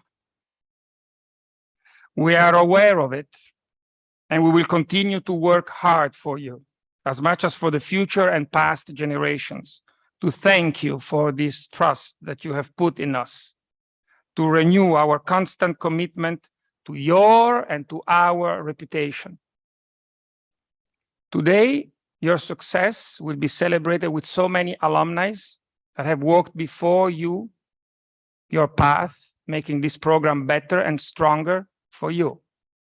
And it's only fair we're celebrating our 10th birthday today. Chapeau. The kid is growing. Nothing could be more rewarding than seeing your achievements recognized by a community of equals, of exceptional professionals, for sure, yes, but most of all, of special human beings that, just like you, have decided to challenge themselves to be able to provide a better life to the people around them. So congratulations again. It is for me now the time to just express a few thank you, as you know. First of all, thank you to EBRD. Thank you to Jack. Thank you to Evgeny. Thank you to Marita. This would never be here without you, Jack. We don't forget. We don't forget. Thank you to Guido Paolucci, whom I wish with Jack to recognize for his contribution in setting up MPM. I want also to thank our newly created advisory board made of 6 incredible individuals with an outstanding recognition out there. Paolo Magina, Aisha Nadar, Betsy Nelson, Caroline Nicholas, Vinay Sharma, and obviously Jan Jackholt. By the way, I wanted to tell you the advisory board in its first meeting has pushed us to go forward in doing something important, which is the one of trying to measure the impact of the master. So I'm delighted to announce today that a Tor Vergata team of researchers has just implemented an important questionnaire for the alumni in the hope of measuring impact of our capacity building program. So in the next weeks, all the IMPPM alumni will receive it, and we kindly ask you to take just a bit of your time to complete it. The results will then be elaborated, published, and possibly a lot of good things will be told by these objective numbers. Let me thank those that I call my personal giants of the team here in Rome, but I will do the same, obviously, for the fantastic team that we have in Belgrade. Starting with our executive director, Professor Annalisa Castelli. Velko Sikirica, for your constant presence, so important for the students and for us. Thank you, Velko. The staff, Maria Cristina Cerri, Simona Rippo, Alice Castro, our tutor, but also Camilla, Cecilia, Simona, and Paolo, who have done in the back these 3 days an incredible job. Thank you to all of them.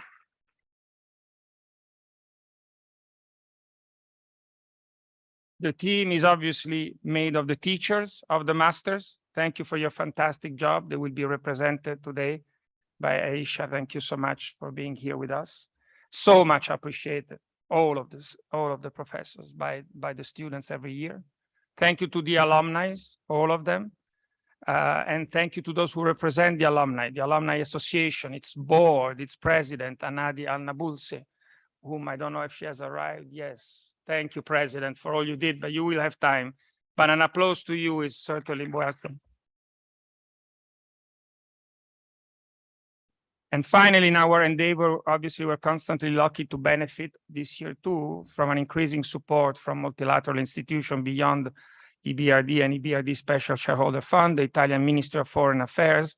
Let me thank profusely Ashraf Ayad and the African Development Bank for being back in the master, something that we really cherished very much for the increased diversity that this brings to the program. Bata, I leave you the floor. Thank you so much to all of you.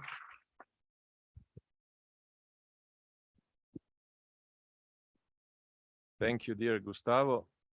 This is a special moment, and it is not by coincidence that you are celebrating 10th year of program and we are celebrating 5th year of program. So it is not by coincidence. This road is, of course, very difficult, but you know, when you invest a lot of efforts, then you are more satisfied, especially when you see what you got. And not all diplomas in the world universities are the same. The quality is something that we should take into account. And as Gustavo and Professor Avramovic mentioned, your CVs are going to be set aside in a positive way. Those are positive impacts of this program. Why? Because this is obviously special program. And I already know results of the questionnaire.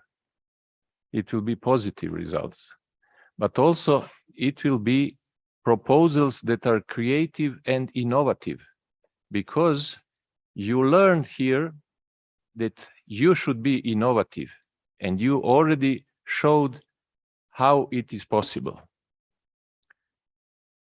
This trip is really hard, especially in difficult periods of history. And we obviously can see it every day. But when there are more challenges, then creativity and innovation is more necessary. And that is what I mentioned yesterday. Crisis could provide new solutions, and we need new solutions. When there was one PhD in Belgrade, someone tried to provide the best solution in current system. And I said, listen, you already showed in your dissertation that you are ready to change your way of thinking, to give new ideas. Provide us new framework, because it is obvious that some current frameworks are not the best possible. New times ask for new solutions. I have heard that how we could come to Italy because of connections of Professor Piga. He influenced the government to give up from all measures that were before. He said, at least at the end, after 3 years, we should be together. Enough is enough. Social distancing is important, but we need what we had those pleasant days, our friendship, possibility that you exchange your opinions, that you can go to visit some historical places, some interesting places, and that is something that you will continue. Because this is, as in the movie Casablanca was said at the end, this is just the beginning of a long and wonderful friendship. And that is why we are going to propose you some new activities where you are going to be involved, and then you can see how it looks like when you are also on the other side. That is something that will bring to your countries a lot. Another thing, I was, as a deputy minister, dealing with donors coordination. And not all donors are the same. EBRD recognized this program as a great investment, and results of this program are already visible in a way how states are spending their budget. And in this conference, we also could see that we are widening the picture. And it is more complex, but this is more challenged. So that is why I really would like to thank EBRD that is supporting this program for a long period of time, and that we are going to continue in different projects. And I'm also going to invite governments, because I remember when we were drafting strategy of professional development of civil servants, many of them still don't know that investing in knowledge is not spending. Results are much more positive. At the end, of course, I would like to thank our colleagues from Italy. As I mentioned, it is much easier when someone started certain road and you have navigation. And that is much easier, of course. Thank you, Gustavo. Thank you, Annalisa, and your team. Our team is smaller, but we are trying to be also productive as you are. Of course, Ljiljana Marić that I mentioned yesterday.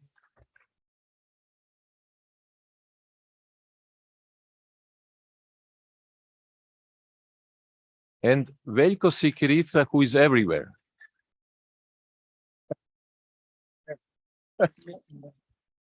And of course, Sima Avramovic, who was actor in that movie Mission Impossible.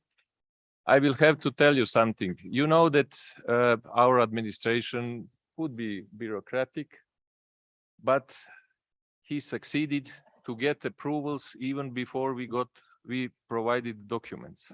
So don't tell us to our public administration, but it happened. And of course, now, Jack, we appreciate everything what you did for Belgrade, and we are expecting you, Gustavo, the whole team, professors and students, not only from Western Balkan, in Western Balkan. And we will provide special treatment for you. You know what that means. And we will enjoy in our future cooperation. Thank you so much.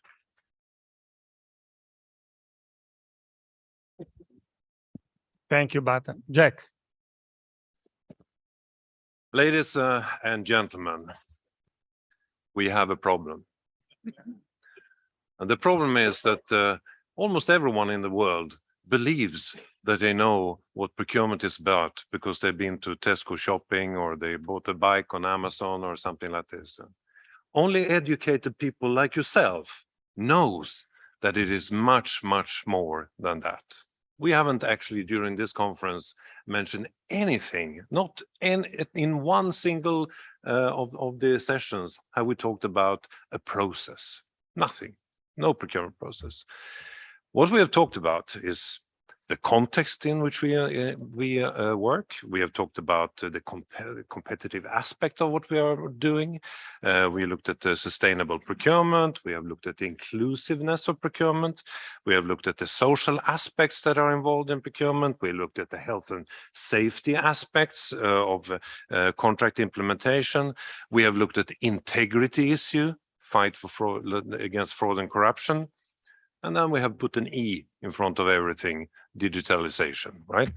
So it just goes to show that procurement is a multidisciplinary issue where you, as procurement specialist, obviously can't be specialist in each and every one of these, but you are the managers of all these issues. You are the ones who make sure that they are going into the whole process and the contract implementation. But it means also that you are a manager. You're a manager of a team. And I just wanted then to give you an example of how you put together a good team.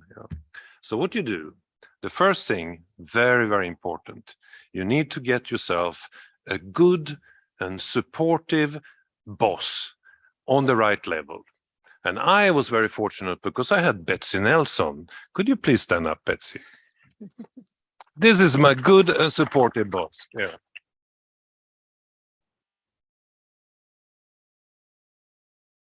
even after leaving the bank as a vice president, she's still here. No, that is commitment. Yeah. So the good supported boss, that's the first thing. The next thing you need to do is to get yourself a finance minister. So I got myself Marita. Marita, please stand up.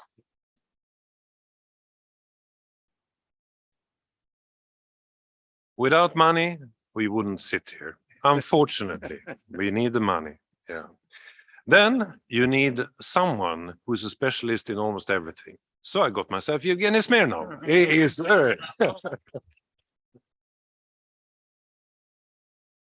I don't think anyone have helped so many students with the theses ever as Evgeny has done. He's been very, very supportive and absolutely instrumental to make this work. Yeah. Then when you have a team, you have to make sure that even if they're leaving the bank, like with Betsy, you have to make sure that they are not leaving what you are actually doing. They stay committed, you know. So again, Velko, please stand up.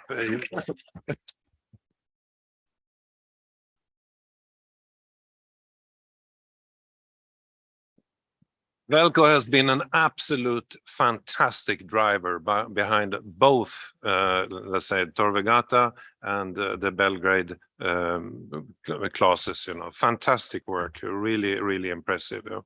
And then we have Richard. Unfortunately, Richard, he was the smartest one of us. He left. He thought it was too hot, you know. So he has already left, but he has done also a great job. He was the one, as he said before, working on the first masterclass that we had in first edition in Tor Vergata. Yeah.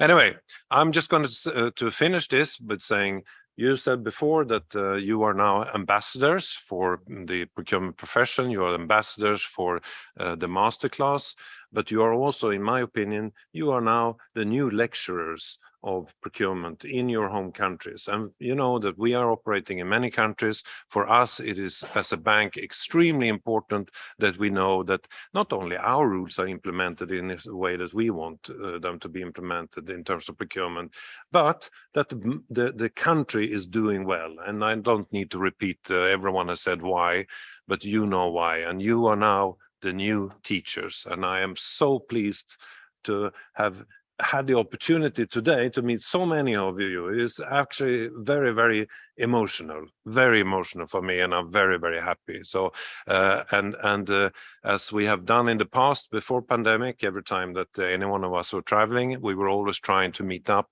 in the countries where you are coming from when we are coming out. So I hope to see you all out there again. Thank you so much.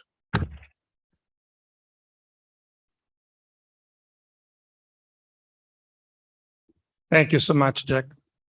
So when this master started, it seems so long ago, we dropped the you and us, right?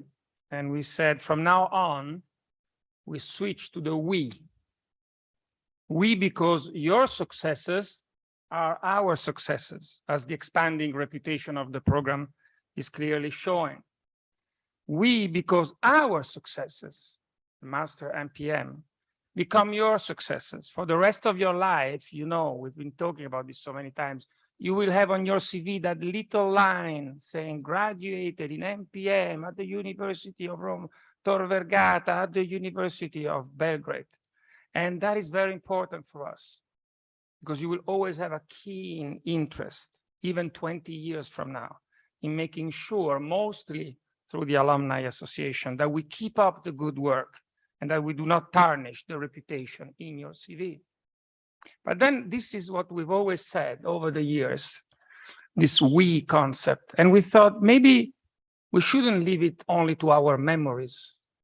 We thought, why don't we fix it once and for all, this we concept in time, over space, so that it would not fade away with our memories. We would have it in our safe, stored. And so we have something to show you, which is symbolic of a present for you and the present that you gave us all over these 10 years of our lives. Can we proceed?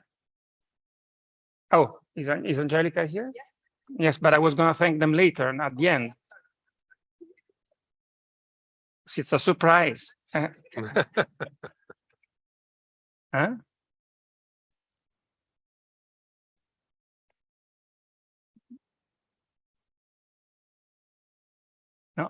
No, no, no, no, no, no, no, no, no, no, no.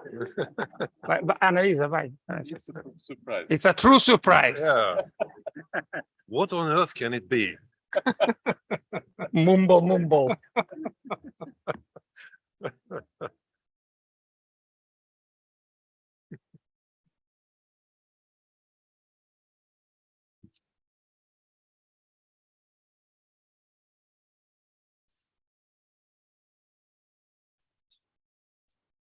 The suspense is full.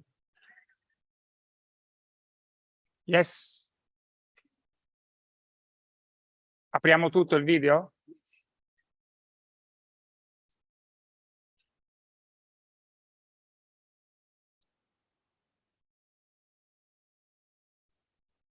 By the time you graduate from the program, there's no public procurement challenge that you cannot solve. You come out as a true public procurement specialist. Learning from the best professors in the world and meeting with people from other countries, you will never be the same. It was a real eye-opener for me. My legal knowledge was put in a broader perspective with also the economical side, the management side, you name it. And this knowledge, this diversity, you cannot find it in any other master. It's something unique. It's something extraordinary for every participant in the IFBPM.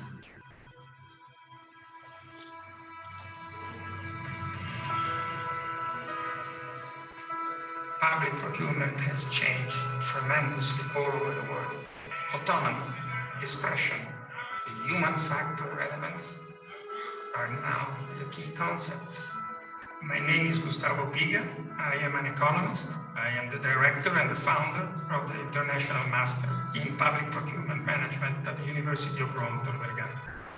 The name management is fundamental for us.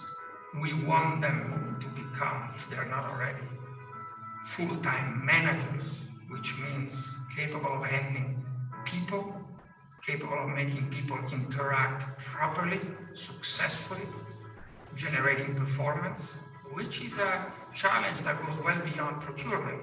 And what we teach is them to go back to their country, respecting very much their history and the culture.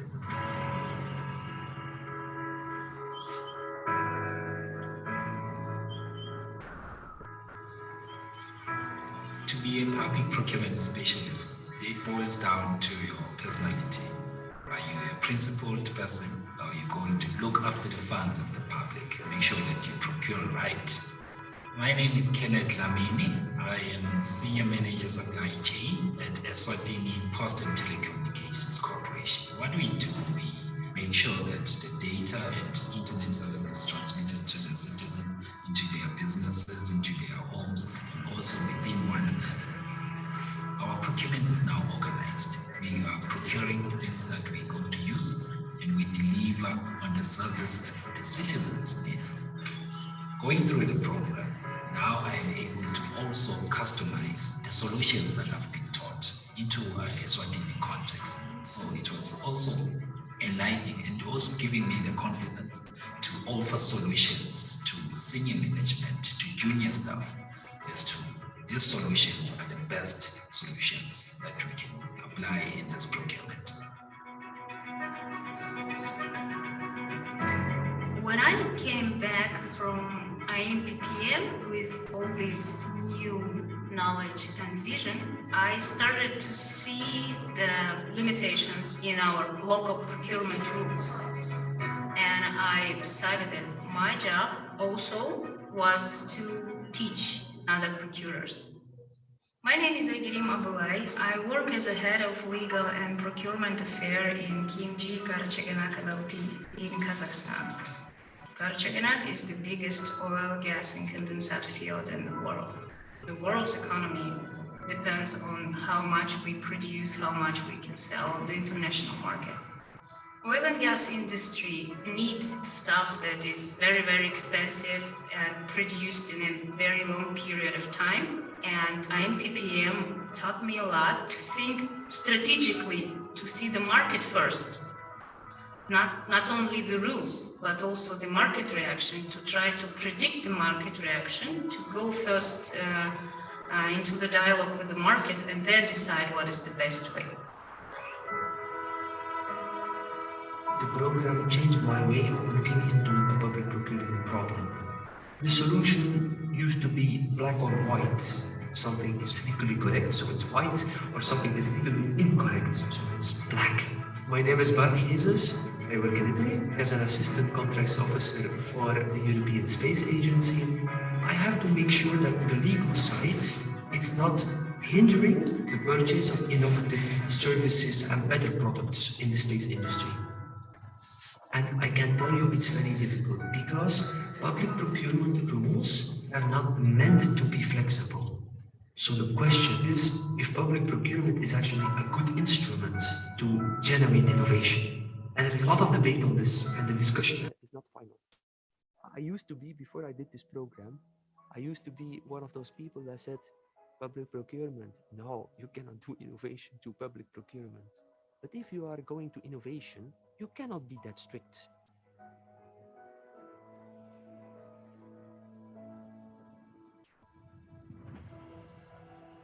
If you want to be a good procurer who aims to serve her country, you must think out of the box. My name is Hanadi Nabulsi. I am the General Director of the Government Procurement Department in Jordan. Our mission is to procure all the needs for governmental institutions to do their work in a good way. We buy medicines for the public health sector and medical equipment for all the governmental hospitals. And also we purchase consultancy services for all essential and crucial sectors in Jordan. We can choose to be just an implementing department, follow the governmental bylaw, and that's it. Well, actually, this is not the vision that I want for this department. The vision is to take care of the country.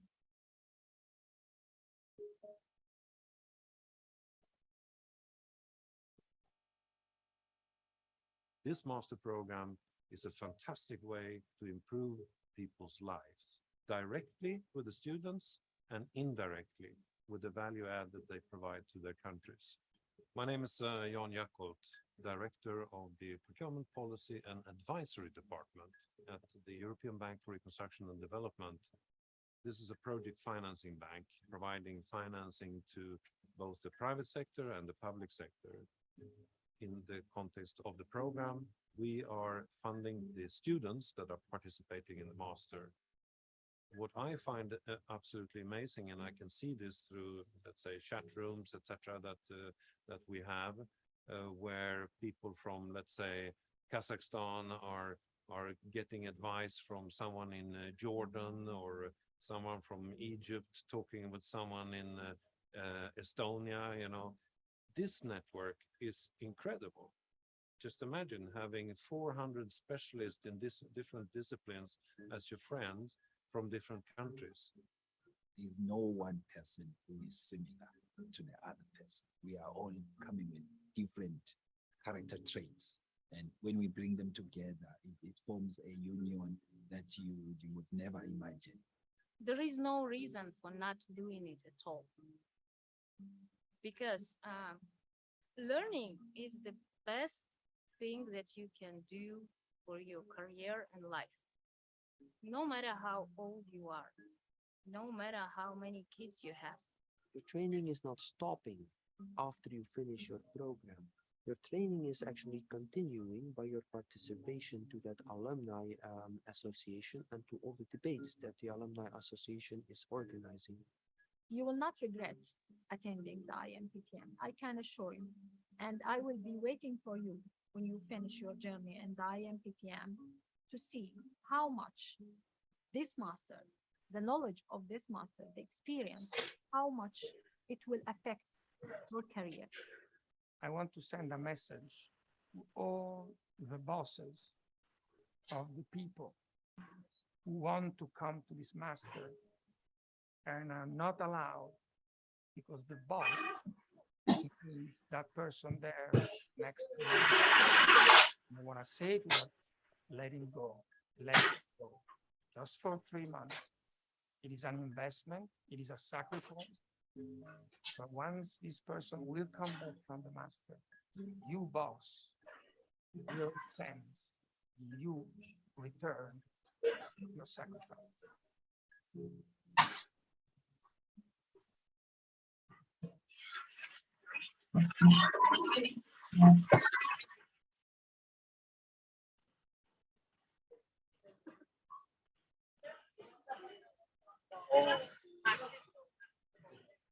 We've traveled all around the world in these months. Congratulations, guys, for what you did.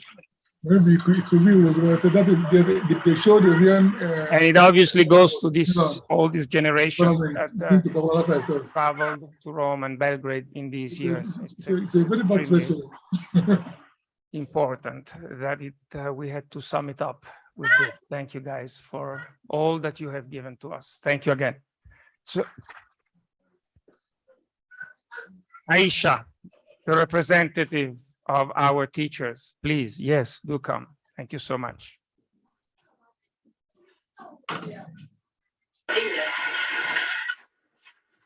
Well, I don't have, is this okay? Is the mic on? Yes, I don't have an enviable position here to follow this gift that you've given the students. So I'm just going to say a few words. I'm here representing the faculty. I understand that I'm supposed to give a goodbye. And I think goodbyes are too emotional and too sad. So I'm going to say a so long and good wishes. And I want to kind of circle back to some of the things that we heard today and about discretion, about context, all of these words that came up and themes that came up in the conference. And those indeed came up in the 10th generation and in the Belgrade class. And I'm sure they came up in each of the modules by each of the faculty. Because as we know, procurement must be applied in the context. As faculty, we helped you maybe, and you helped us absolutely, see some of those tools, see the use of some of these innovative tools in different contexts, be it sustainability, be it in infrastructure, be it in funding, be it in compliance. But it is you that is going to apply those. And it is only you that understands the context in which they're going to be deployed. And it's you that has taken the learning from Tor Vergata and from Belgrade University in how to think about procurement. Because these tools are only as good as how you will deploy them. You will either adapt them, adopt them, or scratch them and think of something totally new.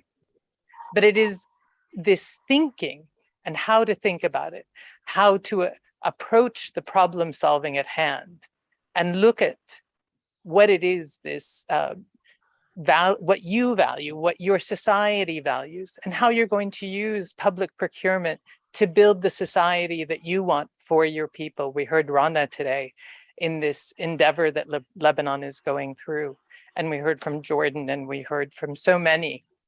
And I personally had the privilege to hear from so many when I taught the procurement module alongside Evgeny. And it's this that we understand, we see these tools, but none of us can do it alone. And you will be the ambassadors that take this information and relay it in your home countries, express that context, and develop new and innovative solutions in a cross-functional context. So with Annalisa's permission, I will not say goodbye. I can only say thank you for the privilege that you have given the faculty to learn from each and every one of you. And we look forward to the collaboration for many years to come through the Alumni Association, through Belgrade campus, through Tor Vergata. And I will stop here, but I will say thank you for that privilege.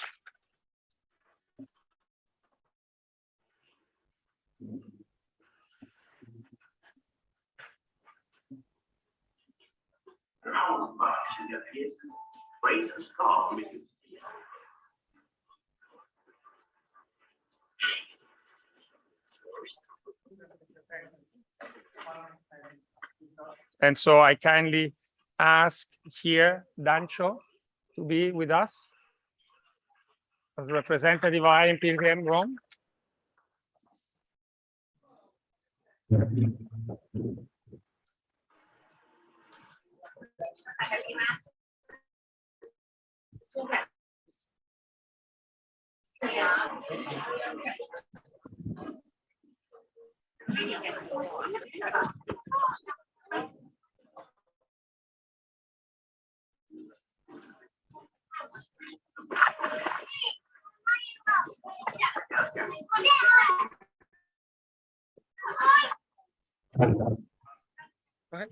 Thank you. Hi all. We are the greatest 10th generation, all picked by hand. We had the pleasure to be part of Sergio's band almost every week.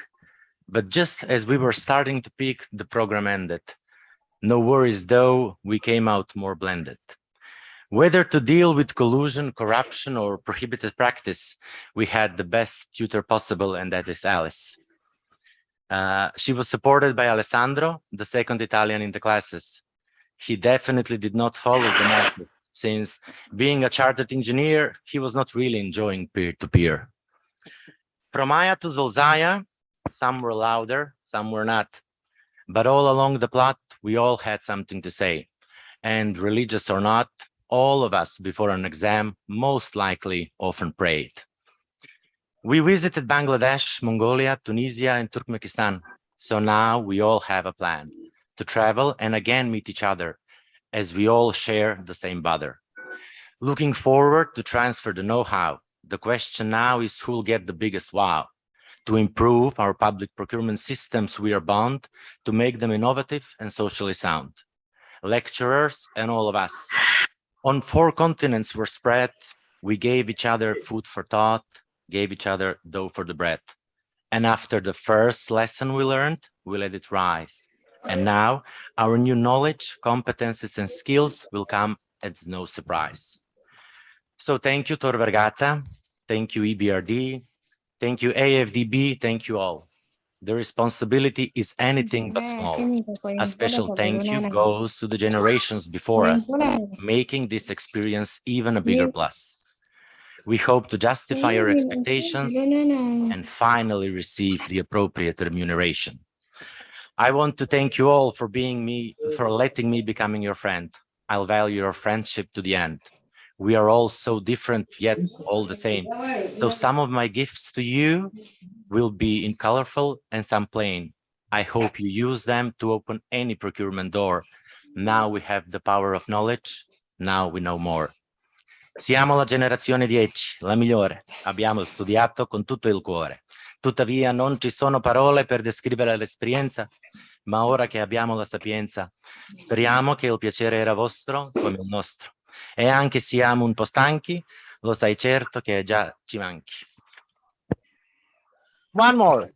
So dear professors, dear guests, alumni, student fellows, as my heart tenderly mellows, and I'm running out of rhyme, I thank you so much for your time and extend my best wishes to each before leaving the floor for the next guest to give their speech. Now I'm done. Thank you very much.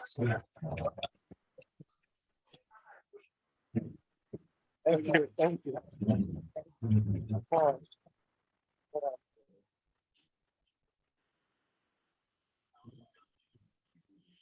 Can I leave now?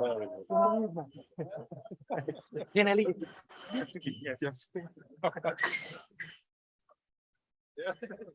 Fine. After this speech, for next year, I don't know how to prepare my speech. Okay, now representative of students from Belgrade, Andrea.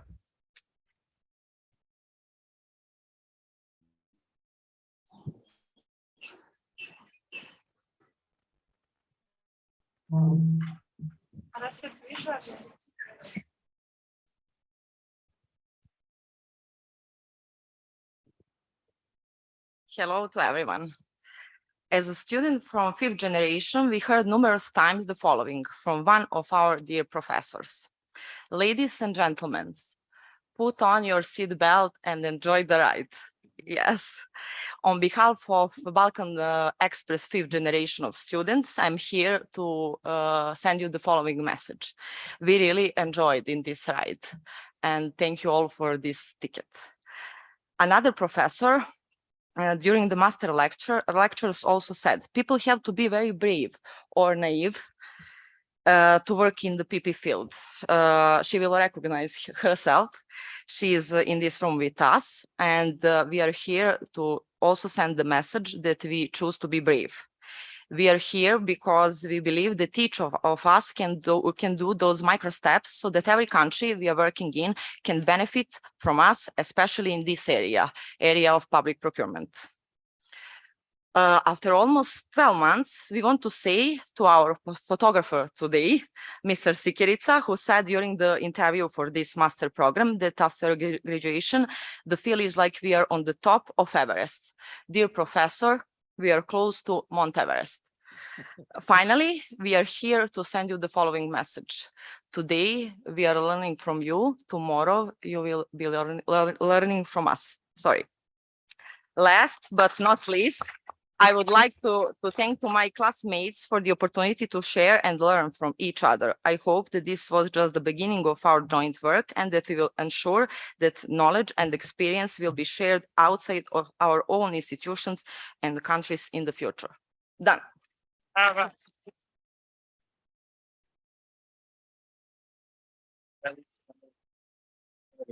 Can I stand up? Finally, before the moment of the recognition of the effort of our students, the president of the Alumni Association, Anadi Al-Nabulsi. Thank you for being here, Anadi.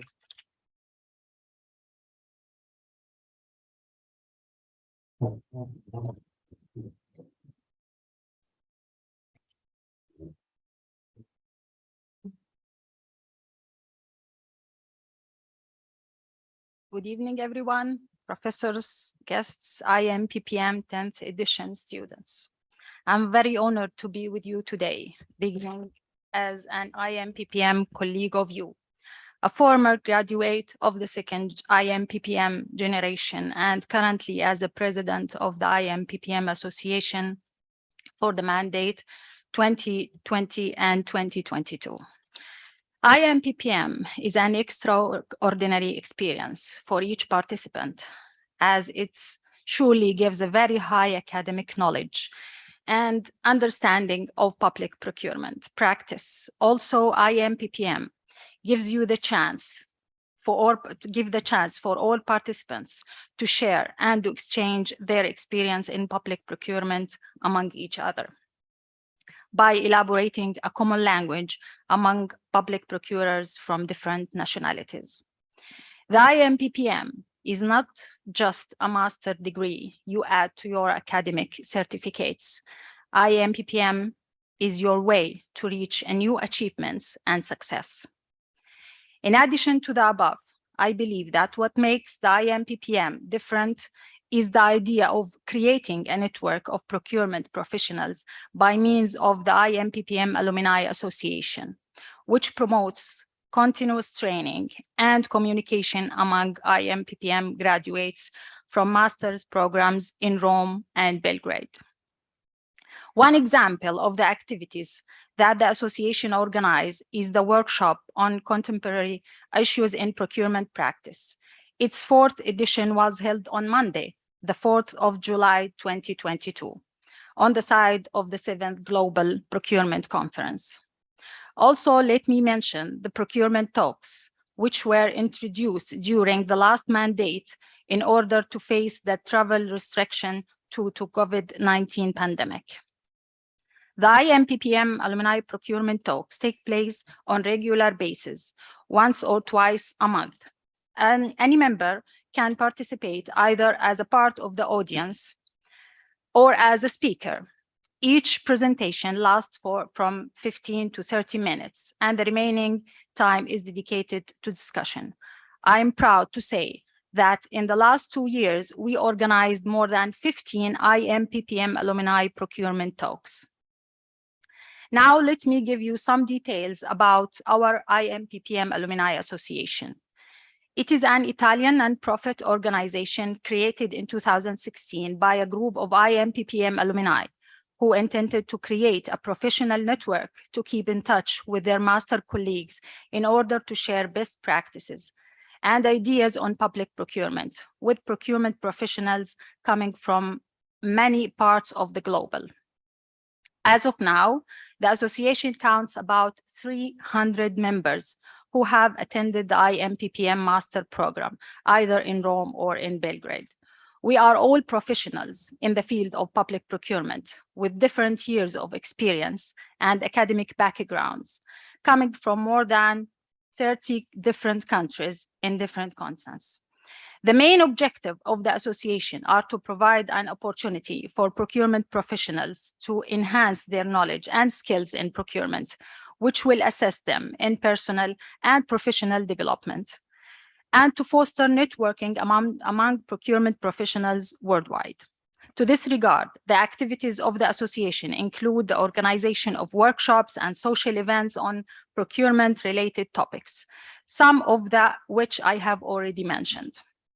I believe that one of our first responsibilities in the Alumni Association to promote this unique experience in order to expand the scope of the beneficiaries, especially of those who work in the field of public procurement in our countries, as well as to motivate all the graduates to be members in our Alumni Association.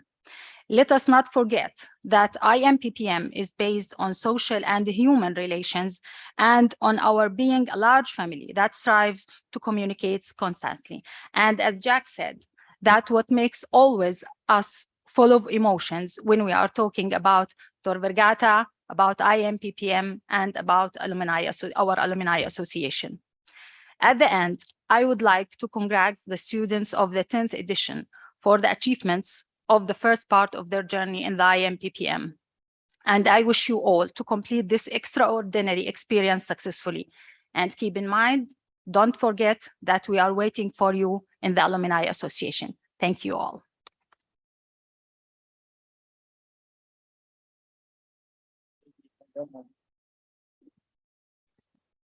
I guess we are ready for the final important part of this ceremony, which is the one of the recognition of our students.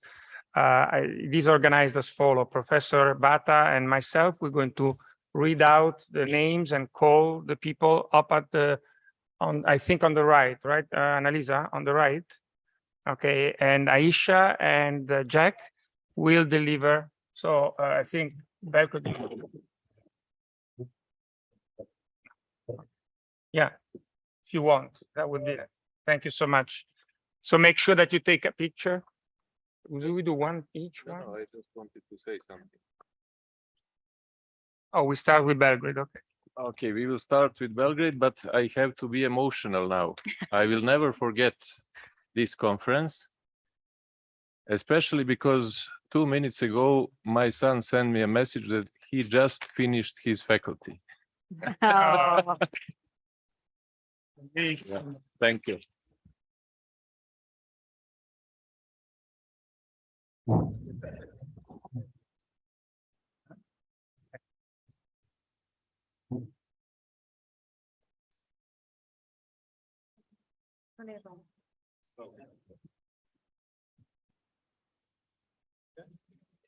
Hold on. Create the whole infrastructure. The video was nice. You made it. My tears was about. It's really fantastic.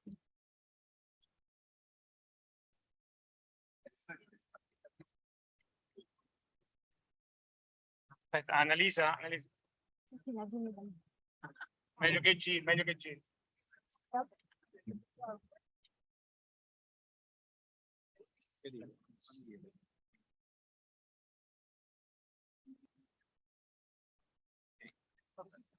Perché sono i PP in ordine?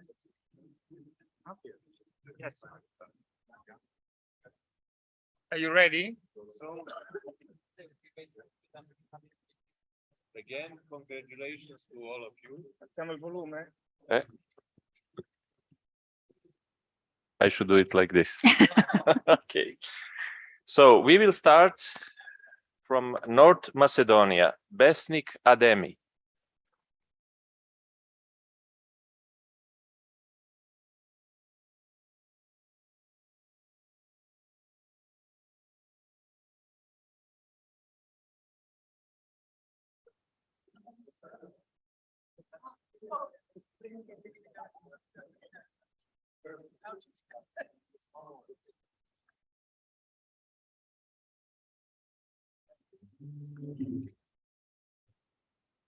Thank you.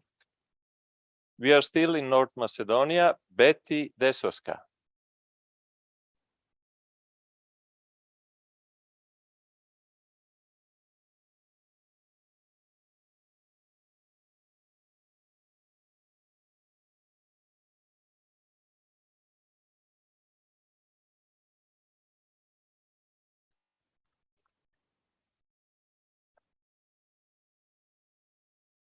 Now several students that are not in Rome, so we will bring tomorrow early in the morning their diplomas to Belgrade. This is Tijana Didanovic from Serbia. They are not here.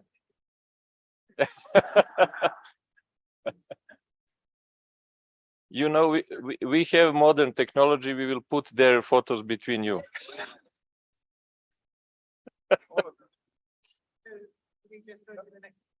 When the buffer is gonna do it, and we're gonna tell you when the next one is gonna materialize. Yeah. Next one, please. Tamara Dobric, she is not here.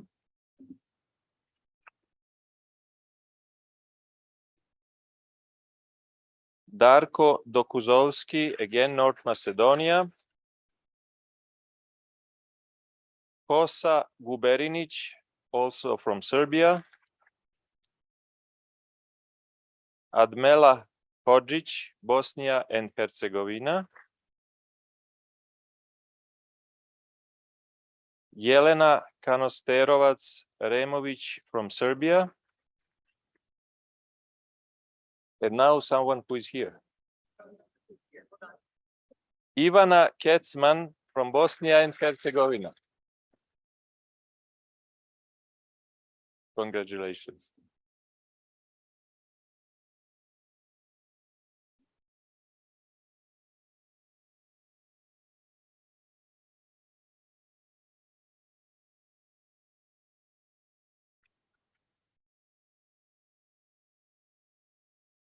From Montenegro, Andrija Lazovic.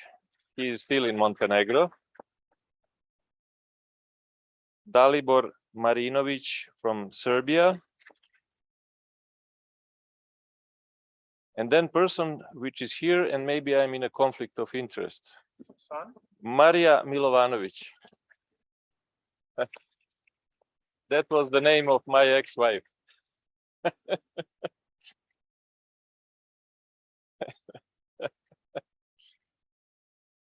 Then, congratulations.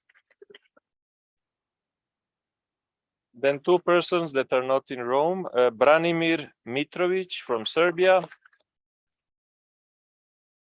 Petar Ojic from Serbia, and now someone who is from Serbia, but he is in Rome, Andrea Pajevic. Sorry. I told you, I got the message just a few minutes ago, so emotions are Yeah.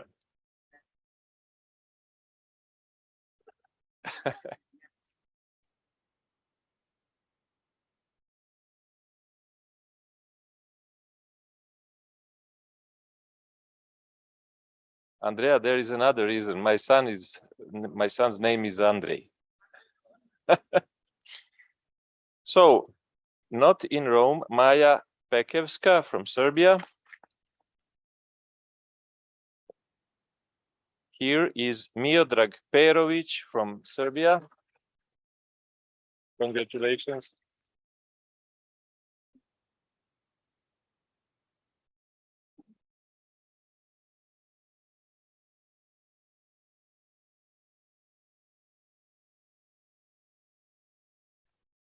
Thank you.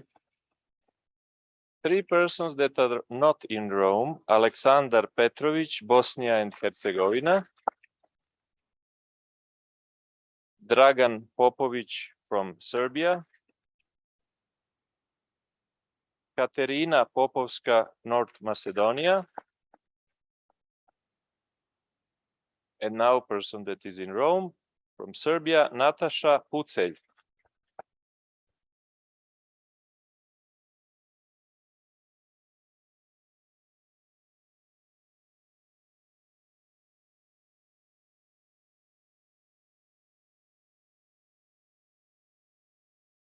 Congratulations.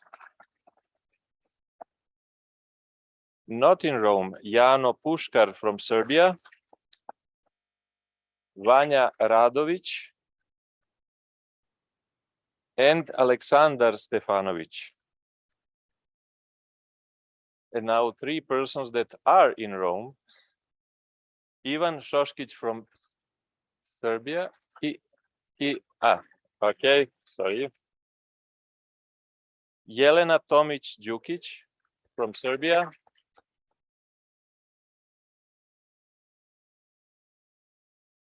Congratulations.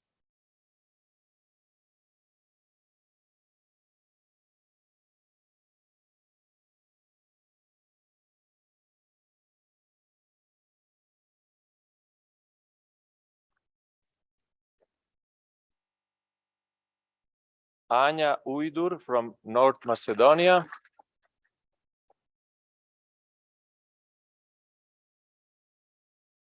Congratulations.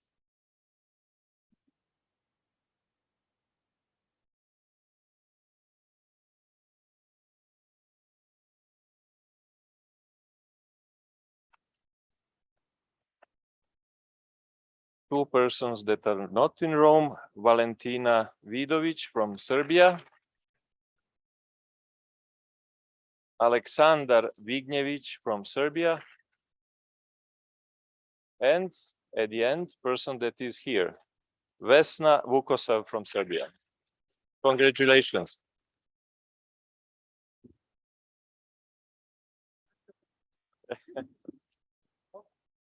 It's not by coincidence. We met at some training program in Serbia. We were together in the same classroom.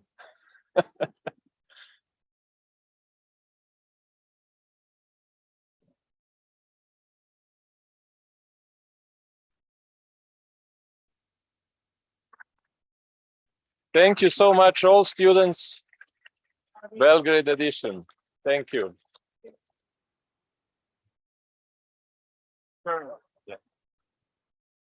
Okay, here we go. Forgive my mistakes in the pronouncing. Are we ready, Maria Cristina? Yes, I can go. Aya Abuganmi from Jordan.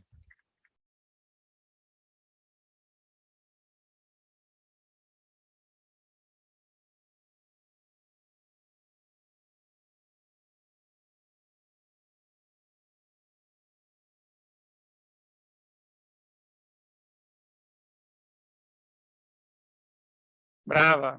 She's not here, but I know that she's online. Raeda, can you hear me? Raeda Ahmad from Jordan. Congratulations.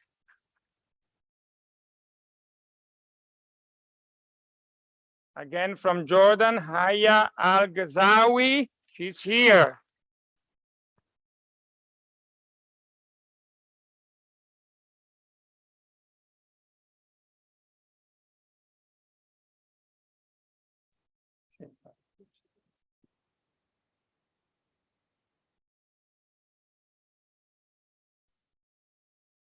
Bravissima. Again from Jordan, Nida Al-Shayeb.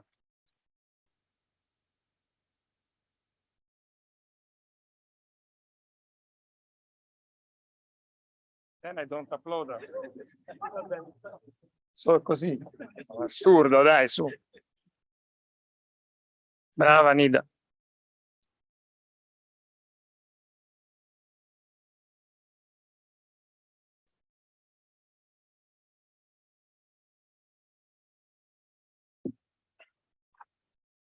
Brava Nida. Again from Jordan, Eman Al-Shubaki.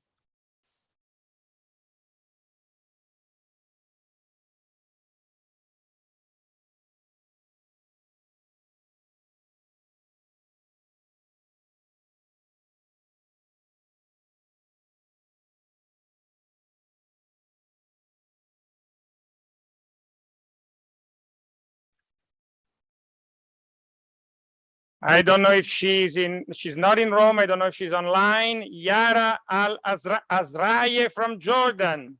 Brava Yara. Thank you very much. You can speak if you're online, just to say hi. Thank you. Again from Jordan, possibly again on video, Basma Al-Mutlaq. Hello, Basma. Hi, thank you, Professor. Ah, Hello, Professor. Thank you so much. Congratulations, dear. Wonderful to Thank have you you. in the master. Me too. Thank you so much.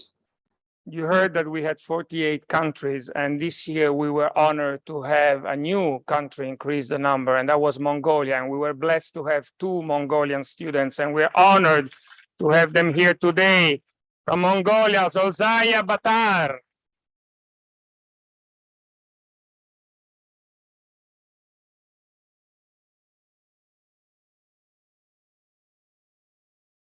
Jalo.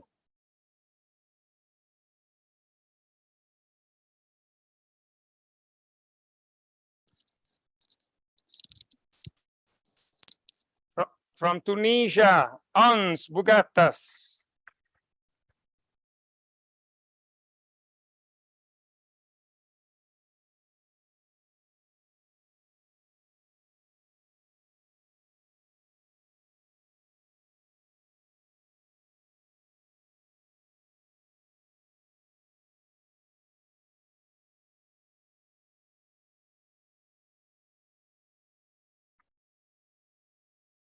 Again from Tunisia, Elhem Gribi.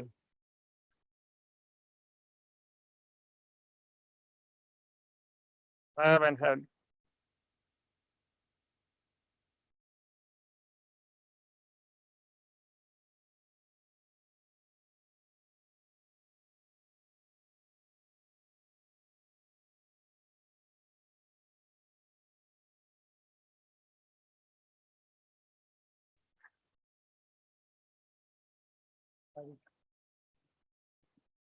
Again from Tunisia, but not present here, Bessem Barek.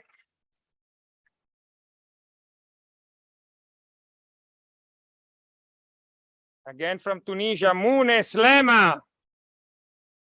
Oh.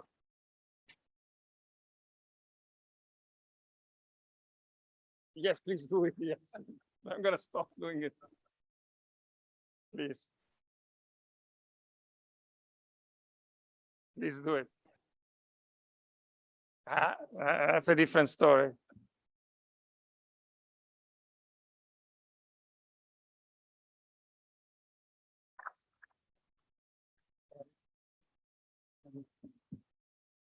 From Italy, Alice Castro, the tutor of the program.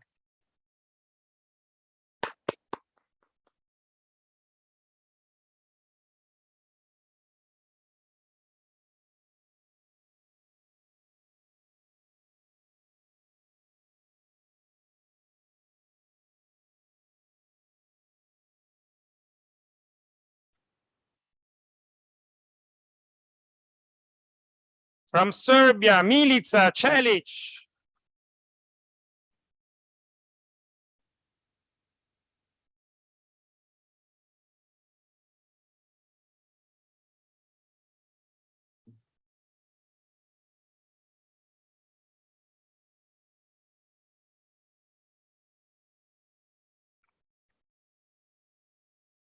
Again from Italy, Alessandro Di Fabio.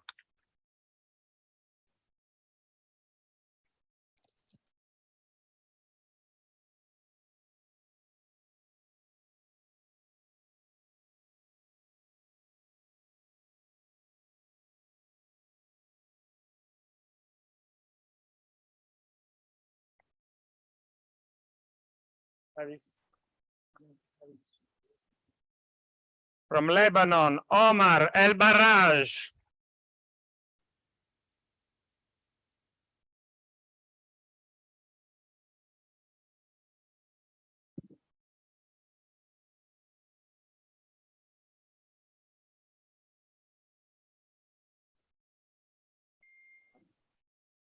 Thank you, guys.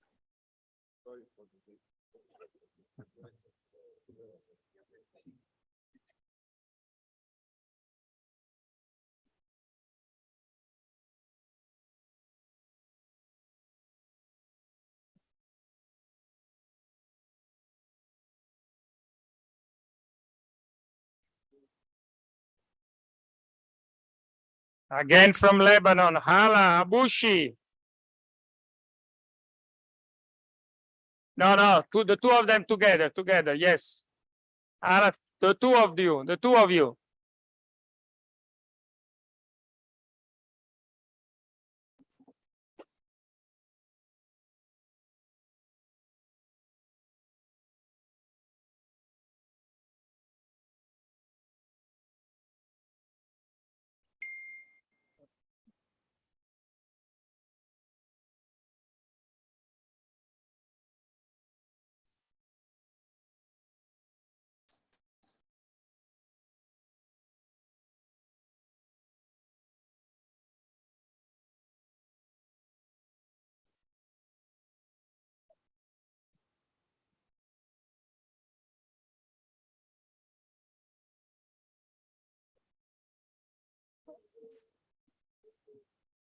I know that he is online.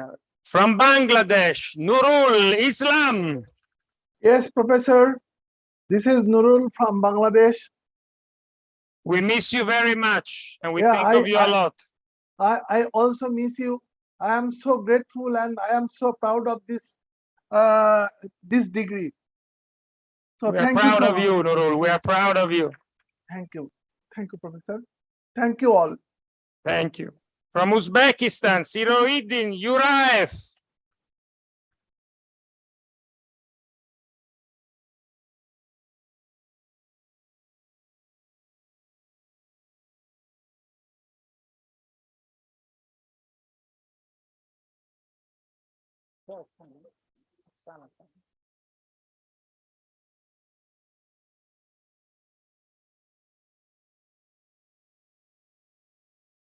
From Ukraine, Oksana Kamyanetska.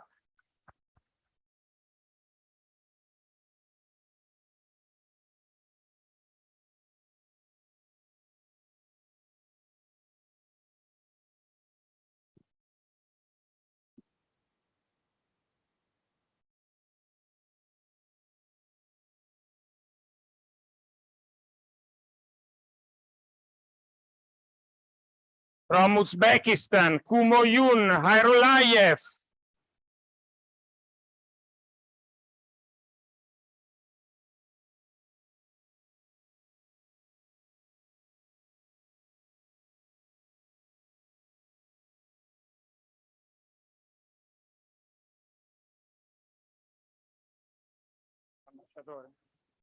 Cerca di pensare chi sono. Uno è Marina.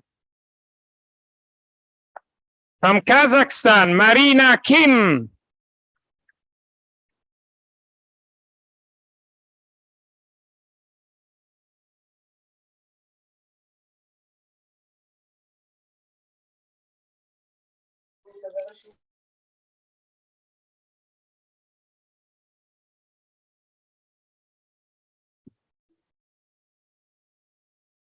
From Sierra Leone, Shaka Koroma.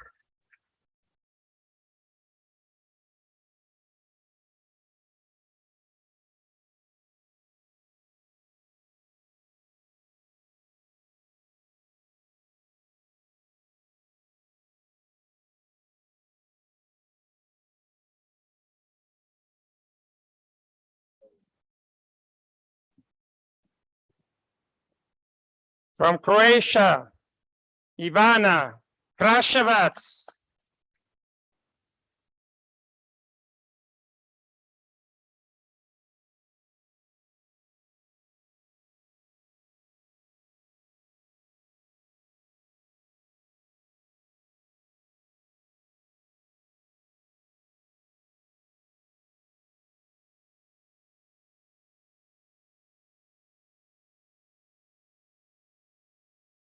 I did well, no?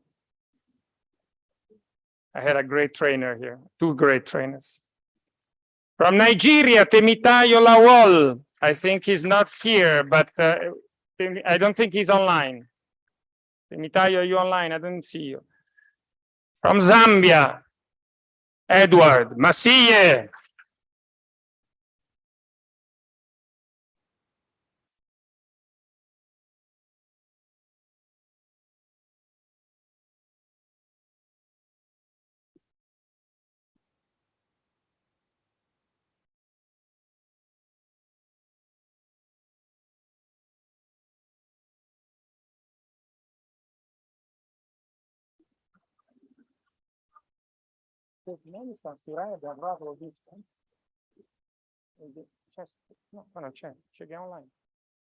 From Turkmenistan, I think she can hear me. Suray Nurtayeva. Yes, I can hear you. Thank you, Professor. Thank you for all. Thank you, Suray. Thank you, Suray. We were honored to have you. Thank you so much. We miss you. Thank you very much. From Mongolia, again, Bolorma Rensen Yebu. I tried hard. Rensen Ribu. Bolorma, thank you.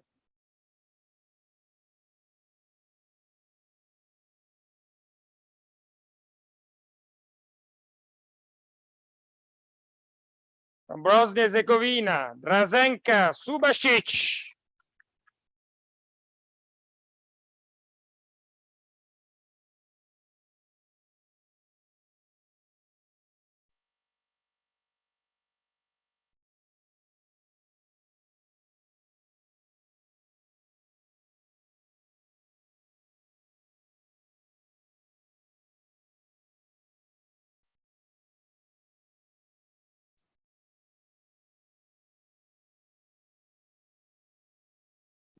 You have already met him. From North Macedonia, Dancho Vodenicharski.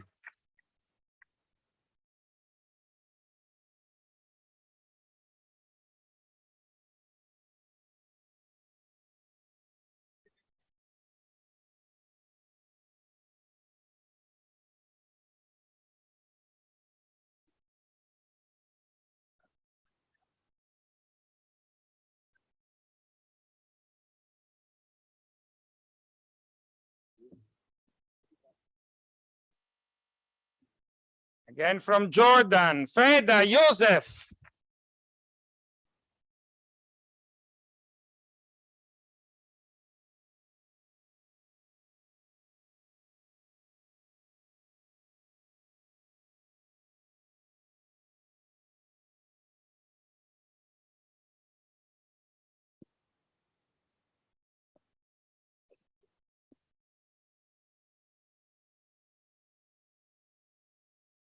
Thank you so much.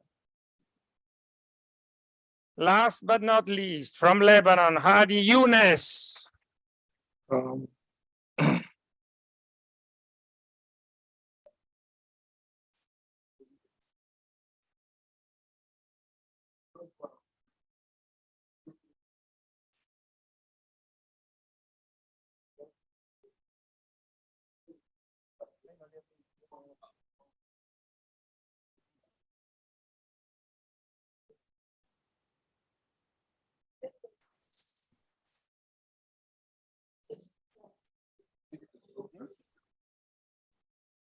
Okay, I said there was one surprise. No, apparently there's more than one surprise. There are two more surprises.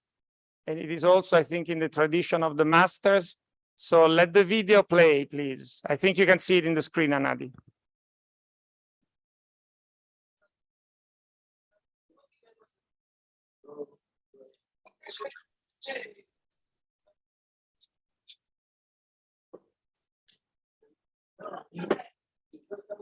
here. And let me say how delighted I am that we're entering also the phase 10th edition IMPPM student.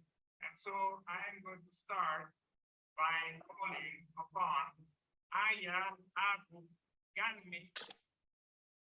Aya Abu Ganmi from Jordan. Rahida Ahmad. Hello, my name is Rahida Ahmad from Jordan. Yara Al-Azrai. Jordan. Aya Al-Ghazawi. Jordan. Asma Al-Mutlaq.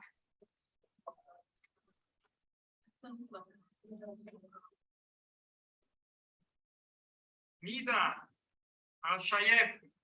Nida Al-Shayeb from Jordan. Iman Al-Shubaki.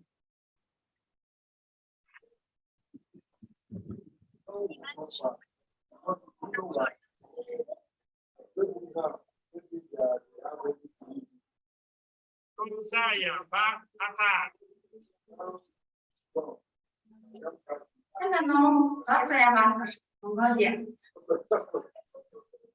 Ons Buhnas.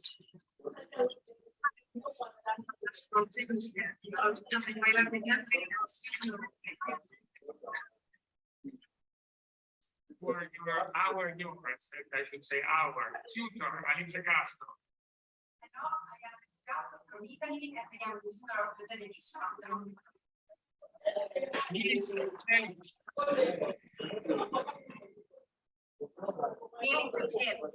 Greetings from Serbia.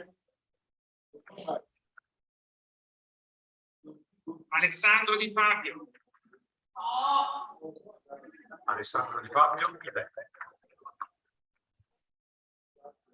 Omar El Barat.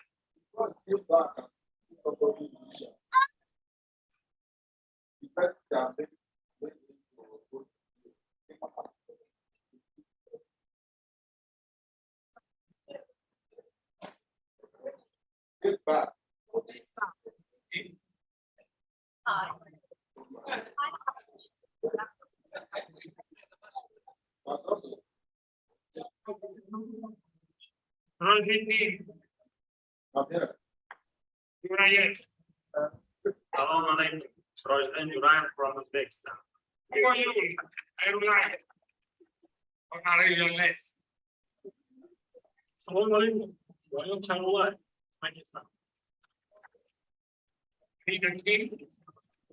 Hi, my name is Marina. I'm from Kazakhstan. Ivana Krasheva. Russians. Croatian.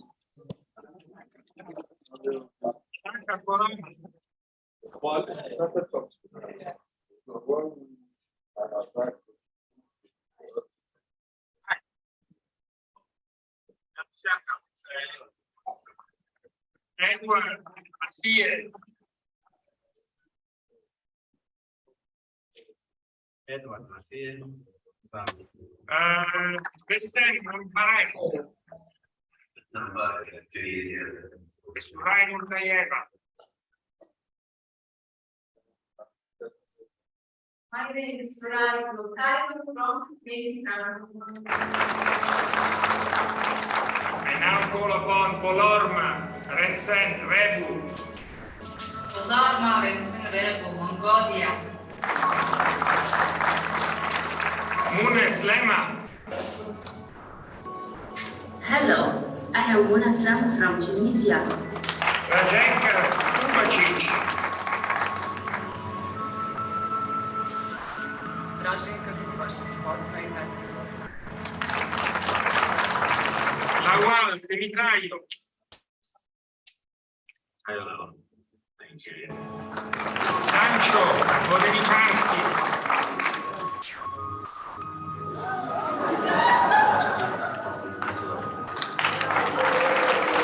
Ida Yusuf. Ida Yusuf from Jordan. Adi Younes.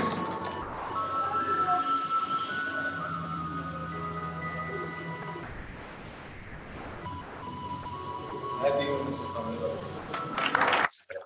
much. We are very honored to closing IMPPM.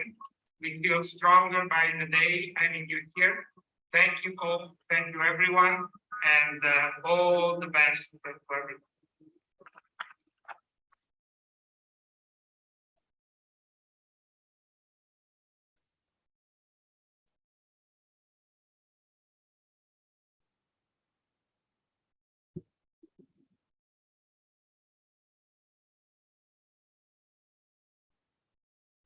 This is your present again.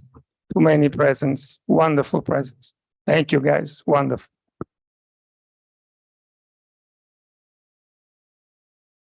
I know, I have to say. I was going to get ready to listen to it. Yes, the surprise from Belgrade, please. No, right? There is a video from Belgrade. Yeah. Can I go and sit down?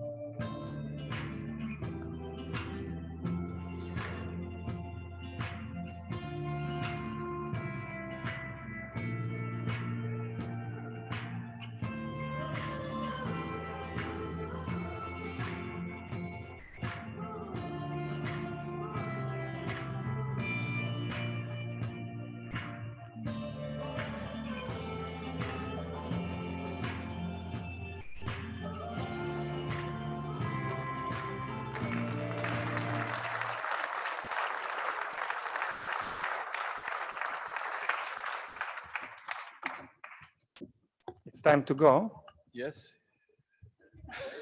We let them go. I just wanted to say Yes. this was emergency procurement.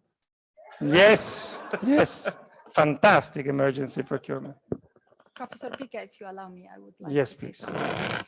I think you heard the name of Jordan many times, and you will keep hearing the name of Jordan, because I believe that I will bring every procurement professional or workers in Jordan to the IMPPM.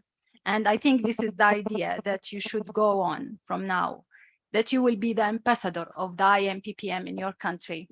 Me and Professor Piga, Annalisa, and Professor Vilgo will start work on the informative webinar, and you will help us in your countries to transfer the idea and of the IMPPM in your countries.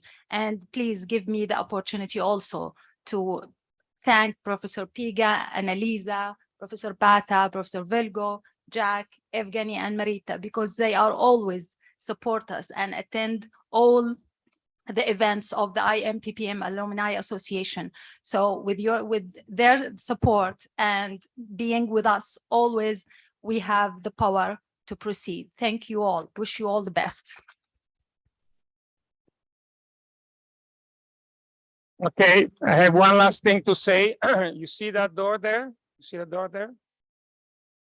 Okay, so if you go on the left, all the generations that still need the degree and obviously also to need to subscribe to the Alumni Association, you can go there and we will meet you there. No, it's not finished. You see the door there? Okay.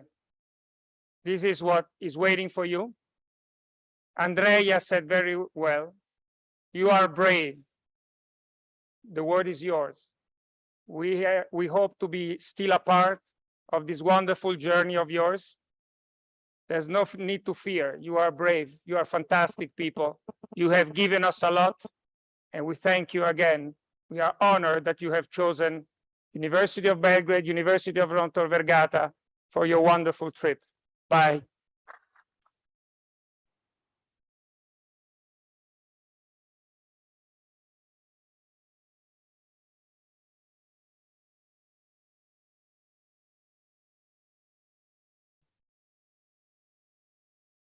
Devo chiamatela, posso rinviare.